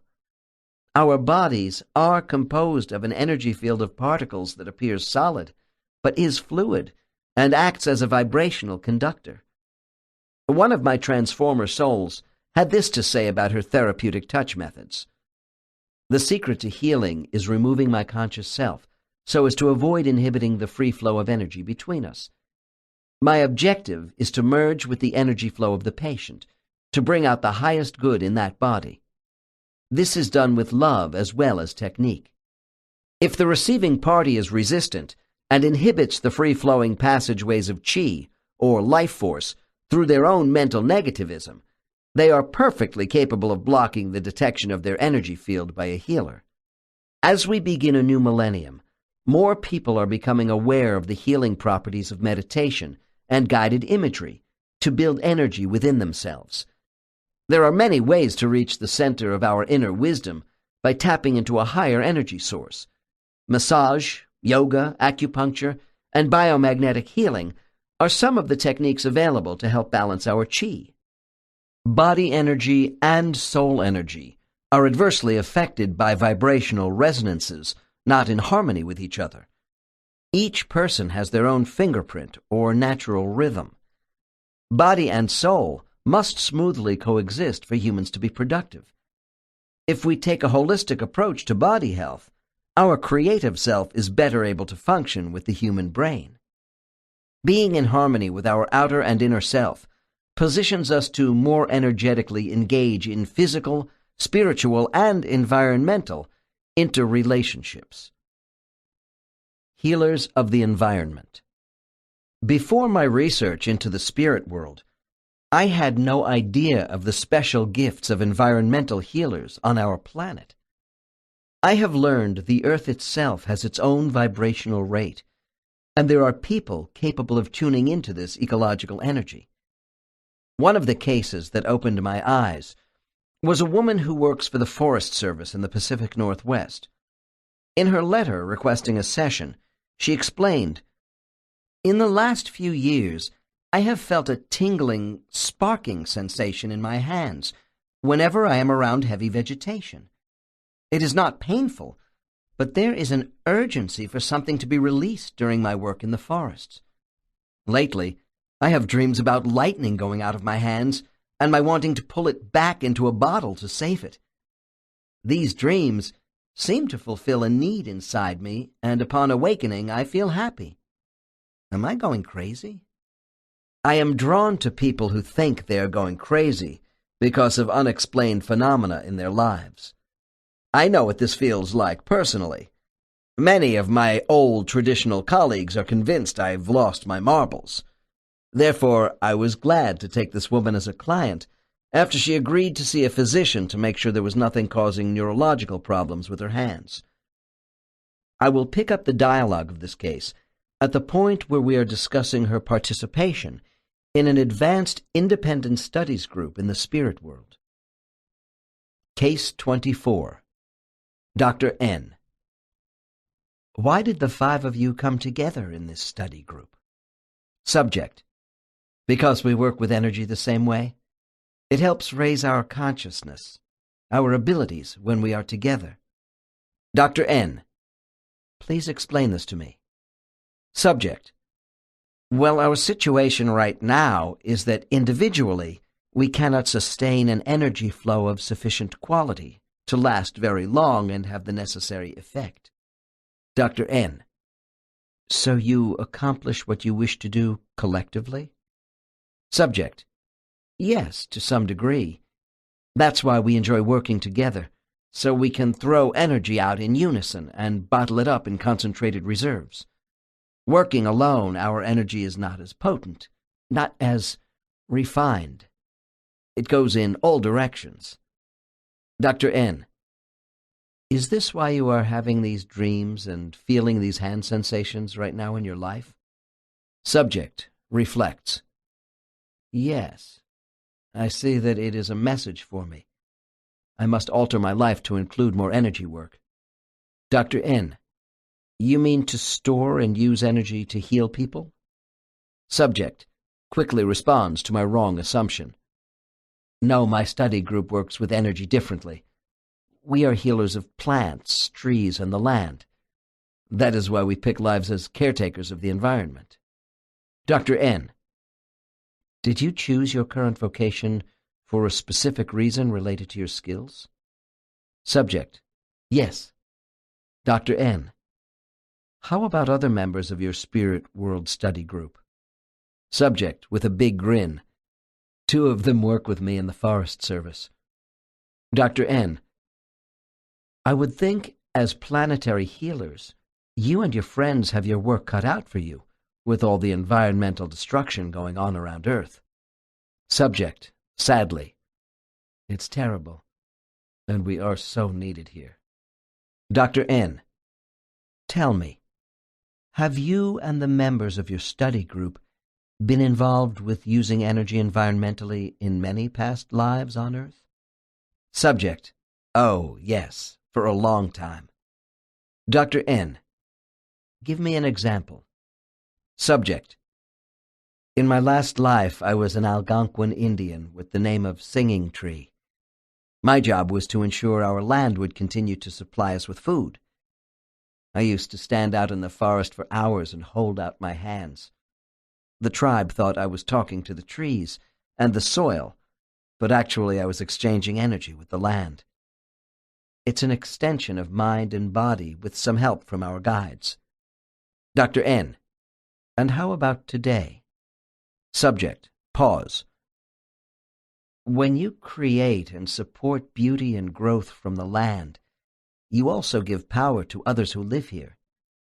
From your hands, you provide a means by which others are motivated with the beauty of what they see around them, as well as receiving sustenance from the environment.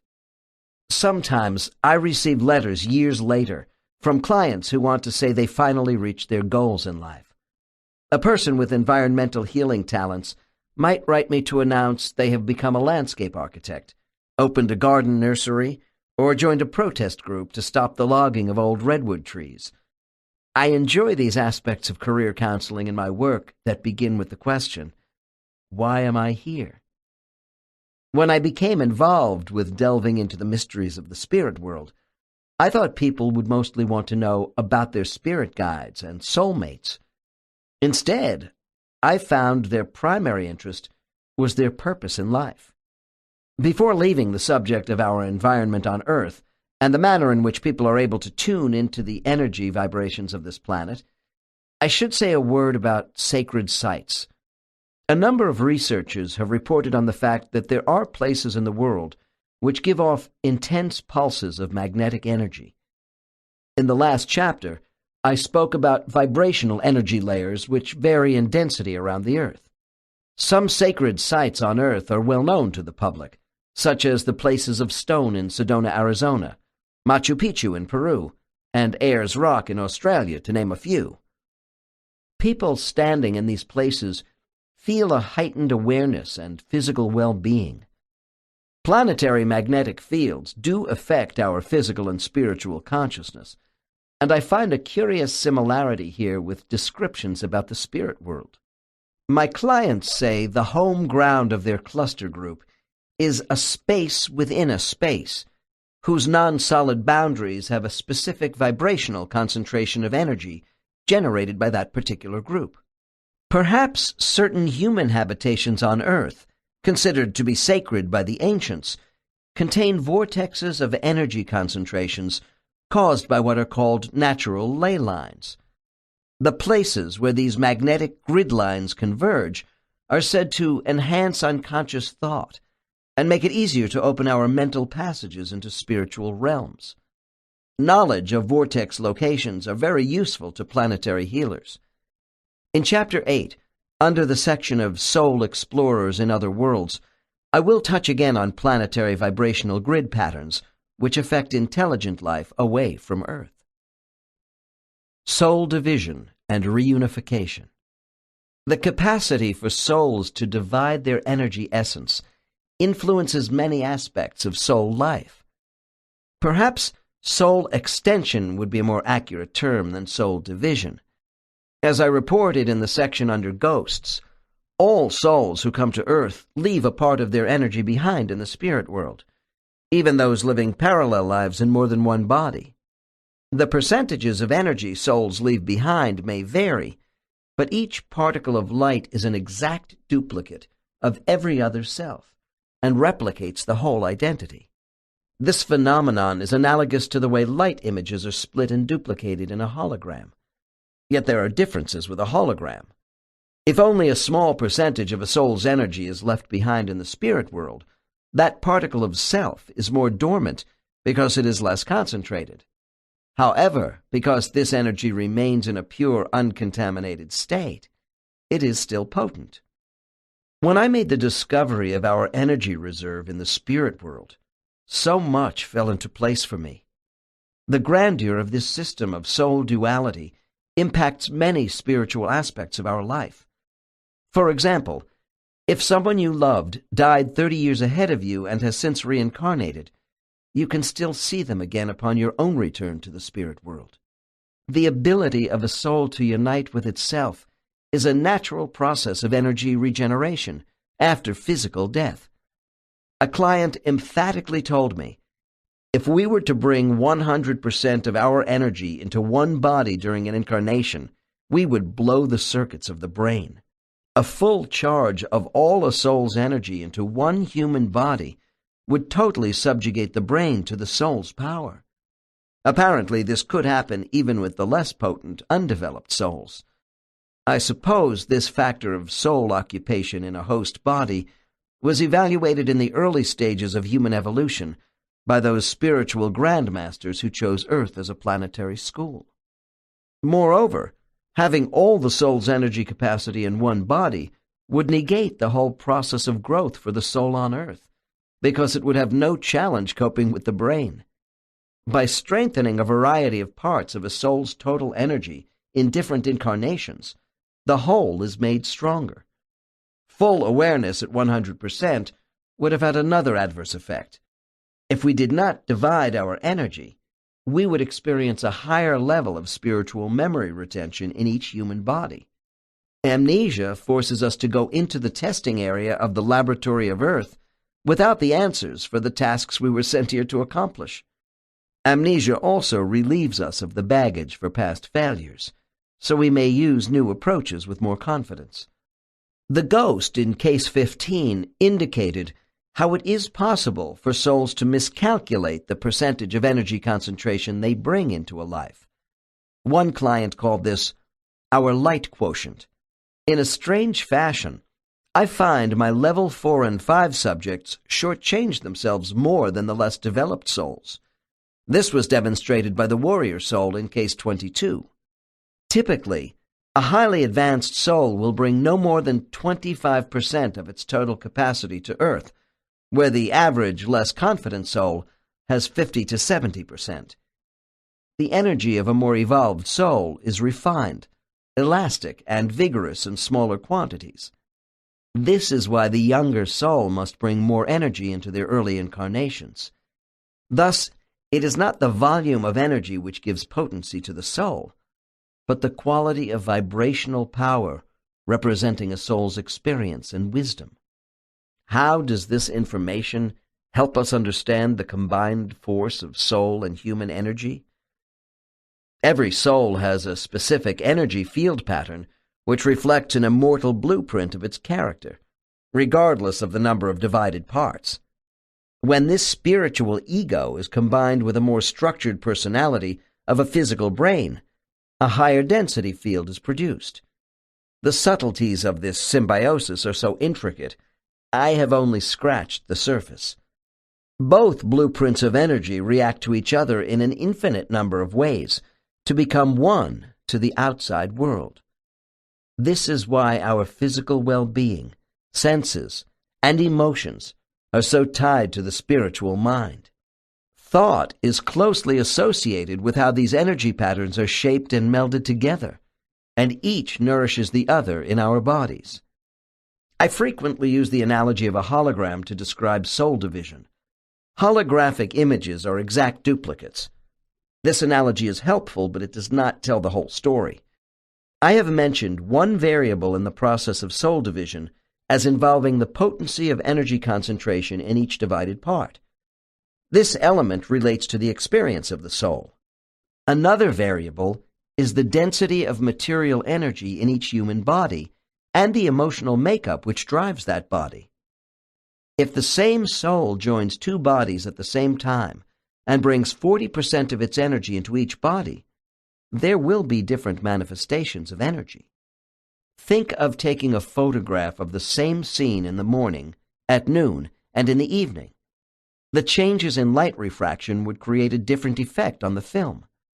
The energy of souls begins with a specific pattern, but once on Earth, these patterns are changed by local conditions. When we review our future life from the spirit world, we are given advice about the energy requirements of the body we will occupy. The decision of how much energy we should take is ours. Many souls want to leave as much behind as possible because they love their home and the activities going on there. Emotional and physical trauma drains our energy reserves. We can lose shards of positive energy to people whom we give it to voluntarily, or by others who drain it out of us with their negativity. It takes energy to erect and maintain defense mechanisms to protect ourselves. A subject once said to me, "When I share my light with those I think worthy of receiving it, I can recharge it faster because it was given freely." One of the best ways we revitalize our energy is through sleep.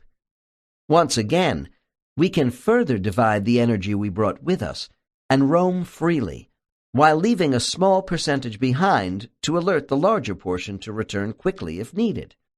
As I mentioned earlier, this capacity is especially useful when the body is in a state of illness, unconsciousness, or in a coma. Since time is not a limiting factor for a freed soul, hours, days, or weeks away from the body are all rejuvenating. I might add that souls can also be recharged by loving spirits during a crisis. We interpret these energy boosts as profound revelations. A few hours' rest from the human body can do wonders for a soul, as long as the remaining portion left behind is on cruise control and not coping with a complex dream analysis. That circumstance may cause us to wake up exhausted. Since living parallel lives is another option for soul division, what are the motivations and effects from this decision? Many people feel it is common for souls to live parallel lives. I have found this not to be true at all. The souls who choose to split into 2 or more bodies within the same general time frame on Earth want to accelerate their learning. Thus, a soul might leave up to 10% of its energy behind and place the rest in 2 or 3 bodies. Because we have free will, our guides will allow for these experiments, but they advise against it. On the whole, since the energy drain is enormous, most souls who try parallel lives do so only a time or 2 before giving it up. Souls don't wish to lead parallel lives unless they are extraordinarily ambitious. Also, souls don't split their energy to incarnate as twins. Dividing your energy to be in a family with the same genetics, parental influence, environment, nationality, and so forth would be counterproductive. Such a lack of diversity would provide little motivation for living a parallel life. People are curious about the origins of 2 souls in the body of identical twins. I had 2 sisters in their late 20s as clients, born 1 minute apart. The souls of these women are intimately connected in the same spirit group. However, they are not strictly primary soulmates. Each has met and lives with their own male soulmate, with whom they are deeply in love. These 2 souls have lived for thousands of years as close friends, siblings, parents, and children of one another, but not as mates. They have never been twins before, and the reason for their doing so currently was twofold. They had unresolved trust issues in their past life relationship, but they said the major reason was, together, our combined energy field is doubled, which makes us more effective in reaching other minds. People ask me if a soul did not bring enough energy into its body during the fetal state, can it retrieve more later in life? I find that once the energy formula of a given percentage is chosen in advance by a soul, it stays. To permanently add more fresh energy from the spirit world during a life would likely disrupt the delicate balance initially established between the soul and a new human brain. Also, it seems improbable that an incarnated being could retrieve an ethereal substance from its discarnated self. However, with the help of their guides, some people have the ability to communicate or temporarily tap into their own energy reserve during a crisis. The process of souls reuniting with the rest of their energy becomes most evident for me when I regress my subjects through a former death experience. Unless there are complications from the last life, most souls reacquire the balance of their energy at one of the 3 primary spiritual stations, near the gateway, during orientation, or after returning to their soul group. The advanced souls usually disembark only at the final stop on their journey home. The 3 stations. Receiving our own energy at the gateway is not really a common occurrence. This is probably due to the initiation of recovery by a shower of healing near the gate.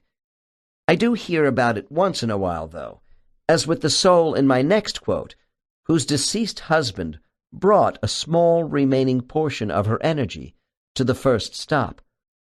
She explained the circumstances this way. My love could easily handle the little energy I saved. He brought this to me and spread it over me gently with his hands like a blanket as we were embracing. He knew how old and tired I was, and he asked to come. Once contact is made, the rest of my energy comes into me as a magnet. I feel so expanded by it. The first thing I notice is that I can read his mind so much better telepathically, and I sense so much more of what is around me. When our guides conclude that it would be an advantage to have more of our energy at the second station, during orientation, this decision has different ramifications. Basically, the decision rests on the belief that our debriefing from a difficult life will be more productive. Then, too, we might not be returning to our spirit group for some reason right after orientation. Here is an example of soul reunification at this stop. I am in a plain room which looks futuristic, with smooth milk-white walls. There is a table and 2 chairs. This furniture has no edges. My guide, Everand, is concerned over my lack of responsiveness. She is about to perform what we call melting the physical form. She holds the rest of my energy in a beautiful translucent vessel which radiates. Everand comes forward, pressing it into my hands. I feel the upsurge of my energy as an electrical charge. Then she moves close to me, stimulating my natural vibrational frequency to accept more easily what I left behind. As my core center is filled with my own essence, the outer shell of my physical body imprint is melted off. It is as if I were a dog shaking off water droplets from my fur after getting wet. The unwanted earthly particles are jarred loose, dissolved, and my energy now begins to sparkle again instead of being a dull light. The usual way most souls reunite with the balance of their energy is after returning to a cluster group. A subject put it this way. It is smoother for me to reunite with myself after I arrive at home base with my friends. Here the infusion of my rested energy can be assimilated at my own pace. When I am ready, I go get it myself. Case 25. This case excerpt is from a discussion I had with a soul called Apollon, who discussed her reunification upon arriving home in a more flamboyant way than the soul in the quote above. Apollon is a level 2 soul who has just returned to the spirit world from a hard life in Ireland as a poor woman who died in 1910. Although physically strong and self-reliant, Apollon was married to a domineering alcoholic husband and had to raise 5 children virtually alone. She suffered from a lack of personal freedom and self-expression. I see Apollon's welcoming home party as a reflection of a job well done after this difficult life. Dr. N. Tell me, Apollon, after you have finished with the initial greetings from your spirit group, does the time soon arrive when you unify with your own energy reserve? Subject, grinning. My guide, Canaris, enjoys making a ceremony out of unification. Dr. N. With the energy you left behind? Subject, yes. Canaris goes to an alcove in our enclosure, where my energy is stored in a glass urn waiting for me. It is under his care. Dr. N. I gather your energy reserve has not been too active since your absence? What percentage of the total did you leave behind? Subject, only 15%. I needed a lot for my Irish life. This part was able to engage with my group, and I could move around our area, but I didn't participate in recreational diversions. Dr. N. I understand, but is this weakened 15% a completely whole representation of your soul? Subject, vehemently. Absolutely. Only a smaller version of me. Dr. N. And was this 15% of you able to keep up with group lessons and greet people, while the other 85% was on Earth? Subject. To an extent, yes. I continue to gain knowledge in both settings, Earth and the spirit world. Dr. N, offhanded. I'm curious about something. If that 15% is still viable, why don't you just go get it yourself? What do you need Canaris for? Subject, offended. That would spoil his ceremony. Canaris is the keeper of my flame, so to speak, while I am gone.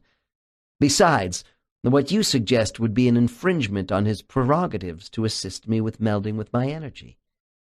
He wants to make a ceremony of it. Dr. N. I'm sorry if I was too presumptuous, Apollon. Why don't you give me a visual picture of the ceremony? Subject, joyfully.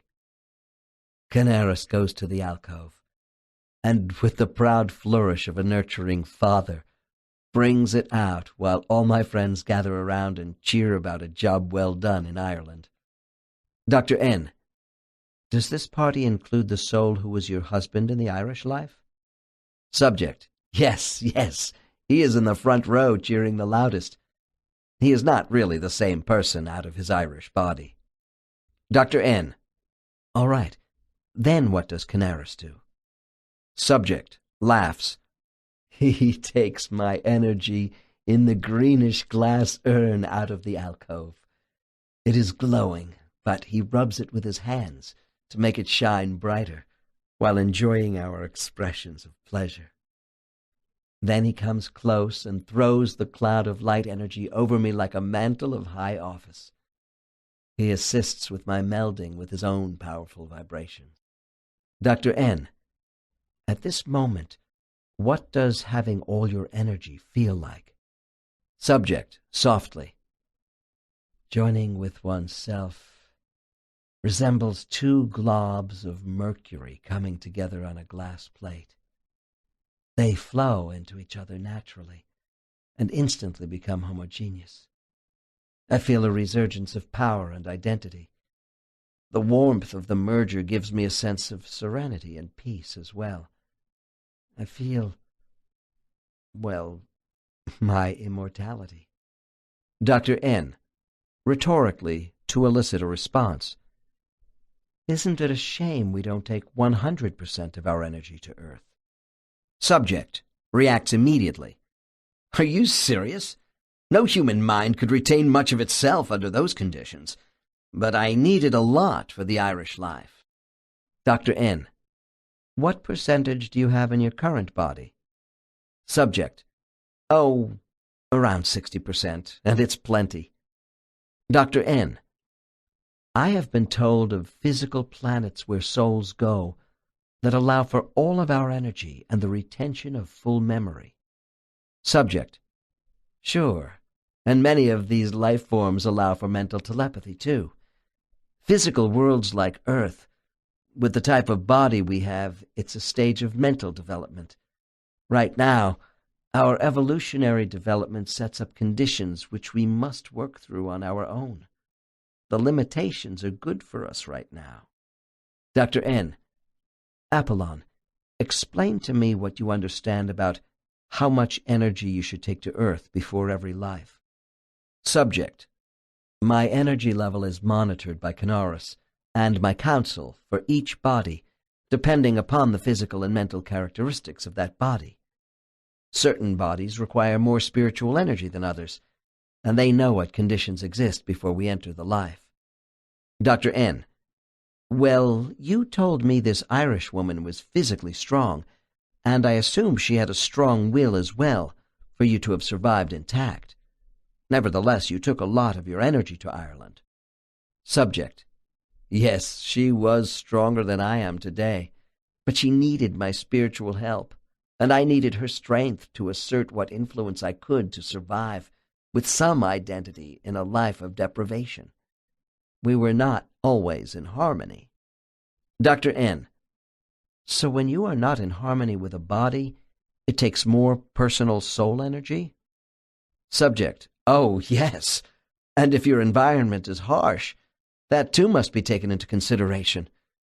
I feel very much in sync with my current body, although I sometimes wish I had the stamina of the Irish body.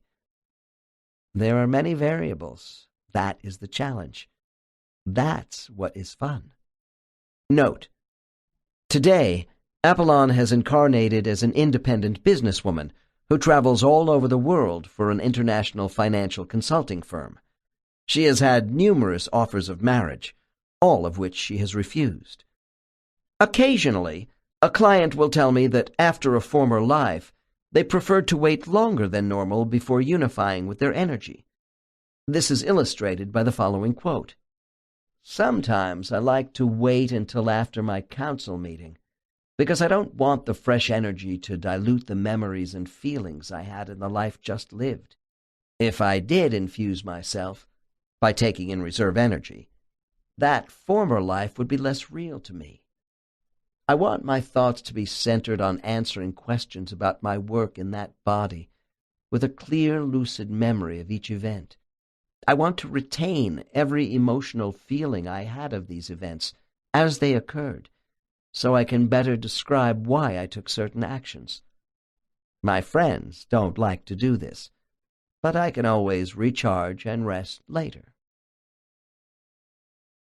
5. Soul Group Systems. Soul birthing. I think it is appropriate to begin an exploration of soul life with the creation of that life. Very few of my subjects have the memory capacity to go back to their origins as particles of energy. Some details of a soul's early life come to me from the rank beginners. These young souls have a shorter life history both in and out of the spirit world, so they still have fresh memories. However, at best, my level 1 subjects have only fleeting memories about the genesis of self. The following quotes from 2 beginner souls are illustrations. "My soul was created out of a great irregular cloudy mass.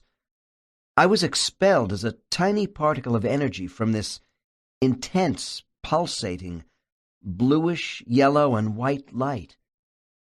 The pulsations send out hailstorms of soul matter.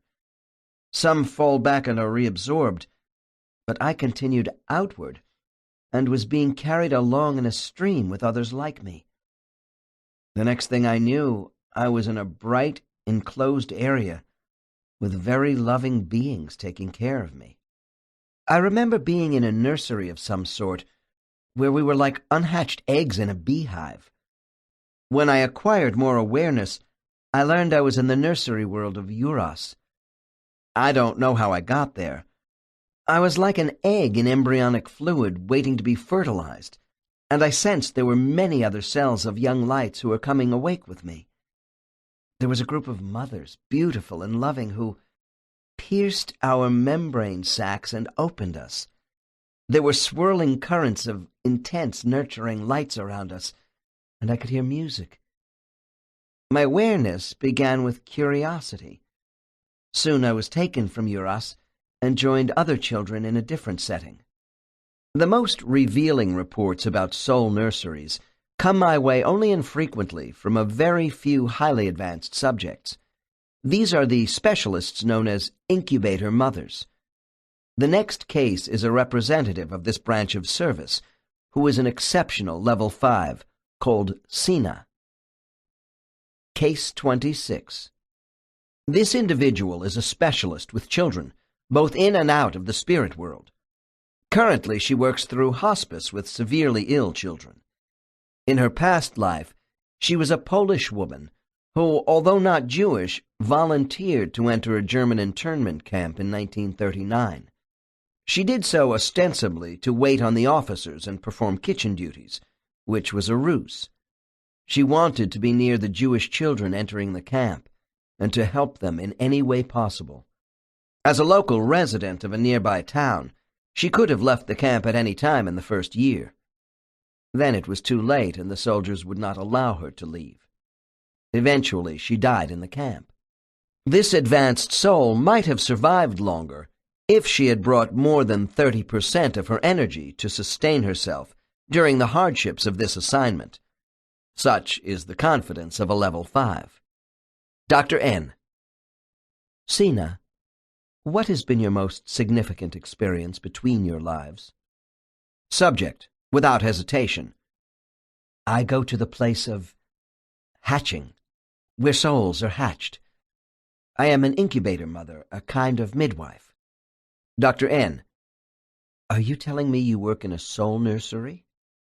Subject, brightly. Yes, we help the new ones emerge. We facilitate early maturation by being warm, gentle, and caring. We welcome them. Dr. N. Please explain the surroundings of the place to me. Subject.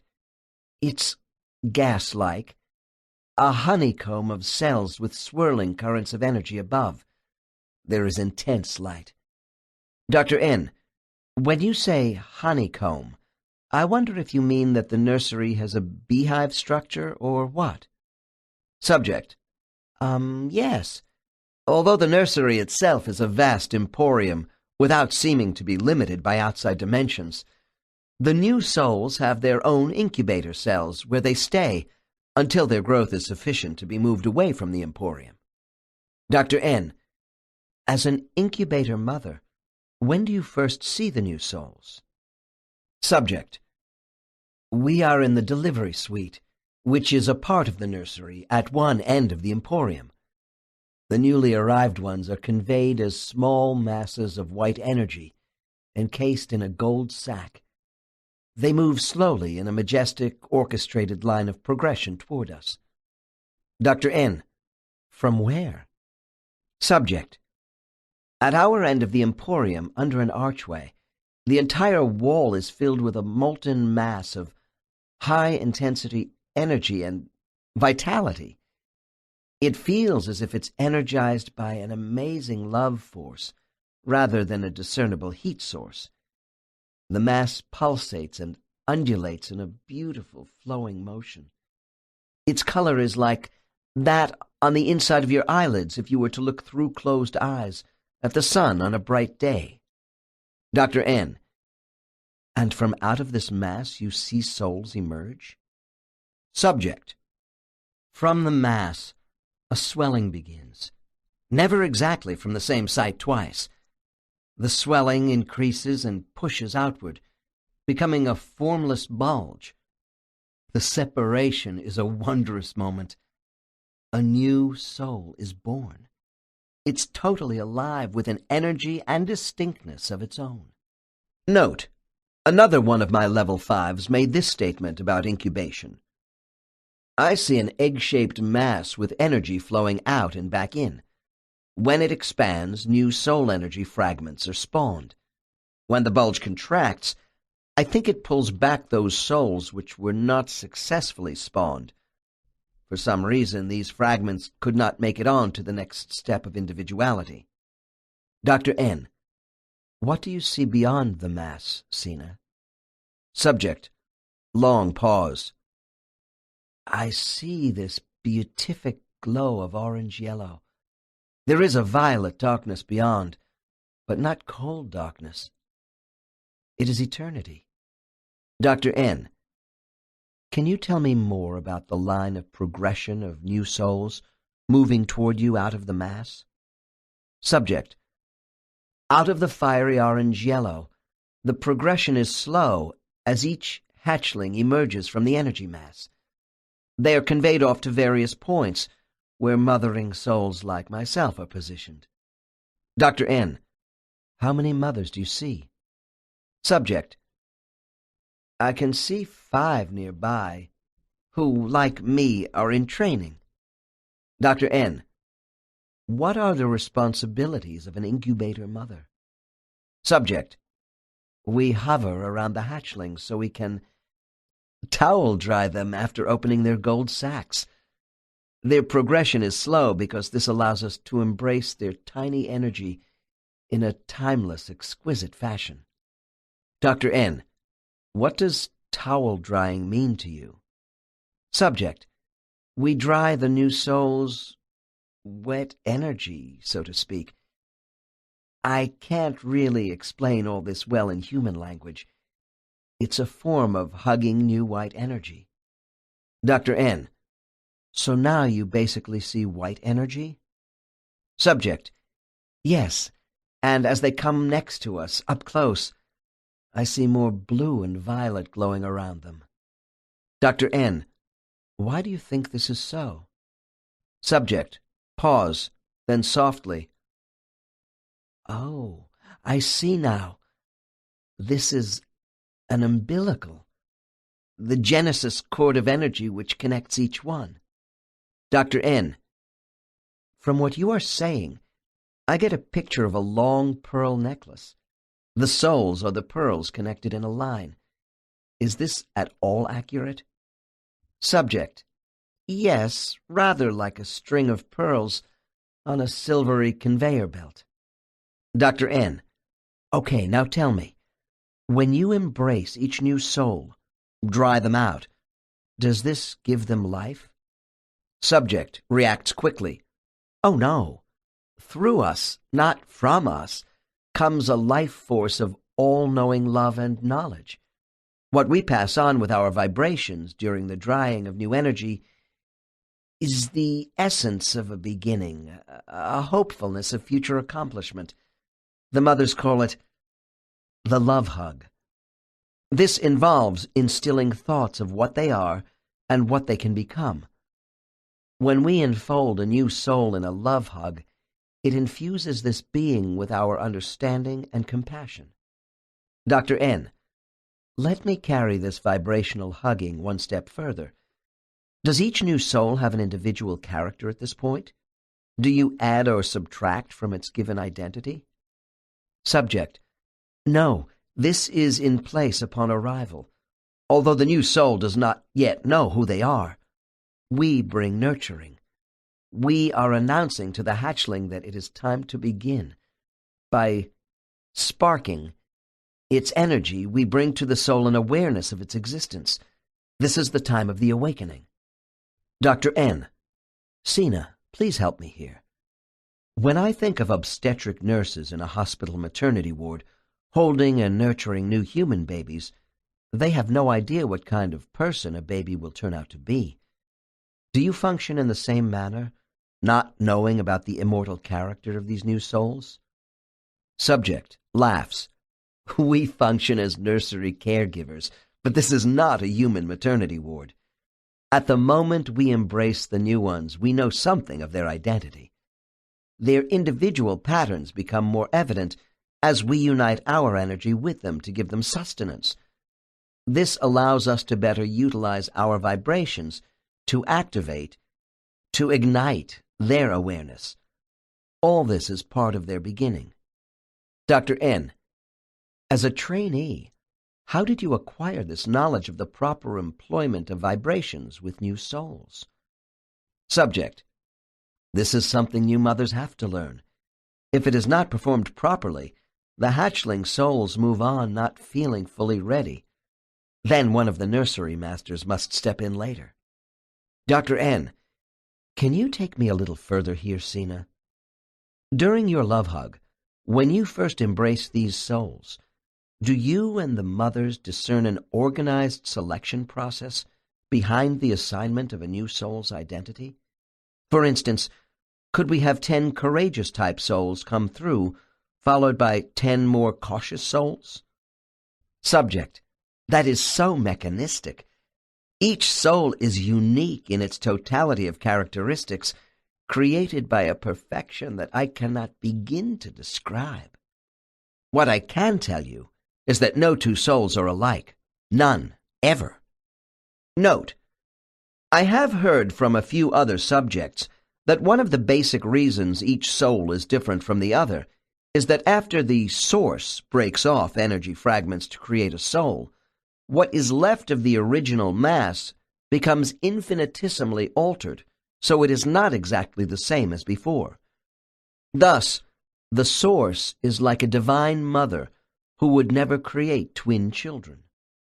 Dr. N. Pressing, wanting my subject to correct me. Do you think this is a totally random selection? There is no order of characteristics with matched similarities of any kind? You know this to be true? Subject, frustrated. How could I know this unless I was a creator? There are souls with similarities and those with none, all in the same batch. The combinations are mixed. As a mother, I can tweak each major trait that I sense, and this is why I can tell you no two have exactly the same combinations of character. Dr. N. Well, subject breaks in to continue. Subject, I have the sense that there is a powerful presence on the other side of the archway who is managing things. If there is a key to the energy patterns, we do not need to know of this. Note, these are the moments I wait for in my sessions, where I try to push open the door to the ultimate source. The door never opens more than a crack. Dr. N., please tell me what you feel about this presence, about the energy mass which is bringing these new souls to you. Surely you and the other mothers must have thought about the origins of souls here, even though you cannot see it? Subject, in a whisper, I feel the Creator is close by, but may not actually be doing the work of production. Dr. N., gently, meaning the energy mass may not be the primary creator? Subject, uncomfortable, I think there are others who assist. I don't know. Dr. N., taking another tack. Is it not true, Sina, that there are imperfections to the new souls? If they were created perfect, there would be no reason for them to be created at all by a perfect creator? Subject, doubtfully. Everything here seems to be perfection. Dr. N., I temporarily move in another direction. Do you work only with souls coming to Earth? Subject, yes, but they could go to all kinds of places. Only a fraction come to Earth. There are many physical worlds similar to Earth. We call them pleasure worlds and suffering worlds. Dr. N., and do you know when a soul is right for Earth, based upon your incarnation experience? Subject, yes, I do. I know that the souls who come to worlds such as Earth need to be strong and resilient because of the pain they have to endure along with the joy. Dr. N., that's my understanding too. And when these souls become contaminated by the human body, particularly the young ones, this is because they are less than perfect. Might that be true? Subject, well, I suppose, yes. Dr. N., continuing, which indicates to me that they must work to acquire more substance than they had originally in order to acquire full enlightenment. Would you accept that premise? Subject, long pause, then with a sigh. I think perfection is there with the newly created. Maturity begins by the shattering of innocence with new souls, not because they are originally flawed. Overcoming obstacles makes them stronger, but the acquired imperfections will never be totally erased until all souls are joined together, when incarnation ends. Dr. N., isn't this going to be difficult with new souls being created all the time to take the place of those ending their incarnations on Earth? Subject, this too will end when all people, all races, nationalities unite as one. This is why we are sent to places such as Earth to work. Dr. N., so when the training ends, will the universe we live in die as well? Subject, it may die before. It doesn't matter, there are others. Eternity never ends. It is the process which is meaningful because it allows us to savor the experience and express ourselves, and to learn. Before continuing with the evolution of a soul's progress, I should list what differences I have learned about their existence once they are created. 1. There are energy fragments which appear to return to the energy mass that created them before they even reach the nursery. I do not know the reason for their being aborted. Others who do reach the nursery are unable to handle learning to be on an individual basis during early maturation. Later, they are associated with collective functions, and from what I can determine, never leave the spirit world. 2. There are energy fragments who have individual soul essences that are not inclined or have the necessary mental fabric to incarnate in physical form on any world. They are often found on mental worlds, and they also appear to move easily between dimensions. 3. There are energy fragments with individual soul essences who incarnate only on physical worlds. These souls may well receive training in the spirit world with mental spheres between lives. I do not find them as interdimensional travelers. 4. There are energy fragments who are souls with the ability and inclination to incarnate and function as individuals in all types of physical and mental environments. This does not necessarily give them more or less enlightenment than other soul types. However, their wide range of practical experience positions them for many specialization opportunities and assignments of responsibility. The grand scheme for the newborn soul starts slowly. Once they are released from the nursery, these souls do not enter into incarnations, nor are they even formed into soul groups right away. Here is one description of this transition period from the still fresh memory of a young level 1 soul with only a couple of incarnations under his belt. Before I was assigned to my soul group and began coming to Earth, I remember being given the opportunity to experience a semi-physical world as a light form. It was more a mental world than physical, because my surroundings were not completely solid, and there was no biological life. I saw other young souls with me, and we could move easily around the ground as luminous bulbs with a semblance of the human form. We were not doing, just being, and getting the feel of what it would be like to be solid. Although the setting was more astral than temporal, we were learning to communicate with each other as beings living in a community. We had no responsibilities.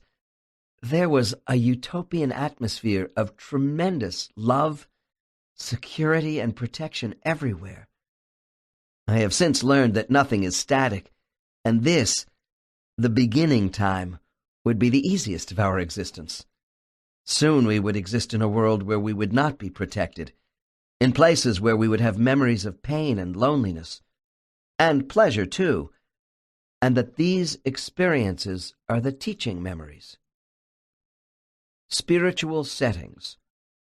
While in trance, my subjects describe many visual images of the spirit world in earthly symbolisms. They may create structural images from their own planetary experiences, or have these images created for them by guides, seeking to raise their comfort level with familiar surroundings.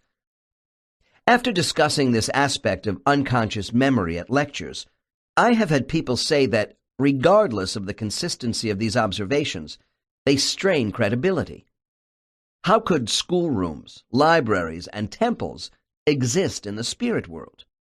I address these questions by explaining that past observational memory is metaphoric as a current perspective. Original scenes from all our lives never leave our memory as souls. In the spirit world, seeing a temple is not a literal record of stone blocks, but rather a visualization of the meaning the temple has to that soul. Back on Earth, memories of past events in our soul life are reconstructions of circumstances and events based upon interpretations and conscious knowledge. All client memory retrieval is based upon observations of the soul mind processing information through a human mind. Regardless of the visual structures of spiritual settings, I always look to the functional aspects of what a subject is doing in them. Once the new souls leave their protective cocoons, they enter into community life. As they begin their incarnations, descriptions of the places and structures they see between lives take on the same flavor as that of older souls who go to Earth. Sometimes these descriptions are not so earthly. I hear reports of cathedral-like structures of glass, great halls of crystals, geometric buildings with many angles and smooth domed enclosures without lines. Then, too, my subjects might say their surroundings have no structures, only fields of flowers and countryside scenes with forests and lakes. People in hypnosis display a sense of awe as they report floating toward their destinations in the spirit world. Many are so overcome they cannot adequately describe what they see. I hear many accounts about the sheer movement of souls in transition going from place to place.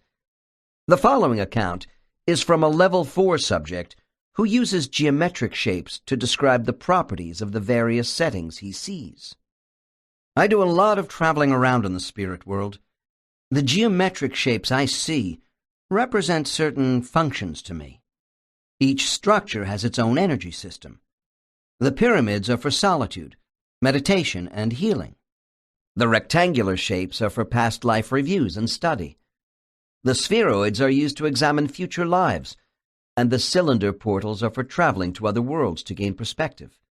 Sometimes I pass great hubs of soul activity, like an airport, with people being paged telepathically. The hubs are huge prismatic wheels with directional spoke lines which curve away from you. It's busy but well organized. Laughs. You can't rush in too fast, or you might overshoot the particular line you want out of these great hubs.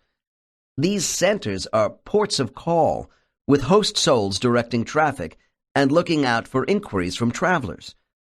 Everything moves with a soft, comfortable floating motion, and there are beautiful harmonic tones upon which souls can vibrationally lock onto, keeping them on track to their destinations.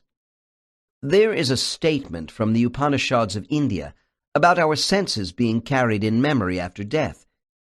I believe this old philosophical text is correct in the assumption that the senses, emotions, and human ego are a path to infinite experience, which provides a physical consciousness to the immortal self. These sentiments were expressed by a client of mine in a cogent way. We can create anything we want in the spirit world to remind us of places and things we enjoyed on earth. Our physical simulations are almost perfect. To many they are perfect. But without a body, well, to me they have the flavor of imitations. I love oranges.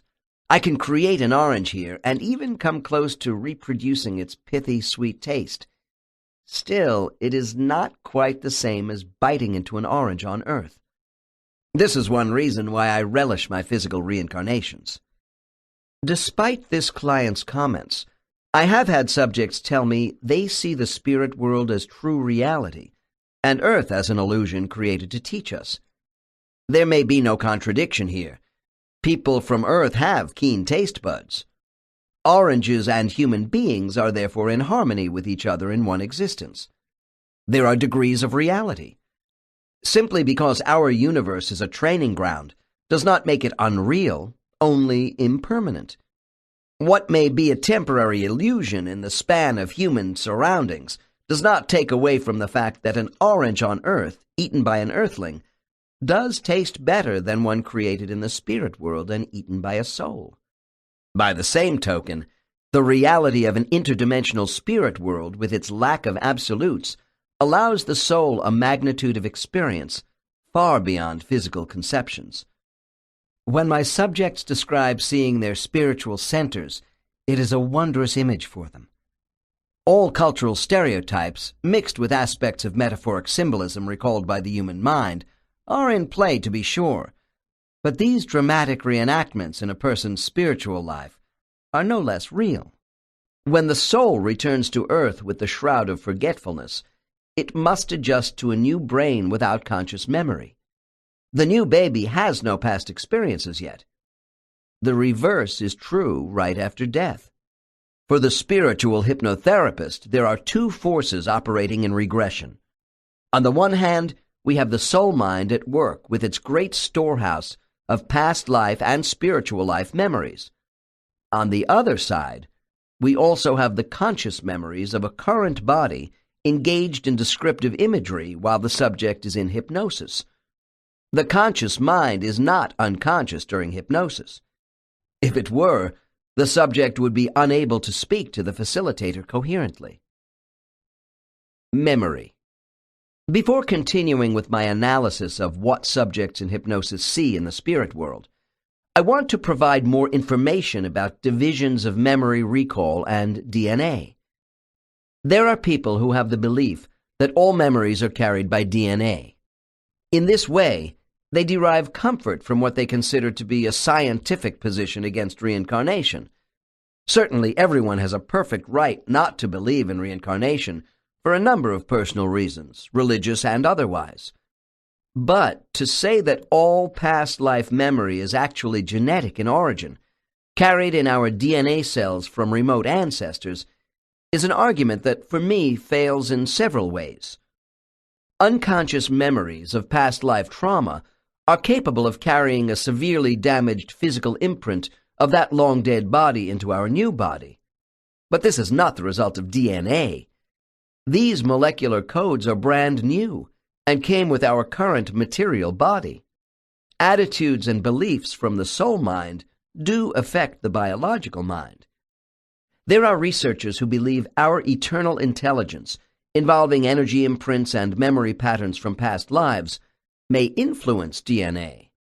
Indeed, there are countless other elements involving thought sequencing, which we bring into our host body from hundreds of former lives. This also includes our experiences in the spirit world, where we have no body. A sound argument against past life DNA memory is the volume of research we have accumulated about past lives. The former bodies we had in prior lives are almost never genetically related to our current family. I could have been a member of the Smith family, along with others in my soul group, in one life, and we might all choose to be part of the Jones family in the next life. However, we would not come back to the Smith family, as I will explain more fully in Chapter 7. The average subject has led past lives as Caucasians, Orientals, and Africans with no hereditary connections.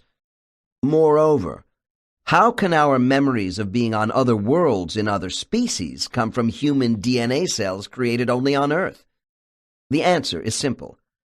So-called genetic memory is actually soul memory, emanating from the unconscious mind.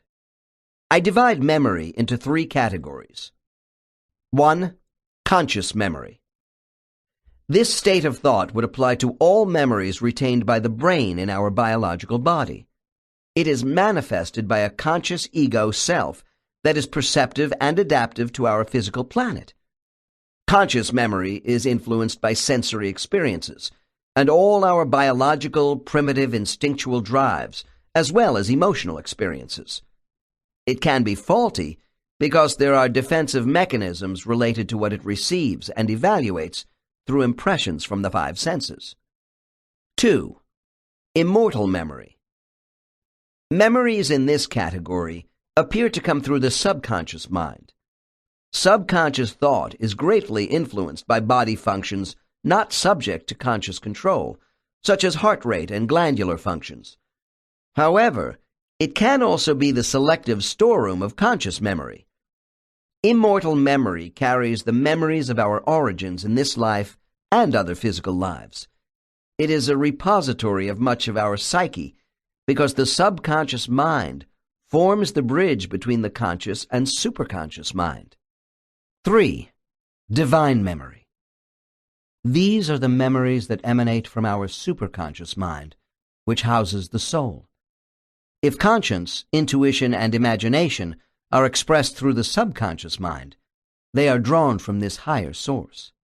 Our eternal soul mind has evolved from superior conceptual thought energy beyond ourselves.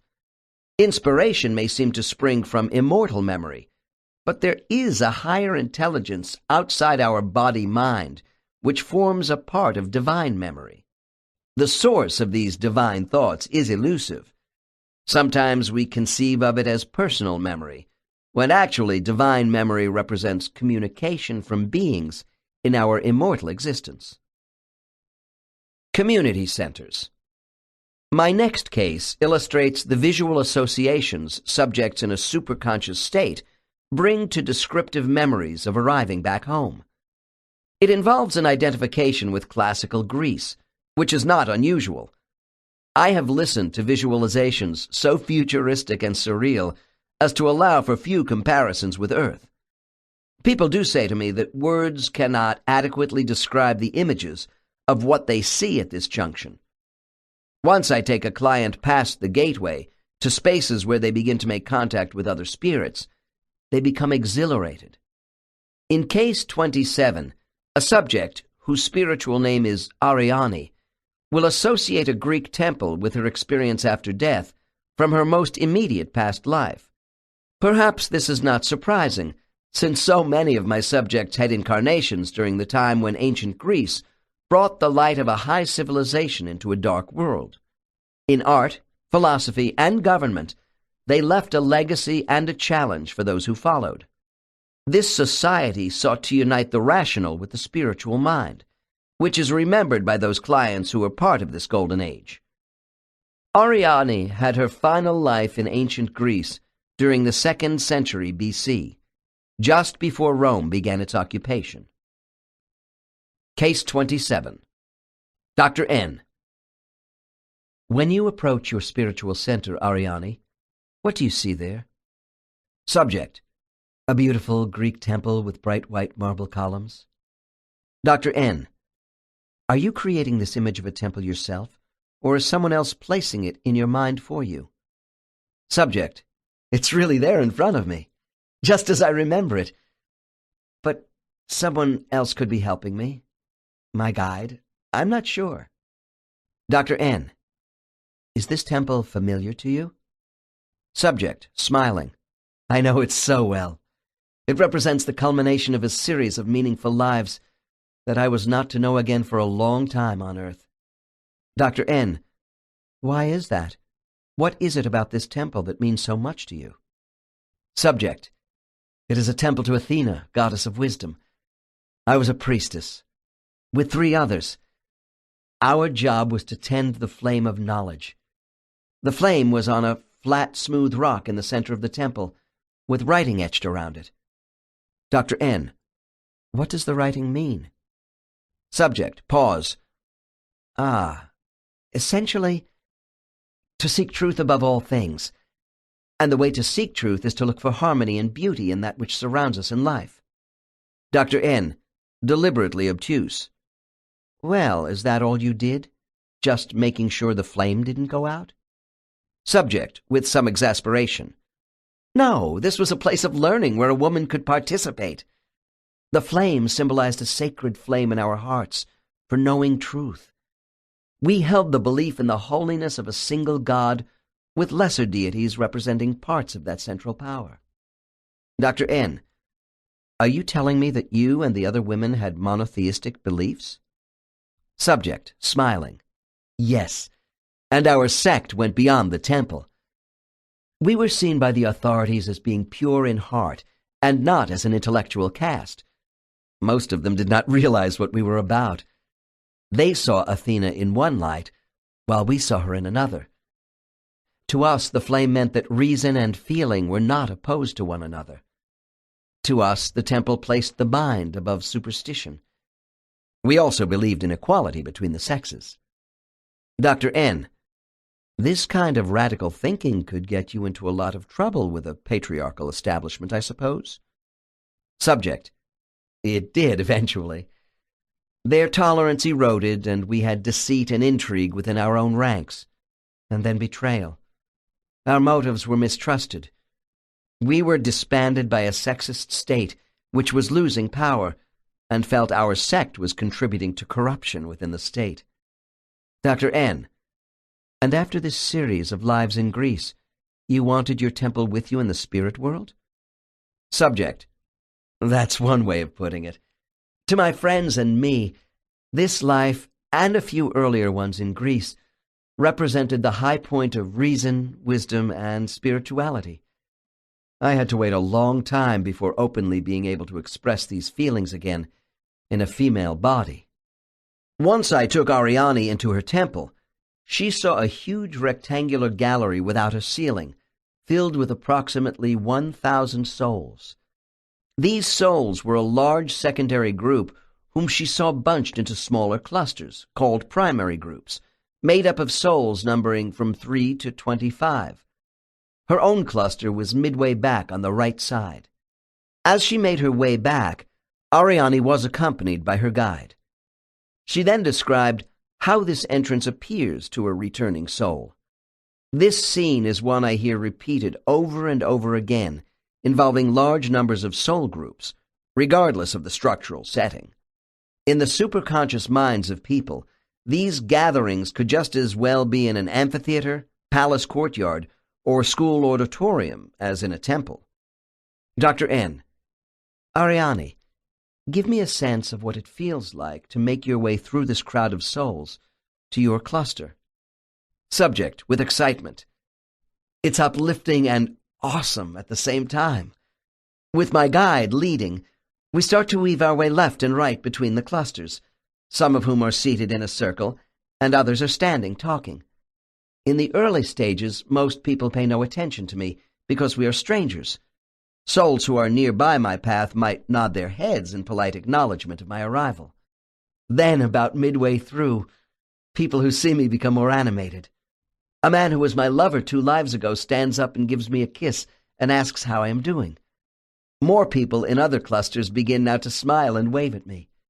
Some whom I have known in lives only slightly give me a thumbs-up greeting. Then, as I get to a group next to my own cluster, I see my parents. They stop what they are doing and drift over the short space between our 2 clusters to embrace me and whisper encouragement. Finally, I reach my own group, and everyone is welcoming me back. About half of all my clients see large groups of souls upon their return. The other half report that after their arrival, they see just their own cluster. The visual images of either large or small gatherings of souls can vary with the same soul after different lives. The primary group of souls, with whom we are most closely bonded, may also appear to these same subjects as people milling about in outdoor scenes of recreation, such as a countryside field of flowers. Regardless of an exterior or interior setting, when they first make contact with their groups, a majority of subjects see no other groups in the area. Instead, the welcoming souls are rather bunched together, with each soul coming forward in turn to the front position. Customarily, a group forms a semicircle around the newly arrived soul. Most of my subjects experience this circular form of greeting. A descriptive representation of this practice will be found in Chapter 7 with Case 47. Those subjects who report going directly into a classroom setting upon returning from a past life have a clear picture in their minds of hallways that connect a series of spaces for study. Unerringly, they seem to know in which space they belong. In these cases, cluster groups commonly stop their activities to welcome any new arrival. Only a very small percentage of my subjects say that their initial meeting with groups of souls involved just floating in air with nothing around. The absence of landscape scenes or physical structures does not last long, even in the minds of these people. Classrooms. Any gathering of souls outside a classroom setting, including the large assembly halls, indicates it is a time of general socializing and recreation. This doesn't mean serious discussions are not taking place in these areas, only that soul activities are not directed as in study areas. Here is a typical description from a subject who is moving into a classroom setting. My guide takes me into a star-shaped structure, and I know this is my place of learning. There is a round, domed central chamber which is empty now. I see corridors going off in opposite directions, and we move down one of these halls where the classrooms are located. They are offset in such a way that no 2 classrooms face each other. This is so we will not bother another room of souls. My room is the 3rd cubicle on the left. I never see more than 6 rooms to a hallway. Each room has an average of 8 to 15 souls working at desks. I know this sounds ridiculous, but that's what I see. As I pass down the hall with my guide, I notice in some rooms souls are studying quietly by themselves, while others are working in groups of 2 to 5. A different room has the students watching an instructor lecturing at a blackboard. When I enter my room, everyone stops what they are doing and gives me a big smile. Some wave and a few cheers if they were expecting me. The ones nearest the doorway escort me to a seat and I get ready to participate in the lesson. The whole time I have been gone seems like a brief trip down to the corner grocery store to buy a carton of milk. Most of my subjects visualize the structures of their spiritual classrooms as being single-story, although there are exceptions, such as the next case, with an intermediate-level soul called Rudolph. Case 28. Dr. N. After your last station stop, Rudolph, describe to me what you see as you approach your destination, the place where you belong in the spirit world. Subject. As I come near my pod, there is a park-like atmosphere where the countryside is so quiet and peaceful. I see clusters of bubbles that are smooth and transparent, with souls inside. Dr. N. And do you recognize your own pod? Subject. Oh. Yes. Although my references take some getting used to again. I'm doing fine. I could have done this myself, but my guide Tahama, who appears as an American Indian, came to escort me on this trip because she knew I was tired after a long, hard life.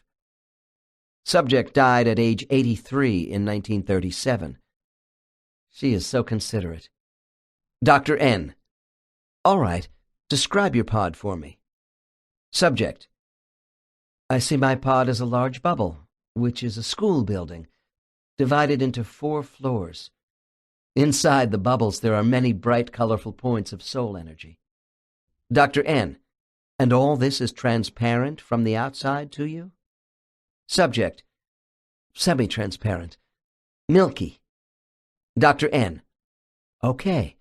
Now go inside and describe how you see these 4 floors and what they mean to you.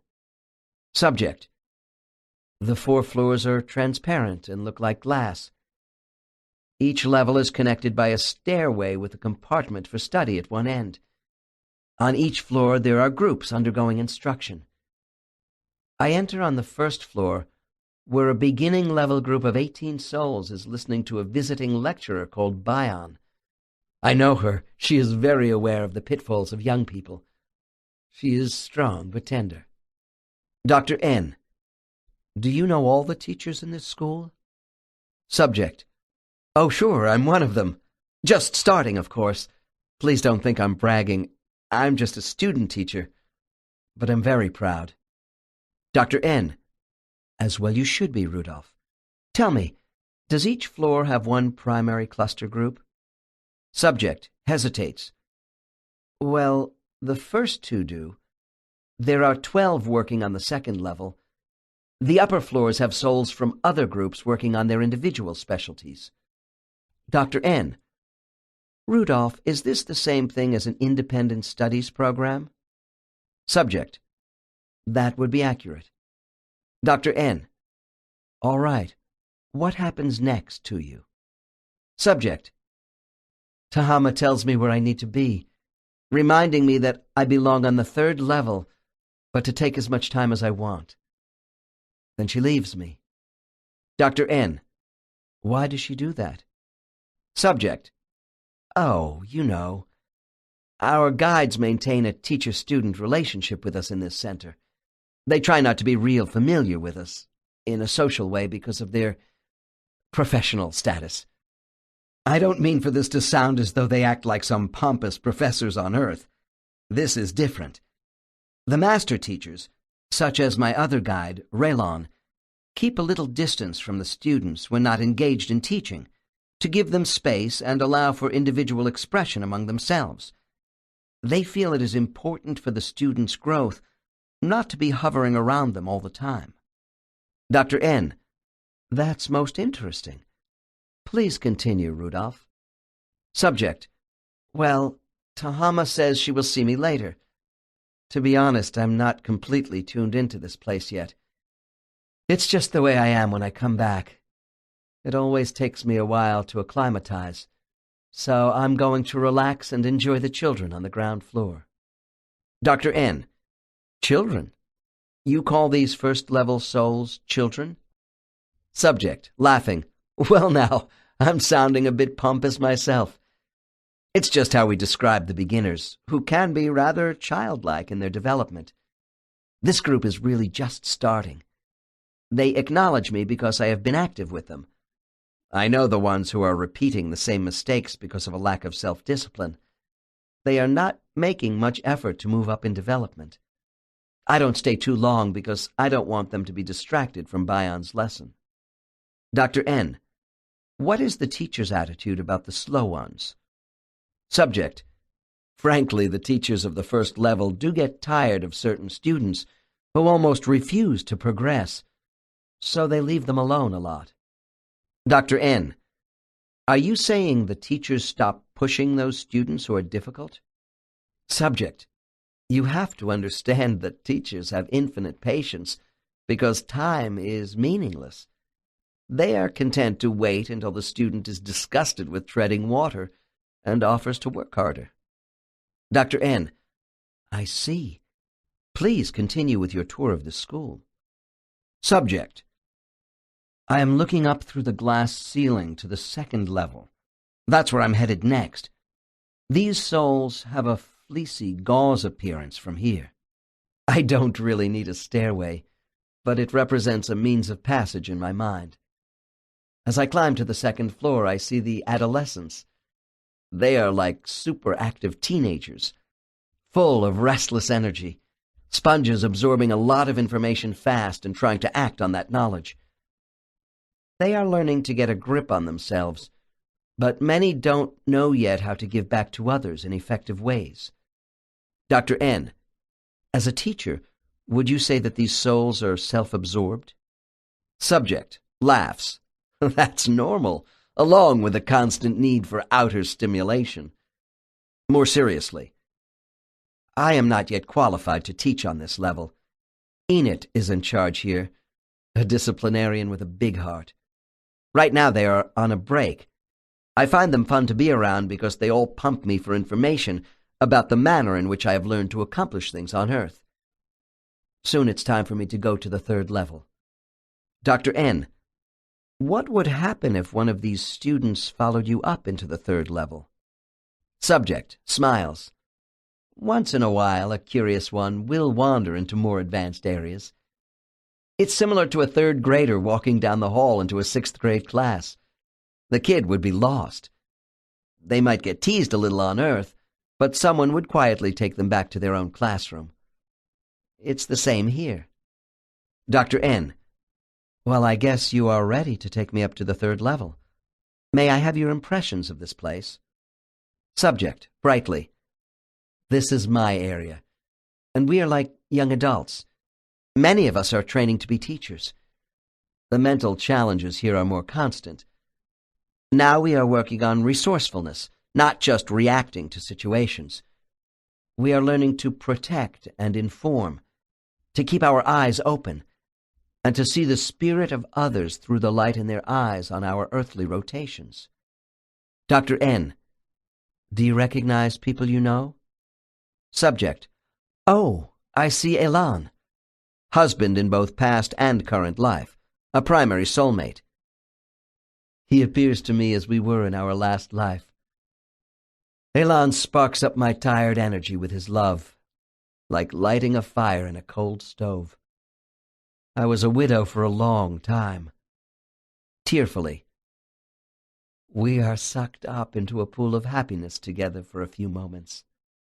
Dr. N, after a pause. Anyone else? Subject. Everybody. There is Esent, mother in current life, and Blay, a best girlfriend in her current life. Subject is suddenly distracted. I want to go up briefly to the fourth level to see my daughter Anna, also in current life. Dr. N, tell me what you can about the fourth level. Subject. There are only 3 souls there, and from below they appear as shapeless shadows of goldish and silver blue. There is such warmth and love with these souls growing into full adulthood. They are becoming very wise in helping souls really make use of their human bodies. I sense they feel more touched by a divine essence. They are in tune with their existence. When they come back from a physical life, they don't need adjusting as I do. Dr. N., where are the older adults, such as the senior guides, the elders, and others like them? Subject: they are not in this bubble, but we see them elsewhere. The Library of Life books. Many of my clients speak about being in research library settings soon after rejoining their soul groups. I have come to accept the idea that it is a standard learning imperative that we begin to study our past lives in depth right away. After I wrote about the place where our life records are stored in my first book, people asked if I was able to supply them with more details. The people who describe earthly structures in their spiritual home also include the library, and descriptions of this setting are quite consistent. On Earth, a library represents a systematic collection of books arranged by subjects and names which provide information. The titles of spiritual life books have my clients' names on them. This may seem odd, but if I were working with an intelligent aquatic being from planet X who had never been to Earth and whose place of study was an ocean tide pool, I'm sure that is what this entity would report seeing in the spirit world. I have reported on spiritual classrooms and smaller adjacent cubicles where primary groups interact, including even smaller isolated rooms where souls can be completely alone for quiet study. There is nothing small about the library. Everyone tells me the location of the life books is seen as a huge study hall in a rectangular structure, with books lined along walls and many souls studying at desks who do not seem to know each other. Once inside this space, librarian guides are the archivist souls in charge of the books. They are quiet, almost monastic beings who assist both guides and students from many primary clusters in locating information. These spiritual libraries serve souls in different ways, depending upon their level of attainment. Souls may be assisted either by their own guides, the archivists, or both.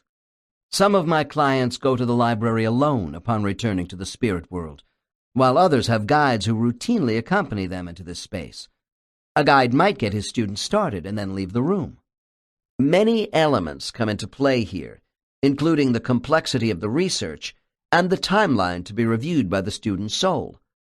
When students are in these study halls, they sometimes work in pairs, but mostly they do their research alone after being assisted by the archivists in finding the proper life books.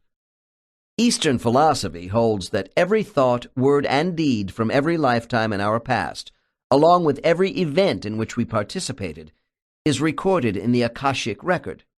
Possibilities of future events can also be seen with the help of scribes. The word Akasha essentially means the essence of all universal memory that is recording every energy vibration of existence, rather like an audiovisual magnetic tape. I have discussed the connections of divine, immortal, and conscious memory. Our human conceptualization of spiritual libraries, timeless places where we study missed opportunities and our accountability for past actions, is an example of those memory connections. People of the East have conceived that the substance of all events past, present, and future is preserved by containment within energy particles, and then recovered in a sacred spiritual setting through vibrational alignments. I feel the whole concept of personal spiritual records for each of us did not originate in India or anywhere else on Earth. It began with our spiritual minds already having knowledge of these records between lives. I find it unsettling that certain aspects of recovered memory about spiritual libraries can be subverted by human belief systems which are intended to frighten people. Within Eastern cultures, there are those who have been led to believe the life books are analogous to spiritual diaries that can be used as evidence against the soul. Visions of spiritual libraries are interpreted as scenes where cases are prepared as depositions against errant souls based upon their karmic records. A further step in this misguided belief system brings us to the dreaded tribunal for sentencing, after testimony about the soul's shortcomings in the last life. Certain psychics claim they have privileged access to events of the future through Akashic records, and that by working exclusively with them, they can divert their followers from catastrophe. Human extravagance has no bounds when it comes to instilling fear. A prime example is the fear of terrible punishment for those who commit suicide. It is true that being kept out of heaven has been a deterrent to suicide, but it is the wrong approach. I have noticed in recent years that even the Catholic Church is not quite so adamant about suicide being a mortal sin, subject to the extremes of spiritual punishment. There is now a Vatican-approved catechism which states that suicide is against natural law, but adds, by ways known to God alone, there is opportunity for salutary repentance. Salutary means conducive to some good purpose. My next case represents a subject who killed herself in her last life. She describes her examination of this act in a library setting. Repentance in the spirit world often begins here. Since I will be reviewing her suicide, this is a suitable point to briefly digress from the library and address some of the questions I have been asked about suicide and subsequent retribution in the spirit world. When I work with clients who have committed suicide in former lives, the first thing most exclaim right after the moment of death is, "Oh my God, how could I have been so stupid?" These are physically healthy people, not those who are suffering from a debilitating physical illness. Suicide by a person, young or old, whose physical state has reduced the quality of their life to almost nothing, is treated differently in the spirit world than those who had healthy bodies. While suicide cases are treated with kindness and understanding, people who kill themselves with a healthy body do have a reckoning. In my experience, souls feel no sense of failure or guilt when they have been involved with a mercy death. I shall give a realistic example of this sort of death with a brother and sister under the free will section in Chapter 9. When there is unendurable physical suffering, we have the right to be released from the pain and indignity of being treated like helpless children connected to life support systems. In the spirit world, I find that no stigma is attached to a soul leaving a terribly broken body, who is released by its own hand or from that of a compassionate caregiver. I have worked with quite a number of people who have attempted suicide in the years before they saw me, and I feel my working with them has provided a helpful perspective. Some were still in emotional turmoil when I met them, while others had pulled away from thoughts of self-destruction. One thing I have learned is that people who tell me they don't belong on Earth need to be taken seriously.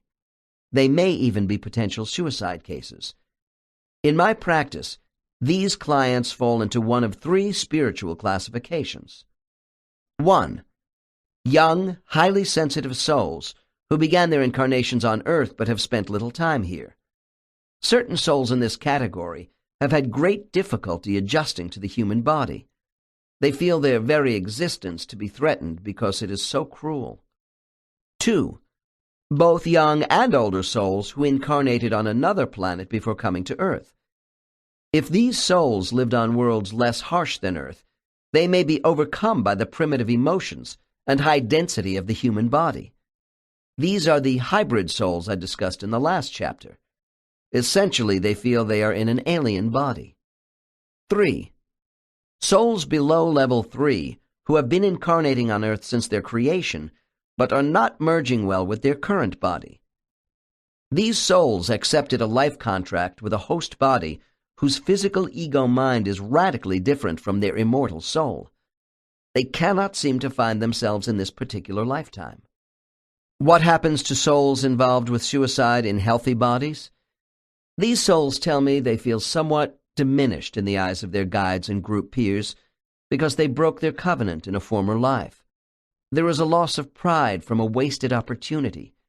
Life is a gift, and a great deal of thought has gone into allocating certain bodies for our use.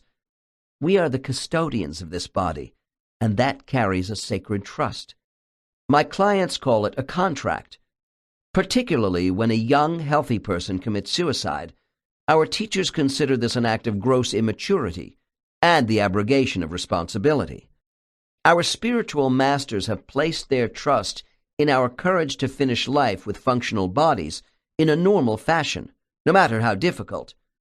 They have infinite patience with us, but with repeated suicide offenders, their forgiveness takes on another tone. I worked with a young client who had tried to commit suicide a year before I saw him. During our hypnosis session, we found evidence of a pattern of self-destruction in former lives. Facing his master teachers at a council meeting following his last life, this client was told by an elder, "Once again you are here early and we are disappointed.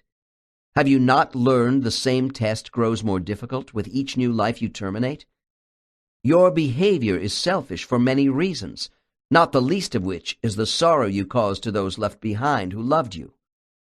How much longer will you continue to just throw away the perfectly good bodies we give you? Tell us when you are ready to stop engaging in self-pity and underestimating your capabilities." I don't think I have ever heard of a council member come down any harder on one of my subjects over the issue of suicide. Months later, this client wrote to me to say that whenever thoughts of committing suicide entered his head, he pushed them aside because of a desire to avoid having to face this elder again after killing himself. A little post-hypnotic suggestion on my part made recovering this scene in his conscious mind especially easy, and serves as a deterrent. In suicide cases involving healthy bodies, one of two things generally happens to these souls. If they are not a repeat offender, the soul is frequently sent back to a new life rather quickly, at their own request, to make up for lost time. This could be within 5 years of their death on Earth. The average soul is convinced it is important to get right back on the diving board after having taken a belly flop in a prior life. After all, we have natural survival instincts as human beings, and most spirits tenaciously fight to stay alive. For those who display a pattern of bailing out when things get rough, there are places of repentance for a good purpose. These places do not contain a pantheon of horrors in some dark lower spirit region reserved for sinners. Rather than being punished in some sort of bleak purgatory, these souls may volunteer to go to a beautiful planetary world with water, trees, and mountains, but no other life. They have no contact with other souls in these places of seclusion, except for sporadic visits by a guide to assist them in their reflections and self-evaluation. Places of isolation come in many varieties, and I must admit they seem terribly boring. Maybe that's the whole idea. While you are sitting out the next few games on the bench, your teammates continue with challenges in their new lives. Apparently, this medicine seems to work, because these souls come back to their groups feeling refreshed, but knowing they have missed out on a lot of action and opportunities for personal development with their friends. Nonetheless, there are souls who will never adjust to Earth. I hear some are reassigned to other worlds for their future incarnations. My next two cases represent the exposure of souls to spiritual libraries and the impact seeing their records has on them. In both cases, there is evidence of the use of altered reality, with some differences. The woman in case 29, a suicide case, will be shown a series of alternative choices she could have made in her past life, presented in 4 coexisting time sequences. The first timeline was the actual life itself. She will be more of an observer than a participant in these scenes. With case 30, however, we will see the employment of a single scene with an altered reality, where the soul will dramatically enter a scene from his past life to actually experience a different outcome. Both cases are designed to show the many paths in life involving choices. Our guides decide on the most effective means for self-discovery in the library. The design and scope of these investigations then comes under the jurisdiction of the archivists. Case 29. Amy had recently returned to the spirit world from a small farming village in England, where she killed herself in 1860 at age 16. This soul would wait another 100 years before coming back due to her self-doubts about handling adversity. Amy drowned herself in a local pond because she was 2 months pregnant and unmarried. Her lover, Thomas, had been killed the week before in a fall off a thatched roof he was repairing. I learned the two were deeply in love and intended to marry. Amy told me during her past life review that she thought when Thomas was killed, her life was over. Amy said she did not want to bring disgrace upon her family from the gossip of local villagers. Tearfully, this client said, "I knew they would call me a whore, and if I ran off to London, this is exactly what a poor girl with child would become." In suicide cases, the soul's guide might offer seclusion, aggressive energy regeneration, a quick return, or some combination of these things. When Amy crossed over after killing herself, her guide, Likiko, and the soul of Thomas were there to comfort her for a while. Soon she was alone with Likiko in a beautiful garden setting. Amy sensed the disappointment in Likiko's manner, and she expected to be scolded for her lack of courage. Angrily, she asked her guide why the life didn't go as planned in the beginning. She had not seen the possibility of suicide before her incarnation. Amy thought she was supposed to marry Thomas, have children, and live happily in her village to old age. Someone, she felt, had pulled the rug out from under her. Likiko explained that Thomas's death was one of the alternatives in this life cycle, and that she had the freedom to make better choices than killing herself. Amy learned that for Thomas, his choice to go up on a high, steep, and dangerously slippery roof was a probable one. More probable because his soul mind had already considered this accident as a test for her. Later, I was to learn Thomas came very close to not accepting the roof job because of internal forces pulling him the other way. Apparently, everyone in this soul group saw that Amy's capacity for survival was greater than she gave herself credit for, although she had shown tenuous behavior in her earlier lives. Once on the other side, Amy thought the whole exercise was cruel and unnecessary. Likiko reminded Amy that she had a history of self-flagellation, and that if she was ever going to help others with their survival, she must get past this failing in herself. When Amy responded that she had little choice but to kill herself, given the circumstances of Victorian England, she found herself in the following library scene. Dr. N. Where are you now? Subject, somewhat disoriented. I'm in a place of study. It looks Gothic. Stone walls, long marble tables. Dr. N. Why do you think you are in this sort of building? Subject, pause. In one of my lives, I lived as a monk in Europe, in the 12th century. I loved the old church cloister as a place for quiet study. But I know where I am now. It is the library of great books, the records. Dr. N. Many people call them life books. Is this the same thing? Subject. Yes, we all use them. Pause. Subject is distracted. There is a worrisome-looking old man in a white robe coming toward me, fluttering around me. Dr. N. What's he doing, Amy? Subject. Well, he's carrying a set of scrolls, rolls of charts. He is muttering and shaking his head at me. Dr. N. Do you have any idea why? Subject. He is the librarian. He says to me, "You are here early." Dr. N. What do you think he means? Subject. Pause. That I did not have compelling reasons for arriving back here early. Dr. N. Compelling reasons? Subject. Breaking in. Oh, being in terrible pain, not able to function in life. Dr. N. I see. Tell me what this librarian does next. Subject. There is a huge open space where I see many souls at long desks with books everywhere, but I'm not going to that room now. The old man takes me to one of the small private rooms off to the side, where we can talk without disturbing the others. Dr. N. How do you feel about this? Subject. Shakes head in resignation. I guess I need special treatment right now. The room is very plain with a single table and chair. The old man brings in a large book and it is set up in front of me like a TV viewing screen. Dr. N. What are you supposed to do? Subject, abruptly. Pay attention to him. He sets his scroll in front of me first and opens it. Then he points to a series of lines representing my life. Dr. N. Please go slowly here and explain what these lines mean to you, Amy. Subject. They are lifelines. My lines. The thick, widely spaced lines represent the prominent experiences in our life and the age they will most likely occur. The thinner ones bisect the main lines and represent a variety of other circumstances. Dr. N. I have heard these less prominent lines are possibilities of action, as opposed to the probabilities. Is that what you are saying?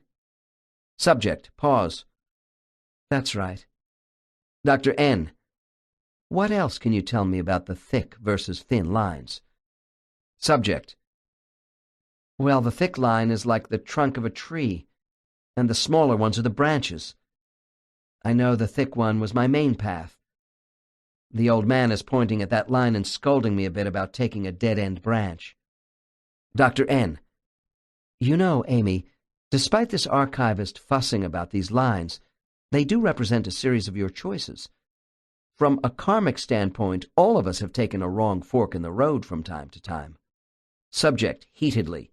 Yes, but this is serious. I did not just make a small mistake in his eyes. I know he cares about what I do. There is a pause, and then loudly. I want to hit him over the head with his damn scroll. I tell him, you go try my life for a while. Note. At this point, Amy tells me that the old man's face softens, and he leaves the room for a few minutes. She thinks he is giving her time to collect herself, but then he brings back another book. This book is open to a page where Amy can see the archivist as a young man being torn apart by lions in an ancient Roman arena for his religious convictions. He then puts this book aside and opens Amy's book. I ask her what she sees next. Subject. It comes alive in three-dimensional color. He shows me the first page with a universe of millions of galaxies, then the Milky Way, and our solar system, so I will remember where I came from. As if I could forget. Then more pages are turned. Dr. N. I like this perspective, Amy. Then what do you see? Subject. Ah, crystal prisms. Dark and light depending upon what thoughts are sent. Now I remember I have done this before. More lines, and pictures which I can move forward and backward in time with my mind. But the old man is helping me anyway. Note, I have been told these lines form vibrational sequences representing timeline alignments. Dr. N. How would you interpret the meaning of the lines? Subject. They form the patterns for the life pictures in the order you wish to look at, that you need to look at. Dr. N. I don't want to get ahead of you, Amy. Just tell me what the old man does with you now. Subject. Okay. He flips to a page, and I see myself on screen in the village I just left. It isn't really a picture. It's so real. It's alive. I'm there. Dr. N. Are you actually in the scene, or are you simply observing the scene? Subject. We can do both, but right now I am supposed to just watch the scenes. Dr. N. That's fine, Amy. Let's go through the scene as the old man is presenting it to you. Explain what is going on. Subject. Oh, we are going to look at other choices.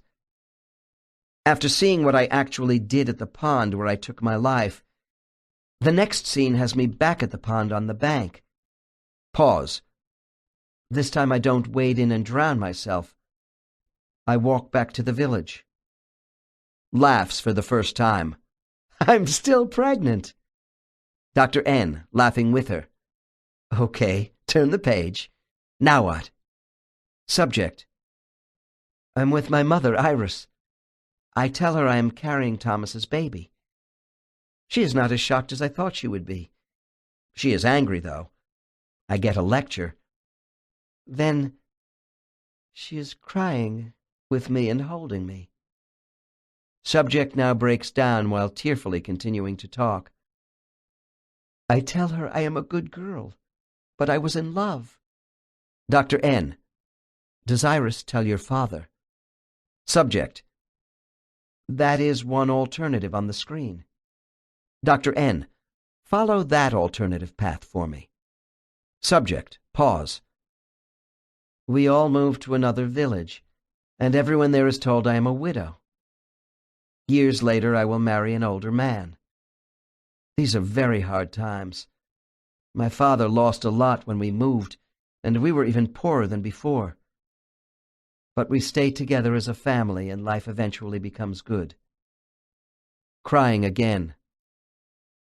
My little girl was beautiful. Dr. N. Is that the only alternative course of action you study right now? Subject, with resignation. Oh, no. Now I look at another choice. I come back from the pond and admit I am pregnant. My parents scream at me and then fight with each other about who is to blame. I am told they do not want to give up our small farm they worked so hard for and leave the village because I am disgraced. They give me a little money to get to London so I can try to find work as a serving girl. Dr. N. And how does this work out? Subject, bitterly. Just what I expected. London would not have been good. I wind up in the streets sleeping with other men. Shudders. I die kind of young, and the baby is a foundling who eventually dies too. Horrible. Dr. N. Well, at least you tried to survive in that alternative life. Are any other choices shown to you? Subject. I'm growing tired. The old man shows me one last choice. There are others, I think, but he will stop here because I ask him to. In this scene, my parents still believe I should go away from them, but we wait until a traveling peddler comes to our village. He agrees to take me in his cart after my father pays him something. We do not go to London, but rather to other villages in the district. I finally find work with a family. I tell them my husband was killed. The peddler gave me a brass ring to wear and backs up my story. I'm not sure they believe me. It doesn't matter. I settle in the town. I never marry, but my child grows up healthy. Dr. N. After you are finished turning these pages with the old man and have contemplated some of the alternatives to suicide, what are your conclusions? Subject, sadly. It was a waste to kill myself. I know it now. I think I knew it all along. Right after I died, I said to myself, God, that was a stupid thing to do. Now I'm going to have to do it all over again. When I went before my council, they asked if I would like to be retested soon. I said, let me think about it a while. After this session, my client discussed some of the choices she has had to make in her current life involving courage. As a teenager, she became pregnant and dealt with this difficulty through the help of a school counselor, and finally her mother, who was Iris in her life as Amy. They encouraged her to stand up for herself regardless of the opinions of others. In our session together, my subject learned her soul has a tendency to prejudge serious events in her life in a negative manner. In many past lives, there was always a nagging thought that whatever decision she made in a crisis would be the wrong one. Although Amy was reluctant to return to Earth again, today she is a woman of much greater confidence. She spent the 100 years between lives reflecting on her suicide and decisions made in the centuries before this life. Amy is a musical soul, and she said at one point, "Because I wasted the body assigned to me, I'm doing a kind of penance. During recreation, I can't go to the music room, which I love to do, because I need to be alone in the library. I use the screens to review my past actions involving choices where I have hurt myself and those around me." When a client uses the word screen to describe how they view events, the setting is relevant. Small conference rooms and the library appear to have tables with a variety of TV-size books. These so-called books have three-dimensional illuminated viewing screens. One client echoed the thoughts of most subjects when she said, "These records give the illusion of books with pages, but they are sheets of energy which vibrate and form live picture patterns of events." The size of these screens depends upon usage within a given setting. For instance, in the life selection rooms we use just before our next incarnation, the screens are much larger than seen in spiritual libraries and classrooms. Souls are given the option of entering these life-sized screens. The huge, shimmering screens usually encircle the soul, and they have been called the Ring of Destiny. I will discuss the ring further in Chapter 9. Despite the impressive size of the screens in future life selection rooms, souls spend far more time looking at scenes in the library. The function of the smaller library screens is for monitoring past and current time on Earth on a continuing basis. All screens, large or small, have been described to me as sheets of film which look like waterfalls that can be entered while part of our energy stays in the room. All cosmic viewing screens are multidimensional, with coordinates to record space-time avenues of occurrence. These are often referred to as timelines, and they can be manipulated by thought scanning. There may be other directors of this process not seen by the soul. Quite often, a subject will employ mechanical contrivances in their scanning descriptions, such as panels, levers, and dials. Apparently, these are all illusions created for souls who incarnate on Earth. Regardless of screen size, the length, width, and depth in each frame allows the soul to become part of a procession of cause and effect sequences. Can souls enter the smaller screens associated with books in the same way as with the larger screens found in the ring? While there are no restrictions for time travel study, most of my subjects appear to use the smaller screens more for observing past events in which they once participated. Souls take a portion of their energy, leaving the rest at the console, and enter the screens in one of two ways. 1. As observers moving as unseen ghosts through scenes on Earth with no influence on events. I see this as working with virtual reality. 2. As participants, where they will assume roles in the action of the scene, even to the extent of altering reality from the original by recreations. Once reviewed, everything returns to what it was, since the constant reality of a past event on a physical world remains the same from the perspective of the soul who took part in the original event. As the dialogue progresses in my next case, it will be obvious that an unseen entity is recreating a past life scene, but with alterations. These adjustments are intended to elicit empathy and teach the soul in Case 30. This case is an example of what some of my clients mean when they talk about entering worlds of altered time and causality through screens found in books, desk consoles, and viewing theaters. Although these space-time training exercises do not change the course of the original historical event on Earth, there may be other forces at work here. I concede the possibility that my subjects' memories could demonstrate that they are moving through parallel universes, which might nearly duplicate our own space-time. Yet, in spiritual classrooms and libraries, they do not see past events on Earth as being outside the reality of our universe. I do have the feeling that what a soul from Earth is able to see and explain to me is regulated by the resonances of their personal guides.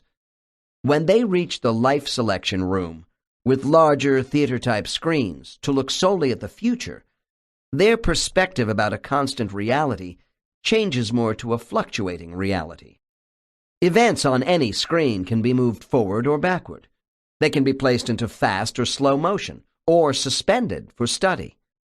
All possibilities of occurrences involving the viewer are then available for study, as if they were using a movie projector. One can sense from Case 30 that a past event on our physical world has not been indelibly changed for this individual, even though his soul is existing in the eternal now-time of the spirit world. Some would call these projections no-time for souls, because the past can be blended with future possibilities in the next life from an always-present spirit time. Case 30. This case involves a soul called Unther, who has just completed a life of aggressive behavior toward other people. His mentors decided to begin Unther's life review in the library with a scene from his childhood in a play yard. Dr. N. When you return to the spirit world, Unther, is there some highlight of your past life review that you particularly remember and would like to tell me about? Subject. After I have time to visit with my group for a while, my guide, Photanius, escorts me to the library for some private study, while my past life is still very fresh. Dr. N. Is this the only time you will come here? Subject. Oh, no. We often come here by ourselves to study. It is also a way to prepare for the next life, too. I will study vocations and avocations for the new life in light of my objectives, to see if they fit. Dr. N. All right, let's move into the library. Please describe everything you see in the order that you see it. Subject. The room is in a large rectangular building. Everything is glowing, transparent white. The walls are lined with big, thick books. Dr. N. Has Photanius brought you here? Subject. Just in the beginning. Now I am with a woman with pure white hair who has met me. Her face is very reassuring. The first thing I notice when I enter are the long rows of tables that stretch off so far into the distance I can't see where they end. I see many people sitting at the long tables looking at the books in front of them. The people studying are not too close to one another. Dr. N. Why is that? Subject. Oh, not facing each other is a matter of courtesy and respect for privacy. Dr. N. Please go on. Subject. My librarian looks so scholarly. We call these people the scholastics. To others, they are archivists. She moves to a nearby wall section and pulls down a book. I know these are my records. In a faraway voice, they contain stories which have been told and those that are untold. Dr. N. with some levity. Do you have your library card? Subject laughs. No cards are required. Just mental attunement. Dr. N. Do you have more than one life book assigned to you? Subject. Yes, and this is the one I will use today. The books are stacked in order on the shelves. I know where mine are, and they glow when I look at them from a distance. Dr. N. Could you go into the stacks yourself? Subject. No, but I think the older ones do. Dr. N. So at this moment, the librarian has brought you the book you are supposed to study. Subject. Yes. There are large pedestals positioned near the tables. The scholastic opens the page where I am to begin. Note. We are now at the stage when each case takes on a unique quality of personal engagement with the lifebook screens. The conscious mind may or may not be able to translate into human language what the superconscious mind fully sees in the library. Dr. N. Then she is getting you started at the pedestal before you take this book to a table by yourself? Subject. Yes. I'm looking at a page with writing, gold lettering. Dr. N. Can you read this writing for me? Subject. No, I can't translate it now, but it identifies that it is my book. Dr. N. Can't you make out even one word? Look closely. Subject. Pause. I see the Greek pi symbol. Dr. N. Is this symbolic of a letter in the Greek alphabet, or does it have a mathematical significance for you? Subject. I think it has to do with ratios, how one thing relates to another to me. The writing is a language of motion and emotion. You feel the writing as musical vibrations. These symbols represent the causes and effects of a set of proportional relationships between similar and dissimilar circumstances in my lives. There is more, but I can't. Stops. Dr. N. Thank you for that. Now tell me, what are you going to do with this book? Subject. Before I carry it down to an empty space at one of the tables, we are going to do an exercise together.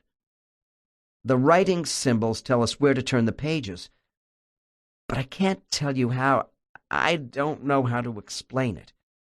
Dr. N, don't worry about that. You are doing a fine job with explanations. Just tell me how the librarian helps you. Subject takes a deep breath. We turn to a page which shows me as a child playing in my schoolyard. Subject now begins to shake. This isn't going to be fun. I'm directed to the time when I was a mean, rotten kid.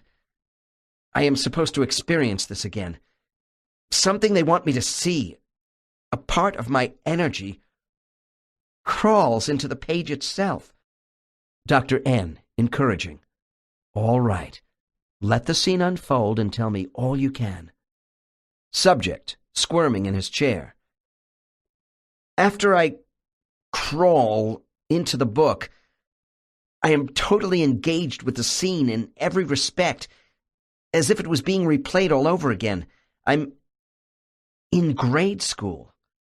I am a tough kid who picks on the smaller, less aggressive boys, punching them and throwing rocks at everybody when the schoolyard monitors aren't looking. And then, oh no! Dr. N, what's happening? Subject, alarmed.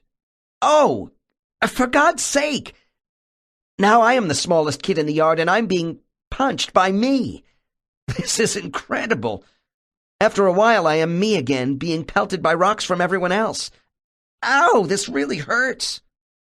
Dr. N, after quieting the subject down and moving him totally back into the library.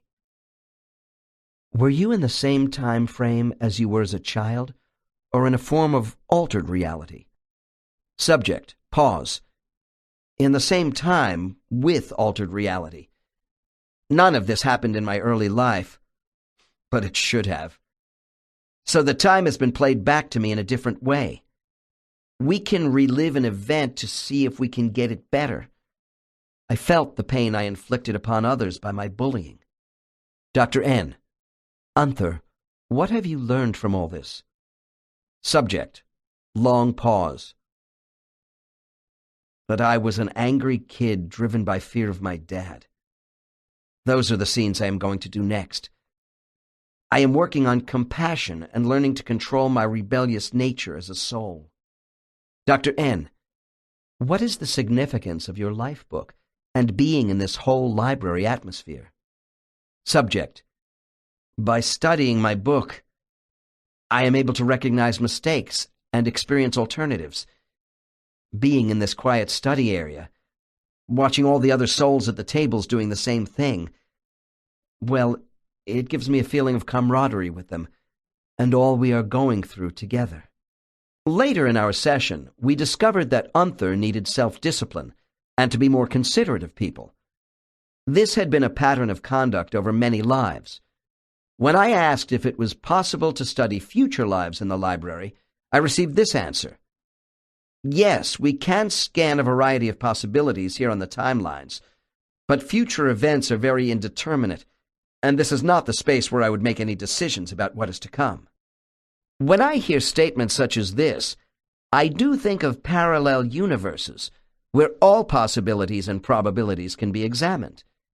In this scenario, the same event could occur from a slight to radically altered range on the same timeline in multiple spaces, and you would exist in many universes simultaneously. Yet the source of all space-time might well employ alternate realities without parallel universes. In later chapters, I will cite reports of multiple universes around us which are not duplicates of our universe. In the spirit world, souls watching the orchestrated screens seem to move from past to present to future and back simultaneously in the same space. When souls are in the library, I'm told certain event sequences of the future may look shadowy on some lines and almost disappear. On the other hand, in the classrooms with larger screens, and especially in the place of life selection, which has huge panel screens, the timelines are bolder. This allows for easier scanning and entry by the soul for future life study. Newer souls must acquire these skills by learning to blend their light waves with the lines on the screens. By concentrating their essence in this way, images come into focus that pertain to them. The timelines on the screens move back and forth, crossing one another as resonating waves of probability and possibility from the now time of the spirit world, where past and future are joined, and all is knowable. Cases 29 and 30, as with all my cases, raise the question of what true reality is. Are classrooms and the library with viewing screens of past and future time real? Everything I know about our life after death is based upon the observations of people. The observer communicates to me in trance from their soul mind through the brain. It is the observer who defines the properties of matter and ethereal substances both on earth and in the spirit world. Consider the last case. Unther told me he cannot change his past by a second time around visitation. Yet after death, he returned to the playground of his childhood as an active participant. Once again he was a boy, playing with other children, with all the sights, sounds, smells, and feelings connected to that event. Some of my clients say these are simulated events. But are they? Unther became part of the scene where he bullied children and then was attacked by them. He could feel the hurt and squirmed in my office chair from pain he had not received in the timeline of this boyhood. Who is to say an altered reality does not simultaneously exist for all events, where both origins and outcomes are interchangeable? The observer soul may work with many realities at a time in the spirit world while studying. All are placed in the soul's path to teach. We question whether our universe is all an illusion. If eternal thoughts of the soul are represented by intelligent light energy that is timeless and formless, it is not restricted by matter in our universe. Thus, if a cosmic consciousness controls what the observer mind sees on Earth, the whole concept of cause and effect within given time intervals is a manipulated illusion designed to train us. Even if we believe that everything we think is real is an illusion, life is anything but meaningless. We know if we hold a rock in our hand, it is as real to us as an observer participant in a physical world. We must also keep in mind that a divine intelligence placed us in this environment to learn and grow for a greater good. None of us are here by accident, and neither are those events which affect us in our own reality at this moment in time. Colors of spirits. The mixture of colors in soul groups. When people in trance mentally leave the spaces of energy rejuvenation, orientation, and the library to engage actively with other souls, their contrasting colors become more evident. One aspect of understanding the dynamics of cluster groups is the identification of each soul by color. In Journey of Souls, I described my findings about the energy colors of souls. What I want to do in this section is to try to correct some misconceptions people have regarding color recognition. I have charted the full spectrum range of core colors that identify the level of soul development as seen by subjects in deep hypnosis. More importantly, I have attempted to determine the subtle overlaps and mixes of energy colors within these levels. The basic core colors of white, yellow, and blue generated by souls are the major markers of their growing development. As their light waves take on deeper hues from light to dark during advancement, they become less scattered and have greater focus in their vibrational motion. The transition is slow, and there is much spilling over of color tints as souls develop. Because of this, it is restrictive to lay down hard, definitive rules about color transmission. We see the pure white tones reflected in beginner souls. It is a mark of innocence, and yet this color can be seen throughout the spectrum for all souls. The universal color of white will be explained further in the next case. White is often associated with the halo effect. Guides, for instance, may suddenly charge up their normally intense, steady light and surround themselves with a brilliant white halo. Souls returning to the spirit world often tell me that when they notice any soul coming toward them from a distance, they see white light.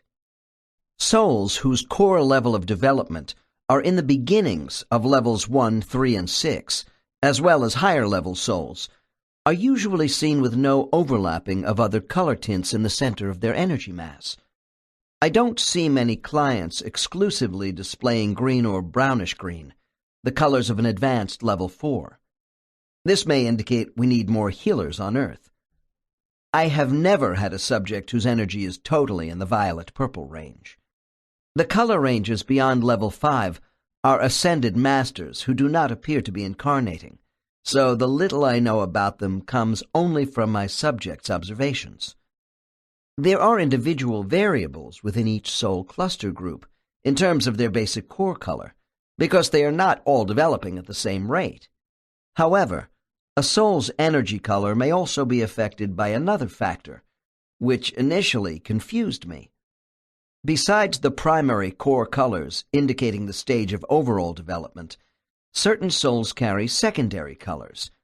These have been called halo colors because they usually appear to the observer to be outside the core center of a soul's energy mass. Halo colors are undiluted by tints or shades of other colors, as can be the case with central core colors. The only exception here would be if the halo and core color were exactly the same. Reports from my subjects in distinguishing colors are made easier because this overlaying effect is not often seen. The halo colors represent attitudes, beliefs, and even unattained aspirations of the soul. Because they are learned in each life, the halo tints may fluctuate more quickly between lives than the core colors, which display a slower development of character. During a hypnosis session, these secondary halo colors are like flashing self-portraits the moment the observer sees them. Case 31, a highly advanced level 5, will describe this effect. This individual was among a group of clients who helped me decipher the color coding of halos. Case 31. Dr. N. If I were standing in front of you in the spirit world, holding up a full-length mirror, what colors would we see? Subject. You would see a light blue center with goldish white at the edges of my energy, my halo. Dr. N. And when you look at your master teacher, what does his energy look like? Subject. Clandor has a dark blue center, working outward to a pale violet, crowned with an edge halo of white. Dr. N. What do core energy and halo energy mean to you? Subject. Clandor radiates the solid state of his learning experience at the center of his energy, while the violet trim is his advancing wisdom from that knowledge. The white transmits that wisdom. Dr. N. Eventually, what do you think Clandor's core center will be, and how will it appear? Subject. The deep violet of divine spirituality radiating from all positions in his energy mass. Dr. N. Can you define the difference between core and halo color variations in soul energy? Subject. The central core represents accomplishment. Dr. N. Such as the light blue in your own energy. This would be your present learning attainment. Subject. Yes. Dr. N. And the edges, the halos, your own goldish white, what can you say about that? Subject. Pause. Ah, my attributes. Well, I have always tried to watch out for other people in my lives.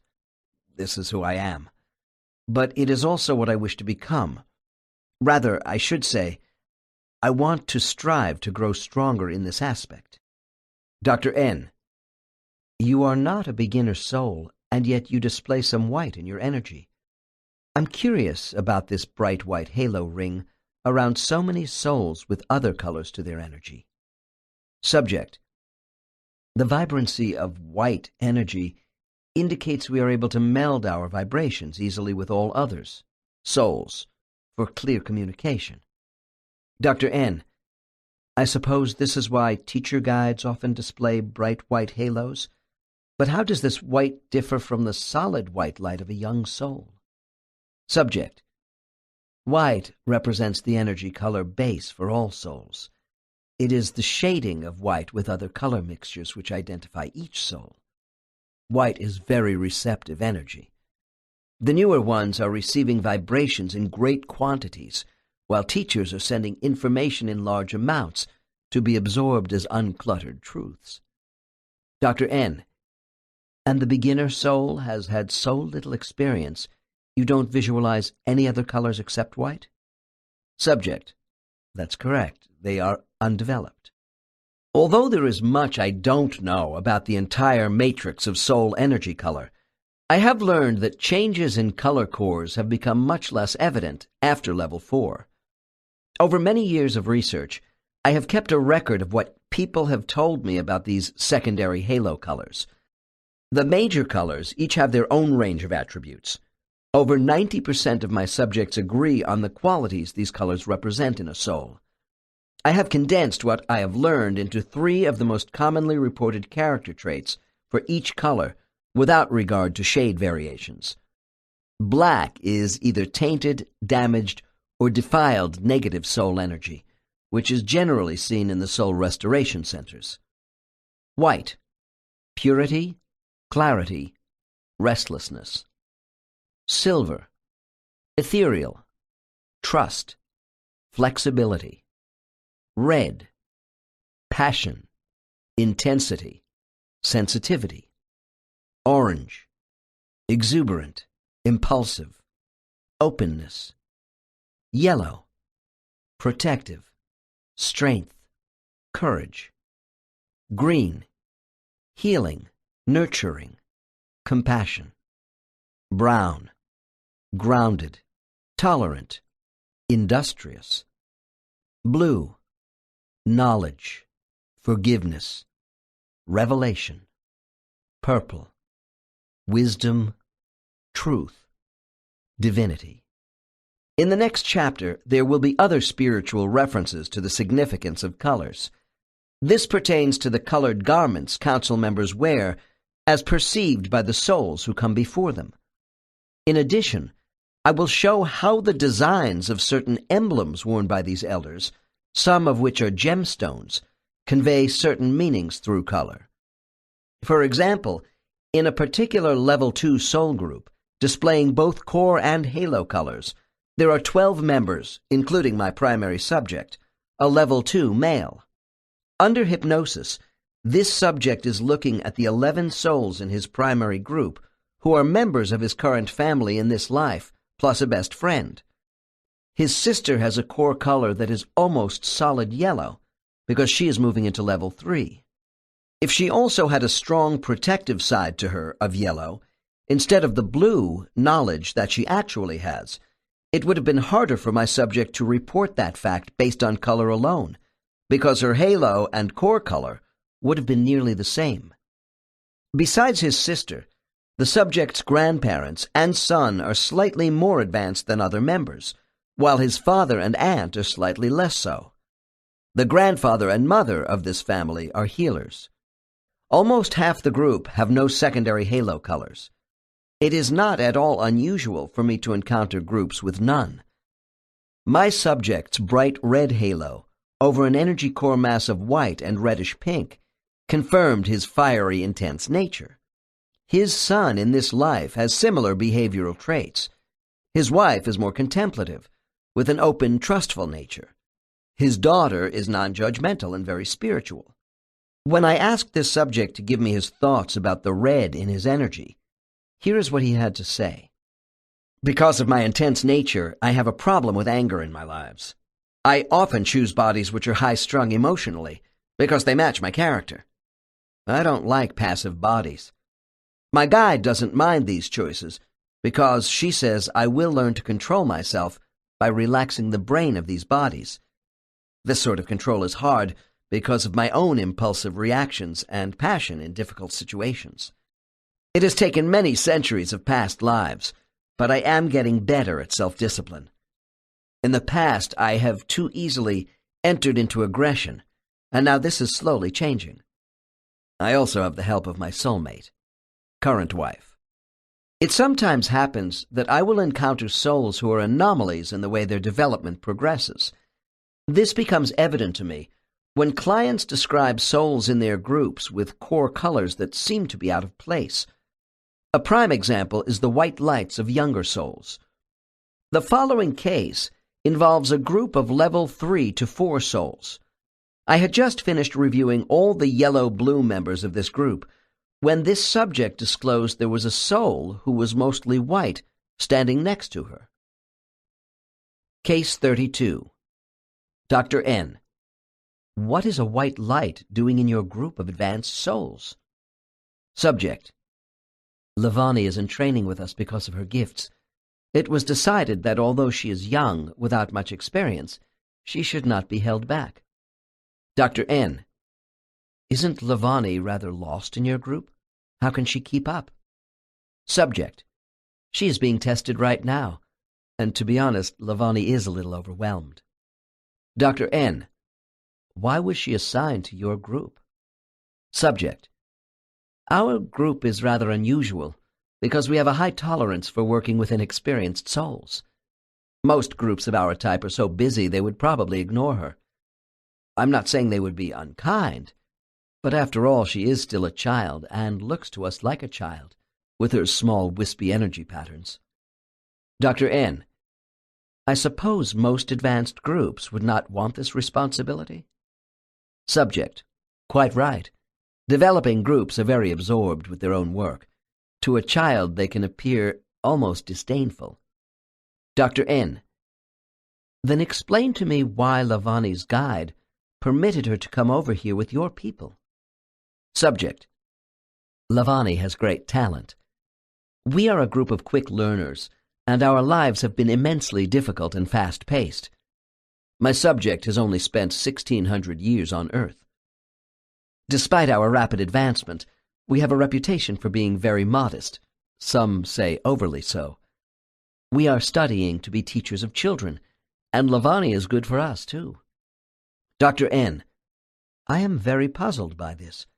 Has Lavani been cut off from association with her own group at this early stage of her existence? Subject. Oh, my, no! Where did you get that idea? She is with her own group most of the time. Laughs. And they do not know about her adventures with us. It is better that way. Dr. N. Why? Subject. Oh, they might tease her and ask too many questions. She is very attached to them, and we want Lavani to have a normal association with her own friends, even though we know she will be moving out of her group early because of her gifts. They are not yet motivated by the same desire. Dr. N. Well, if souls are telepathic and know everything about each other, I don't see how Lavani could hide all this from her friends. Subject. It is true the whites are not able to set up blocks as we do about certain private things. Lavani has been taught to do this. I told you she had potential.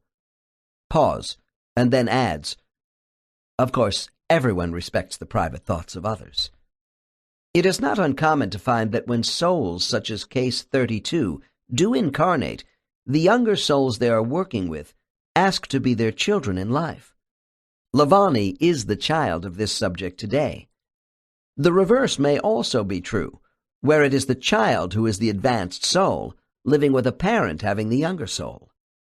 There are instances when I hear about a soul whose color is described as being in retrograde.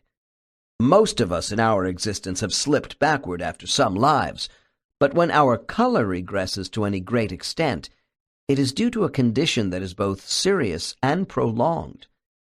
Here is a statement from one client which carries a poignant message for all of us. It's a shame about Claris. His green used to be so brilliant. He was a great healer who became corrupted by power. For Claris, things were almost too easy. He was so talented. His downhill slide happened over a number of lives, involving many abuses. He loved the veneration and adulation so much, his vanity became a disguise from himself. Claris began losing his gifts, and we noticed his color fading and growing more muted. Finally, Claris became so ineffective, he was sent down for retraining. We all expect he will eventually come back. Colors of visitors in groups. Once in a while, I hear that a color presentation from one or two souls in a group appears to be out of place with everybody else. I have learned this may signify temporary visits by a highly specialized guest, or a soul from a nearby group. Once in a while, I hear about a visitation by an interdimensional traveler whose experience far exceeds that of the group. I have a condensed quote from an interesting report about such visitors. When we look at advanced beings who come to visit our group through other dimensions that are not familiar to us, it is like they have passed through a screen, which we call the lens of light, to reach us. They come once in a while at the invitation of our guide, Joshua, because they are friends of his. We see these souls as having the silver of flowing water as they pass in front of us. To us, the silver stream is a cloak of passage, the purity of a translucent interdimensional intelligence. They are elastic beings with the ability to pass through many physical and mental spheres and function well. They come to help push away the darkness of our ignorance. But these beautiful beings never stay long. I should add that these colorful characters who briefly appear in soul groups have a profound effect. In the previous case, when I asked my client to give a specific example of an insight gained from the teachings by these silvery beings, I was told, "They widen our vision to see more probabilities in making choices by becoming astute at reading people. This skill develops critical thinking and allows for informed decisions based upon larger truths." Human versus soul color auras. There is another misconception about color I have encountered since Journey of Souls was published. Many people seek to find comparisons between my color classifications with souls and that of human auras. I believe these assumptions can lead to the wrong conclusions. Color and energy vibrations are closely linked in souls and are reflective of the non-material environment of the spirit world. Thus, in a physical environment, the frequency of the same soul energy is altered. The human body changes the color of these energy patterns further. When healers identify color auras around human beings, these colors are largely reflections of physical manifestations. Besides thoughts from a human brain, which are influenced by our emotional makeup, central nervous system, and chemical balances, all the vital organs of the body are involved in human auras. Even muscles and skin play a part in creating the physical energy around us. Certainly, there are correlations between the soul mind and our bodies, but physical and mental health are the prime determinants in human auras. I should state that I do not see human auras. All my information about them comes from specialists in this field and from my subjects. I am told that as we go through life, our temporary body fluctuates rapidly, and this affects the external color arrangements of our energy. It may take many centuries for soul colors to change. Eastern philosophy holds, and I agree, that we have a spirit body which exists in conjunction with the physical, and that this etheric body has its own energy outline. True healing must take into account both the physical and subtle body. When we meditate or practice yoga, we work to unblock our emotional and spiritual energy through various parts of the body. On occasion, when I am talking to a subject in trance about the distribution of light energy from other souls in their group, I will be told about stronger energy patterns emanating from particular areas of what seems to be a human shape. Just as we may bring imprints from a former life into our current life, we can also take body imprints into the spirit world as silhouetted energy reminders of our physical incarnations. For a while, during my questioning in the next case, I wondered if this subject was letting her conscious memory about chakras seep into her unconscious explanations. Chakras are supposed to be vortex power sources that emanate from within us outward at 7 major points on the human body. This subject felt that chakras were a spiritual expression of individuality through physical manifestations. Case 33. Dr. N. You have said that Roy is one of the members of your family in this life who is in your soul group. When you look at Roy's focal point of energy, what do you see? Subject. I see a concentration of pinkish yellow coming from the middle of his body form, the place where the solar plexus would be. Dr. N. What body form? Why is Roy presenting a physical body to your group? Subject. We show the features of the body we have occupied that pleased us in life. Dr. N. Well, what does an energy concentration from the stomach area mean to you? Subject. Roy's strongest point of personal power in his lives is his gut, regardless of his body. He has nerves of steel. Laughs. He has other appetites in this area, too. Dr. N.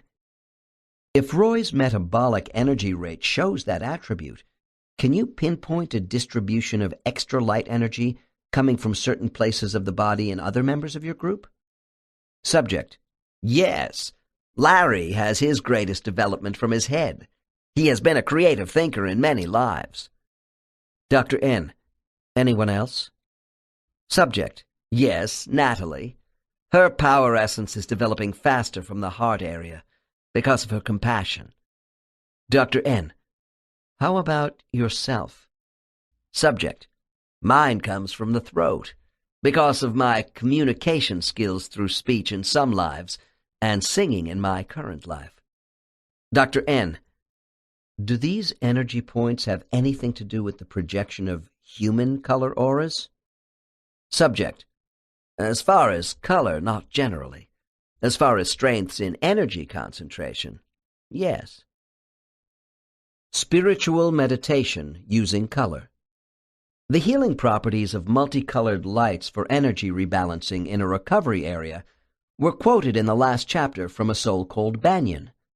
People who have read my work about the spirit world have asked if this sort of information about color can be used for physical healing. Spiritual meditation as a means of getting in touch with our inner self is of great benefit in healing the body. There are many good self-help books on the market which explain the various forms of meditation. Since color transmission is the expression of a soul's energy, and that of our guides, perhaps I ought to cite one example of meditation using color. The 6-step meditative exercise I have chosen comes from a mixture of my own suggested visualizations and those of a courageous 54-year-old woman I worked with whose weight dropped to 69 pounds during her fight with ovarian cancer. She is now in remission after chemotherapy, and the speed of her recovery baffled doctors. A number of my clients generate a sense of spiritual empowerment by the use of meditation with colors. Those who have severe physical health problems tell me the best results come from meditating once a day for 30 minutes or twice a day for 15 to 20 minutes. Please know I do not offer these steps of meditation as a cure for physical ailments. The power of each person's mind and their ability to concentrate is different, just as is the nature of their illness. Nevertheless, I do feel one's immune system can be boosted by connecting with our higher self. 1. Begin by calming your mind. Forgive people for all the real and imagined wrongs that have hurt you. Spend 5 minutes cleansing, where you visualize all negative thought energy, including fears about your illness, as a black color. Think of a vacuum cleaner moving from the top of your head to the bottom of your feet, sucking up and pushing out of your body all the darkness from the pain and hurt of your disease. 2.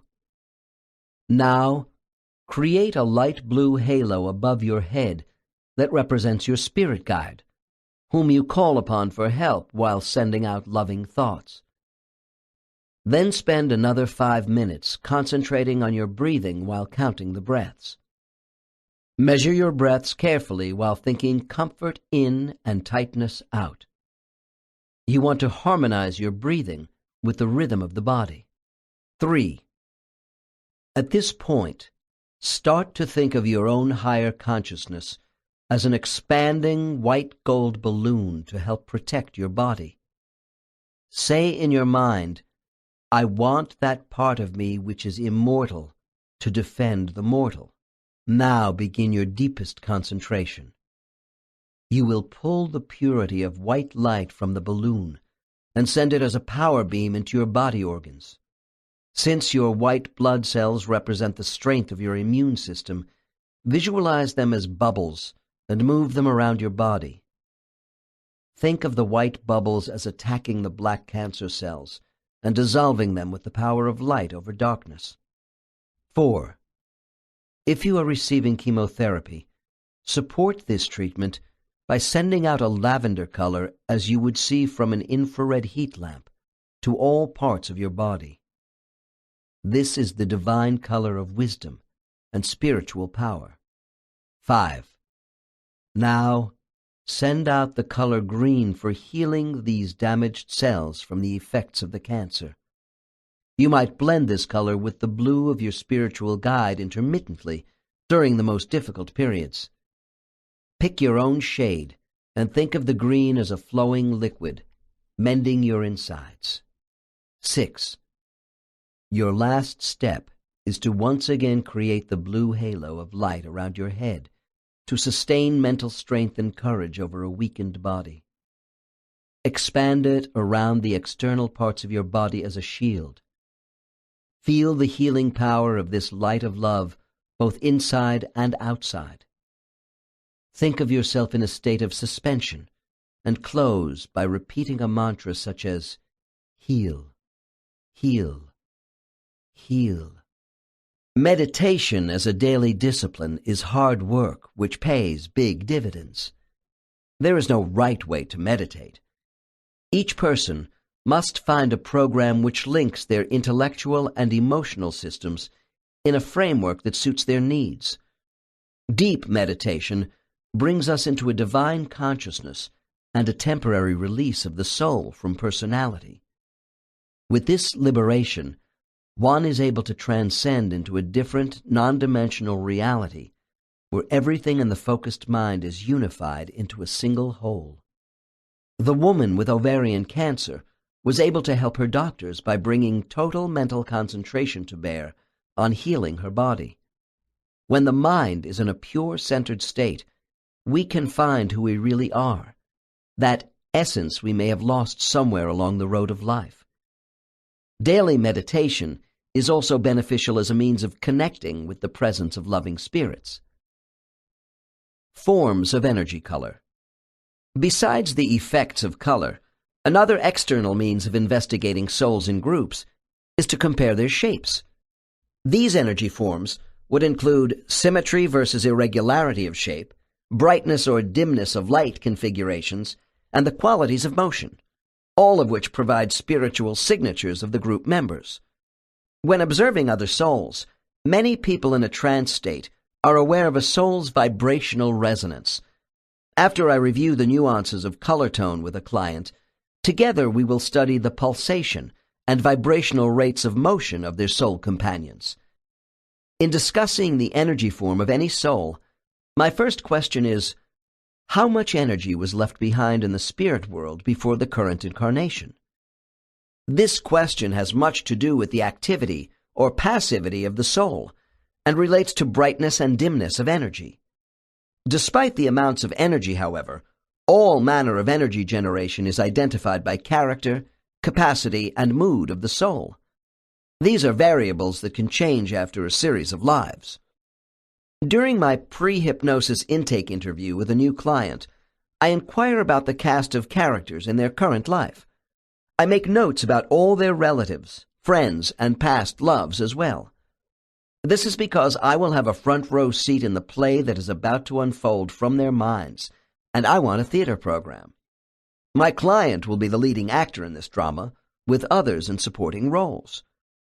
In the case excerpt which follows, it can be seen how quickly information is gained through questions involving both color and form, about a supporting cast member within a client's soul group.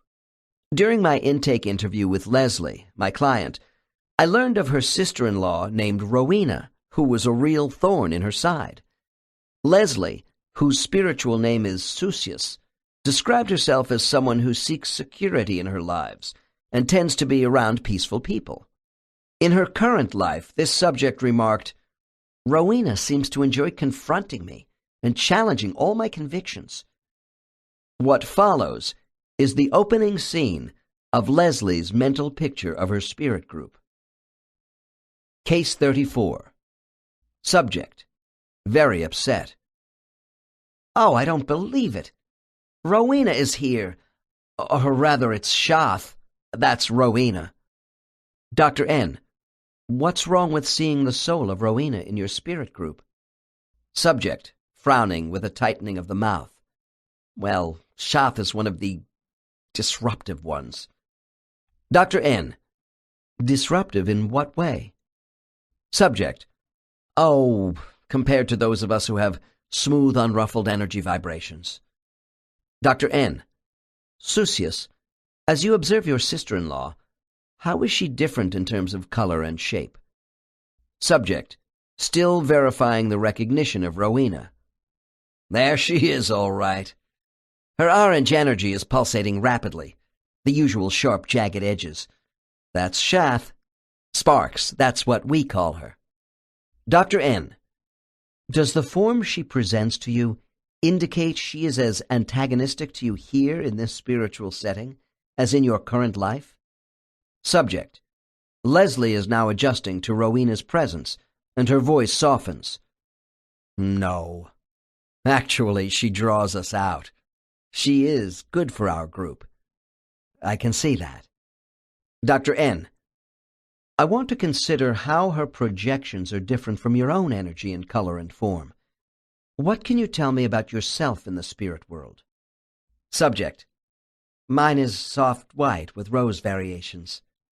I am called Bells by my friends because they see my energy as fluid droplets of steady rainwater which give off an echo of faint tinkling bells. Shath has a sharp clarity to her energy, and I see tints of gold. Her energy is bright and very overpowering. Dr. N. And what does all this mean to you and your group? Subject. We just can't be complacent around Sparks. She is so restless, a swirl of constant motion. There are always questions from her and challenges about our performance. She enjoys taking part in our lives, which shake our complacency. Dr. N. Do you think she is less abrasive in the spirit world than in her current body as Rowena? Subject. Laughs. You bet. She chose a high-strung body with a short fuse which amplifies everything. This time, current life, she came as my husband's sister. Shath can be so annoying, but now that I see who she really is, I know her motives come from love and wanting the best we have to give. Laughs again. We help her to slow down too, because she has a tendency to jump into fires without looking. Dr. N. Is there anyone in your inner circle of friends whose energy is similar to Shath, to Rowena? Subject grins. Yes, that would be my best friend Megan's husband, Roger. His name here is Sierra. Dr. N. How does his energy appear to you? Subject. He sends out geometric angular patterns that zigzag back and forth. They are sharp waves like his tongue, and from a distance his energy reverberates like crashing cymbals in an orchestra. Sierra is a daring, intrepid soul. Dr. N.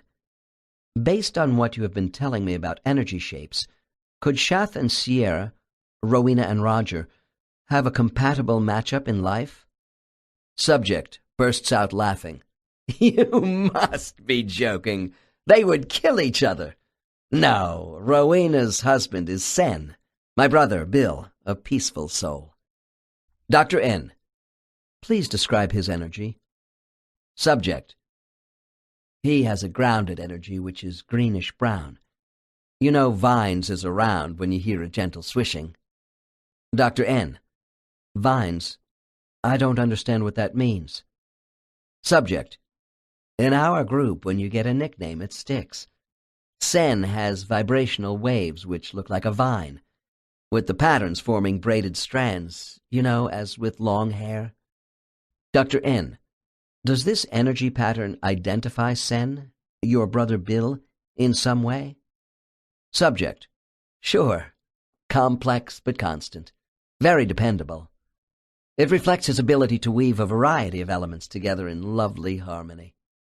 Vines and sparks blend beautifully, because Rowena never lets Bill get too complacent, and he gives her an anchor in life.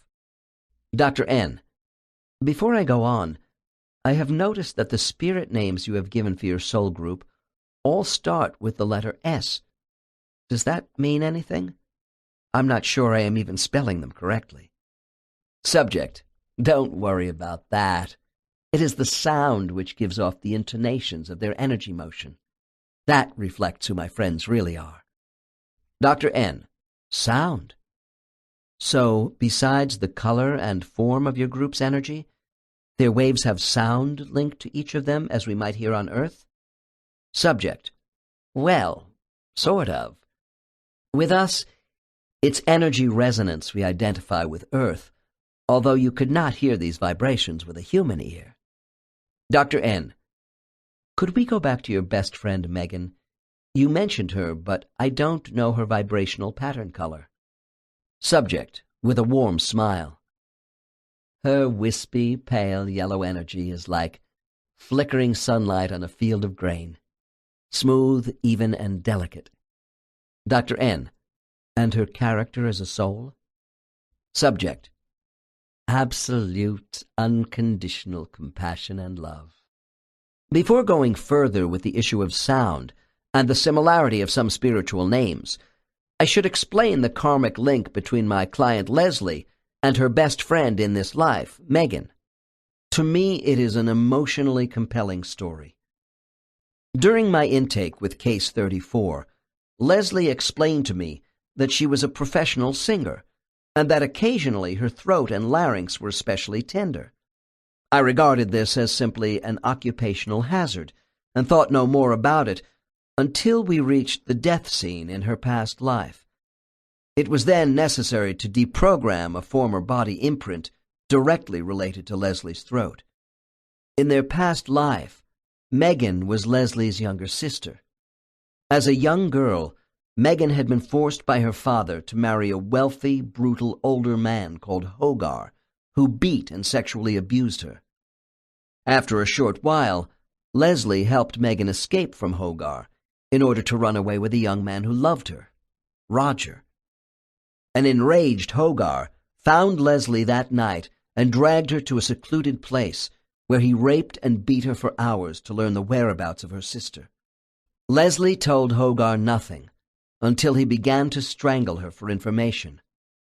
She then bought her sister more time to get away safely by giving Hogar the wrong directions. Hogar strangled Leslie to death and rushed away, but he never found Megan again. Later in our session, Leslie had this to say: singing in this life is an expression of love, because my voice was silenced over love in the last life. Sounds and spiritual names. We have seen how color, form, movement, and sound are individual markers of souls in their groups. These four elements appear to be interrelated, although light energy, vibrational shapes, and their wave movement, as well as the resonance of sound, are not uniform among soul group members. However, there are resemblances with these elements between certain souls, and sound can be the one most obvious to the spiritual regressionist. There is a language to sound in the spirit world that goes beyond the systemization of spoken language. I am told laughing, humming, chanting, and singing exist, as do the sounds of wind and rain, but they are indescribable. Some subjects pronounce the names of souls within their group as if they were balancing musical chords in order to harmonize them with each other. Case 34 is an example of how the pronunciation of spiritual names within an inner circle of friends has an affinity of sound with the letter S. In case 28, two spiritual teachers were called Bion and Relon. There seems to be rhythmic interplay between certain soul energies in a cluster group, manifested in this way. Some hypnosis subjects have difficulty in producing spiritual names. These subjects say the names of souls in their minds consist of a vibrational resonance, which is impossible to translate. It gets more complicated. One client stated, "In my experience, our real soul names are something similar to emotions, but they are not the emotions of humans, so I can't reproduce our names by any sound." There is also vocal symbolism connected to names, which may have hidden meanings that a client is unable to decipher in human form. Nevertheless, for many clients who are struggling to remember a spiritual name, the use of phonics and a cadence of sound may serve them well. A subject might use vowel sounds to characterize members of their cluster group. I had a client who named 3 souls in his group as Ki, Lo, and Su. It is not at all uncommon for me to have cases, such as the last one, where group names emphasize one letter of the alphabet. For some reason, many spiritual guides have an A ending to their names. I do have subjects in trance who find it easier to spell spiritual names for me rather than try to pronounce them. Yet these same clients will state that the spelling doesn't mean as much to them as the sound. My probes of spiritual names can also elicit shortened versions of the actual name. One client said, "In my spirit group, the nickname for our guide is Ned." Not satisfied with this, I persisted and eventually had this guide's full name down on paper. The result was Nidas Barian. I got the message. During the rest of this session, we stayed with Ned. Privacy is also a factor when I have a client who feels that giving me the name of the spirit guide would somehow compromise that relationship. I must respect their concerns and be patient. As the session progresses, this uneasiness might wear off. For instance, a client told me her guide was called Mary. Then she added, "Mary is letting me call her by that name in front of you." I accepted this and we continued on for a while, when abruptly the guide's name became Mazukia. There are moments in a regression when it is not appropriate to push too hard for information. Finally, I should report that our own soul names can change a little as we evolve. I had one highly advanced subject tell me her name as a young soul was Vina, which had now changed to Kavina. I asked why, and Kavina replied that she was now a disciple of a senior guide called Karafina. When I inquired as to the significance of the similar phrasing of these names in the spirit world, I was told it was none of my concern. There are clients who have no reticence in closing down questions in a hurry if they feel I have stepped over the line of privacy. Soul Study Groups. In my first book, I devoted whole chapters to examining beginner, intermediate, and advanced groups of souls and their guides. I also gave case examples of group energy training, where souls learn to create and shape physical matter, such as rocks, soil, plants, and lower life forms. It is not my intention to repeat myself on these topics, except when, by doing so, I can further the listener's knowledge of other aspects of life in soul collectives. In this section, I am going to examine the relationships between learners within soul study groups, as opposed to the structural aspects of schoolhouses and classrooms reviewed earlier in this chapter. Spiritual learning centers are not necessarily visualized by my clients as having a classroom or library atmosphere. Quite often, these centers are described as simply the space of our home. Even so, the pictures of spiritual learning environments can change rapidly in the minds of clients discussing their instruction periods. When my research into our life between lives was published, some people were critical of my analogies of human schoolhouses and classrooms as spiritual models for the instruction of souls. One Colorado couple wrote me to say, "We find your references to schools and the afterlife to be distasteful, and this is probably due to your own bias as a former educator. Others have told me that for them, schools were a long series of bad experiences with bureaucracy, authoritarianism, and personal humiliation at the hands of other students. They did not want to see anything resembling human classrooms on the other side. I know there are listeners who have had bitter memories of the time they spent in school. Sadly, schools on Earth, as with other institutions, contain shortcomings wrought by human beings. Teachers and students can be guilty of arrogance, petty tyranny, and indifference to the sensitivities of others. Wherever learning takes place, there is scrutiny. Nevertheless, many of us remember having caring teachers who gave us essential information, while we formed lifelong friendships with fellow students as well. The functional aspects of acquiring spiritual knowledge are translated by the human mind into learning centers, and I am sure our guides have a hand in creating visualizations of earthly edifices for souls who come to our planet. People in hypnosis talk about the similarities of form and structure to Earth in some respects, but there are great differences in other aspects of their reports.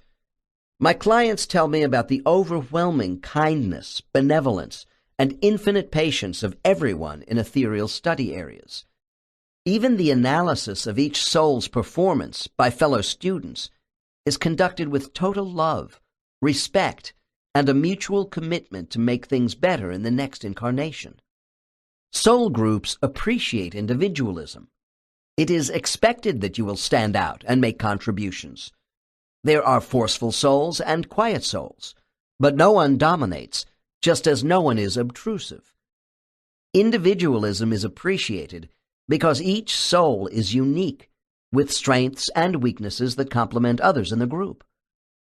We are assigned to certain soul groups for our differences as well as similarities.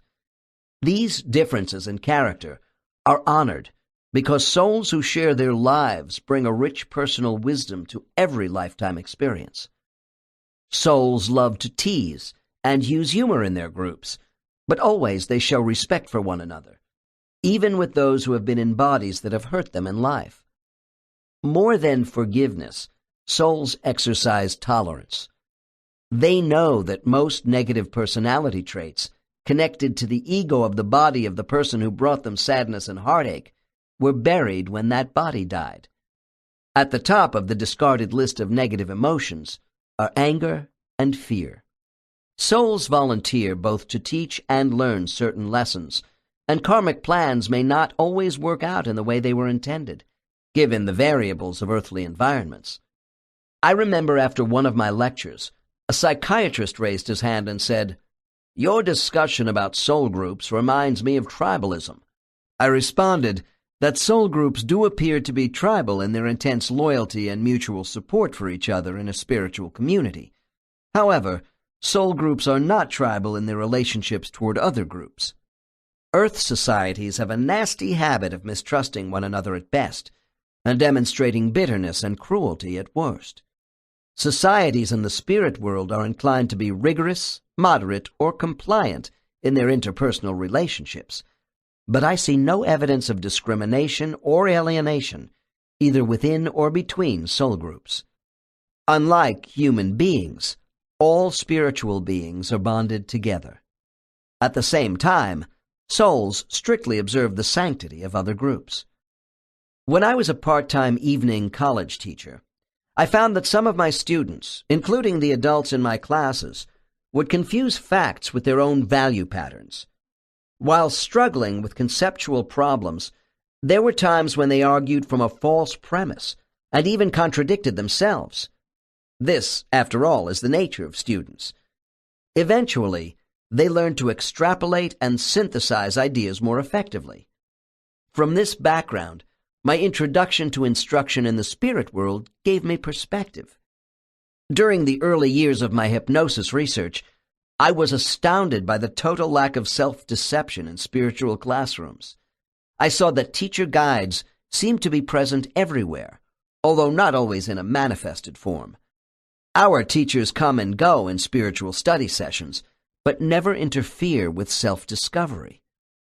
Although souls themselves are not yet omniscient, by having infinite knowledge of all things. They have no doubts about karmic lessons and the parts they played in past life events. An axiom of the spirit world is that souls are always hardest on themselves in terms of performance. Within soul study groups, there is a wondrous clarity of rational thought. Self-delusion does not exist, but I must say that the motivation to work hard in every life is not uniform among all souls. I have had clients tell me, "I'm going to skate for a while." This can mean slowing down their rate of incarnations, picking easy incarnations, or both. Although the soul's teachers and counsel may not be happy with this decision, it is respected. Even within the spirit world, some students choose not to give their best at all times. I believe they are a distinct minority of earthbound souls. To the Greeks, the word persona was synonymous with mask. This is an appropriate term for the way in which the soul utilizes a host body for any life. When we reincarnate into a new body, the soul's character is united with the temperament of its host to form one persona. The body is the outward manifestation of the soul, but it is not the total embodiment of our soul self. Souls who come to Earth think of themselves as becoming masked actors on a world stage. In Shakespeare's Macbeth, the king prepares for death by telling us, "Life's but a walking shadow, a poor player that struts and frets his hour upon the stage, and then is heard no more."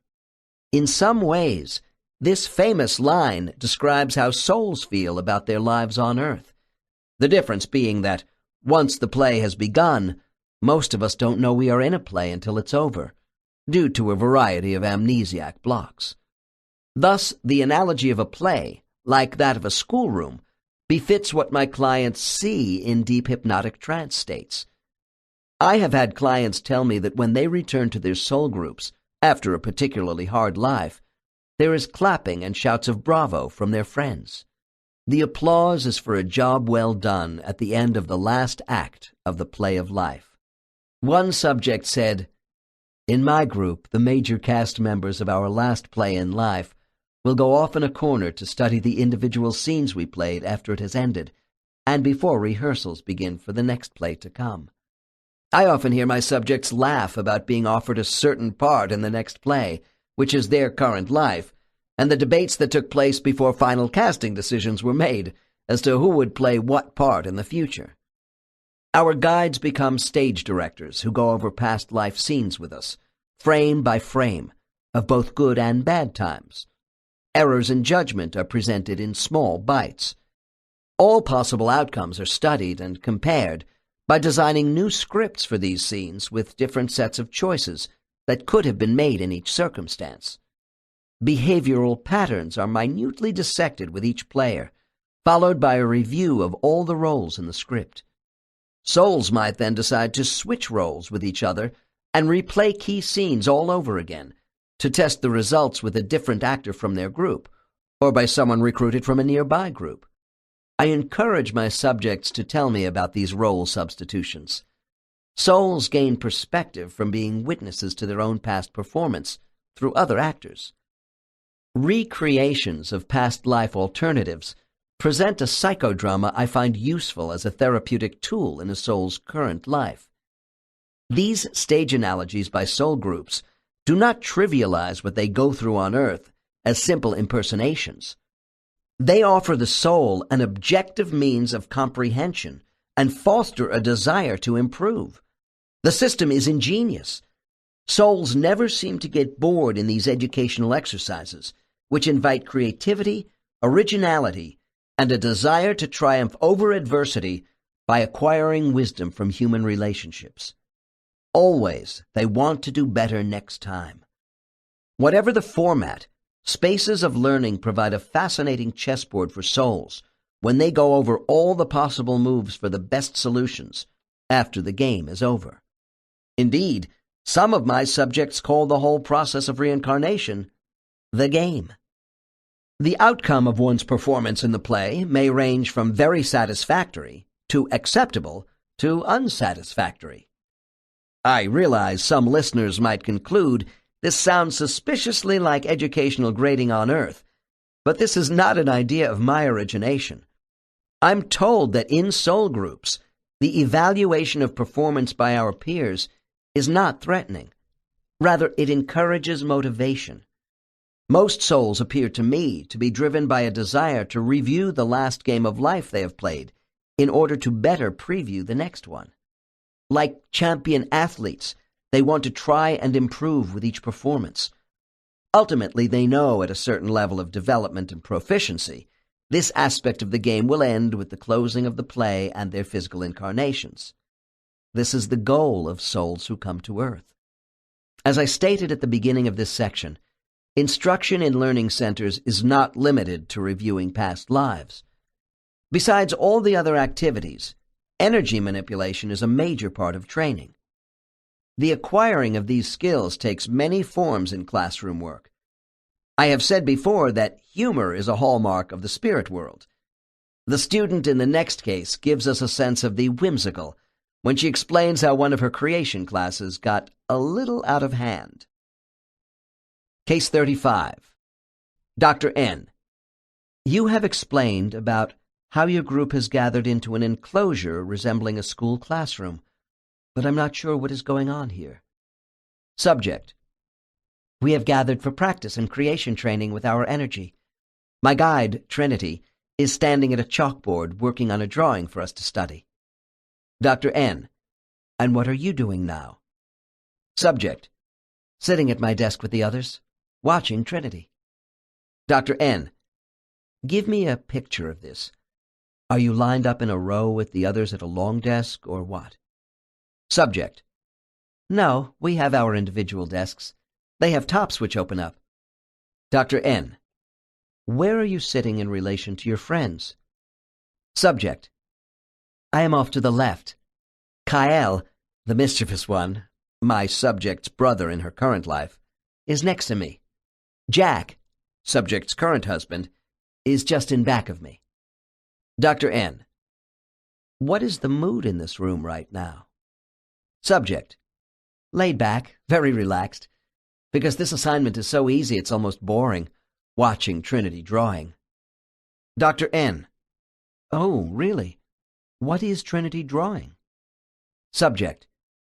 He is drawing, how to make a mouse quickly, from different energy parts.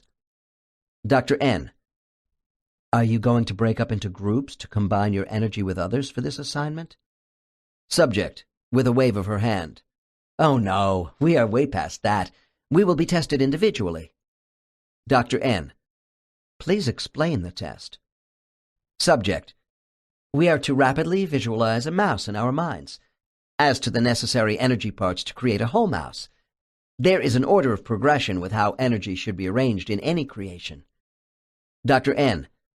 So the test is the proper steps in creating a mouse? Subject. Yes. But actually this is a test of speed. The secret of efficiency in creation training is rapid conceptualization, knowing which part of the animal to start with first. Then you tackle the amount of energy to be applied. Dr. N. This sounds difficult. Subject, with a big grin. It's easy. Trinity should have picked a more complex creature. Dr. N. Doggedly. Well, it seems to me that Trinity knows what he is doing. I don't see... Cuts me off with gales of laughter, and I ask what is going on. Subject. Kyle has just winked at me and opened his desktop, and I see a white mouse scurrying out. Dr. N. Meaning he is getting ahead of the assignment? Subject. Yes, and showing off. Dr. N. Is Trinity aware of all this? Subject, still laughing. Of course, he misses nothing. He just stops and says, all right, let's all do this quickly if you are so ready to begin. Dr. N. Then what happens? Subject. There are mice running all over the room. Giggles. I put larger than normal ears on mine, just for fun, to liven things up even more.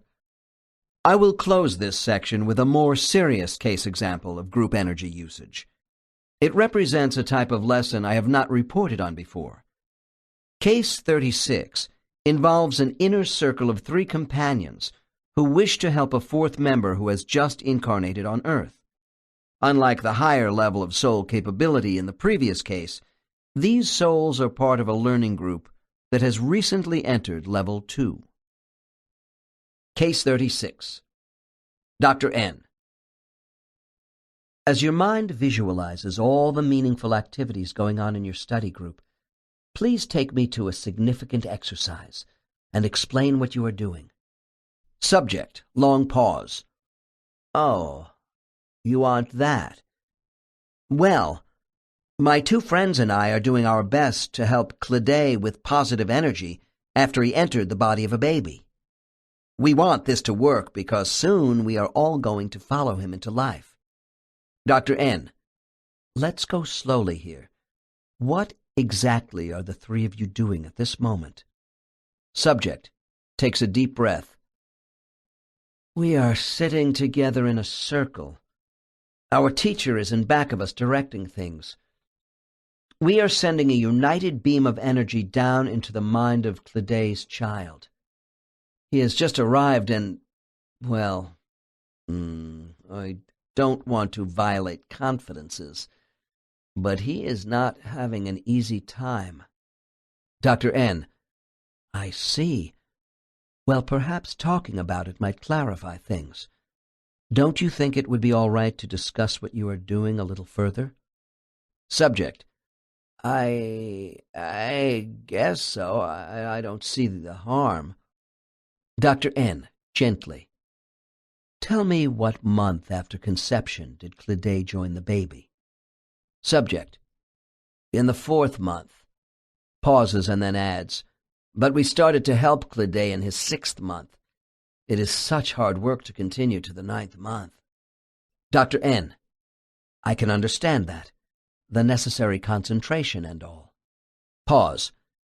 Tell me why Clédé needs help from the 3 of you. Subject. We are trying to send him encouraging energy shaped in such a way to assist Clédé in making a better adjustment to the temperament of this child.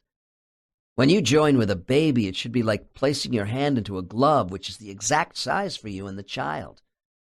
Clédé's glove is not fitting well this time. Dr. N. Does this knowledge come as a surprise to you and your teacher? Subject. Not really. You see, Clédé is a quiet soul, peaceful, and this baby has a restless, aggressive mind, and the mesh is difficult for Clédé, even though he knew what to expect. Dr. N. Are you saying he wanted a certain kind of challenge before this baby was chosen? Subject. Yes. He knew he needed to learn to cope with this sort of body, because he has had trouble before with not being able to control aggression. Dr. N. Is this child going to be a hostile person? Perhaps one with few inhibitions, emotional conflicts, and so forth? Subject. Laughs. You got it. That's my older brother. Dr. N. In your current life, you mean? Subject. Yes. Dr. N. What roles will the other 2 souls you are working with at the moment assume in Clédé's life, besides yourself? Subject. Zanine is his wife and Mance his best friend. Dr. N. Sounds like a good support team. Can you explain a bit more why Clédé needs this sort of Type A personality in a body? Subject. Well, Clédé is very thoughtful. He ponders a lot and is tentative. He doesn't jump into situations. It was felt this body would help him expand his capabilities and assist the child, too. Dr. N. Was Clédé's last life a problem? Subject. Shrugs. Problems. The same sort of body. He was caught up in obsessions and addictions. Little control. He abused Zanine, too. Dr. N. Then why? Subject, breaking in. We really studied that last life, reviewing everything over and over. Clédé wanted another chance in the same kind of body. He asked Zanine if she would be his wife again, and she agreed. Subject begins laughing. Dr. N. What amuses you? Subject. Only this time I'm going along as his younger brother to help keep him in line with a very strong body. Dr. N. Let's finish with your current energy beam exercise. Explain how you and your two companions use your energy in helping Clydé. Subject. Long pause. The alignments of Clydé's energy and that of the baby are scattered. Dr. N. The baby has scattered emotional energy, and Clydé is having trouble melding with that? Subject. Yes. Dr. N. Does this involve the patterns of electrical impulses from the brain, or what? Subject. Pause. Yes, the thought processes. From nerve endings, stops and then continues. We are trying to help Clydé in tracking this. Dr. N. Is the baby resisting Clydé as an intruder? Subject. No, I don't think so. Laughs. But Clydé thinks he got another primitive brain in some respects. Dr. N. Where in the baby's body is your combined energy beam going? Subject. We are being directed to work up from the base of the skull, starting in the back of the neck. Dr. N. I bring client into the past tense. Were you successful in this exercise? Subject. I think we did help Clydé, especially in the beginning. Laughs again. But my brother is still a headstrong person in this life. Additional illustrations of soul group interaction will be cited in later chapters. In Chapter 9, under the section describing the body-soul partnership, I will go into more detail about the physiological aspects of our struggle with the primitive side of the human mind mentioned in the last case. The next chapter is devoted to the higher spiritual assistance we receive as an adjunct to soul study groups.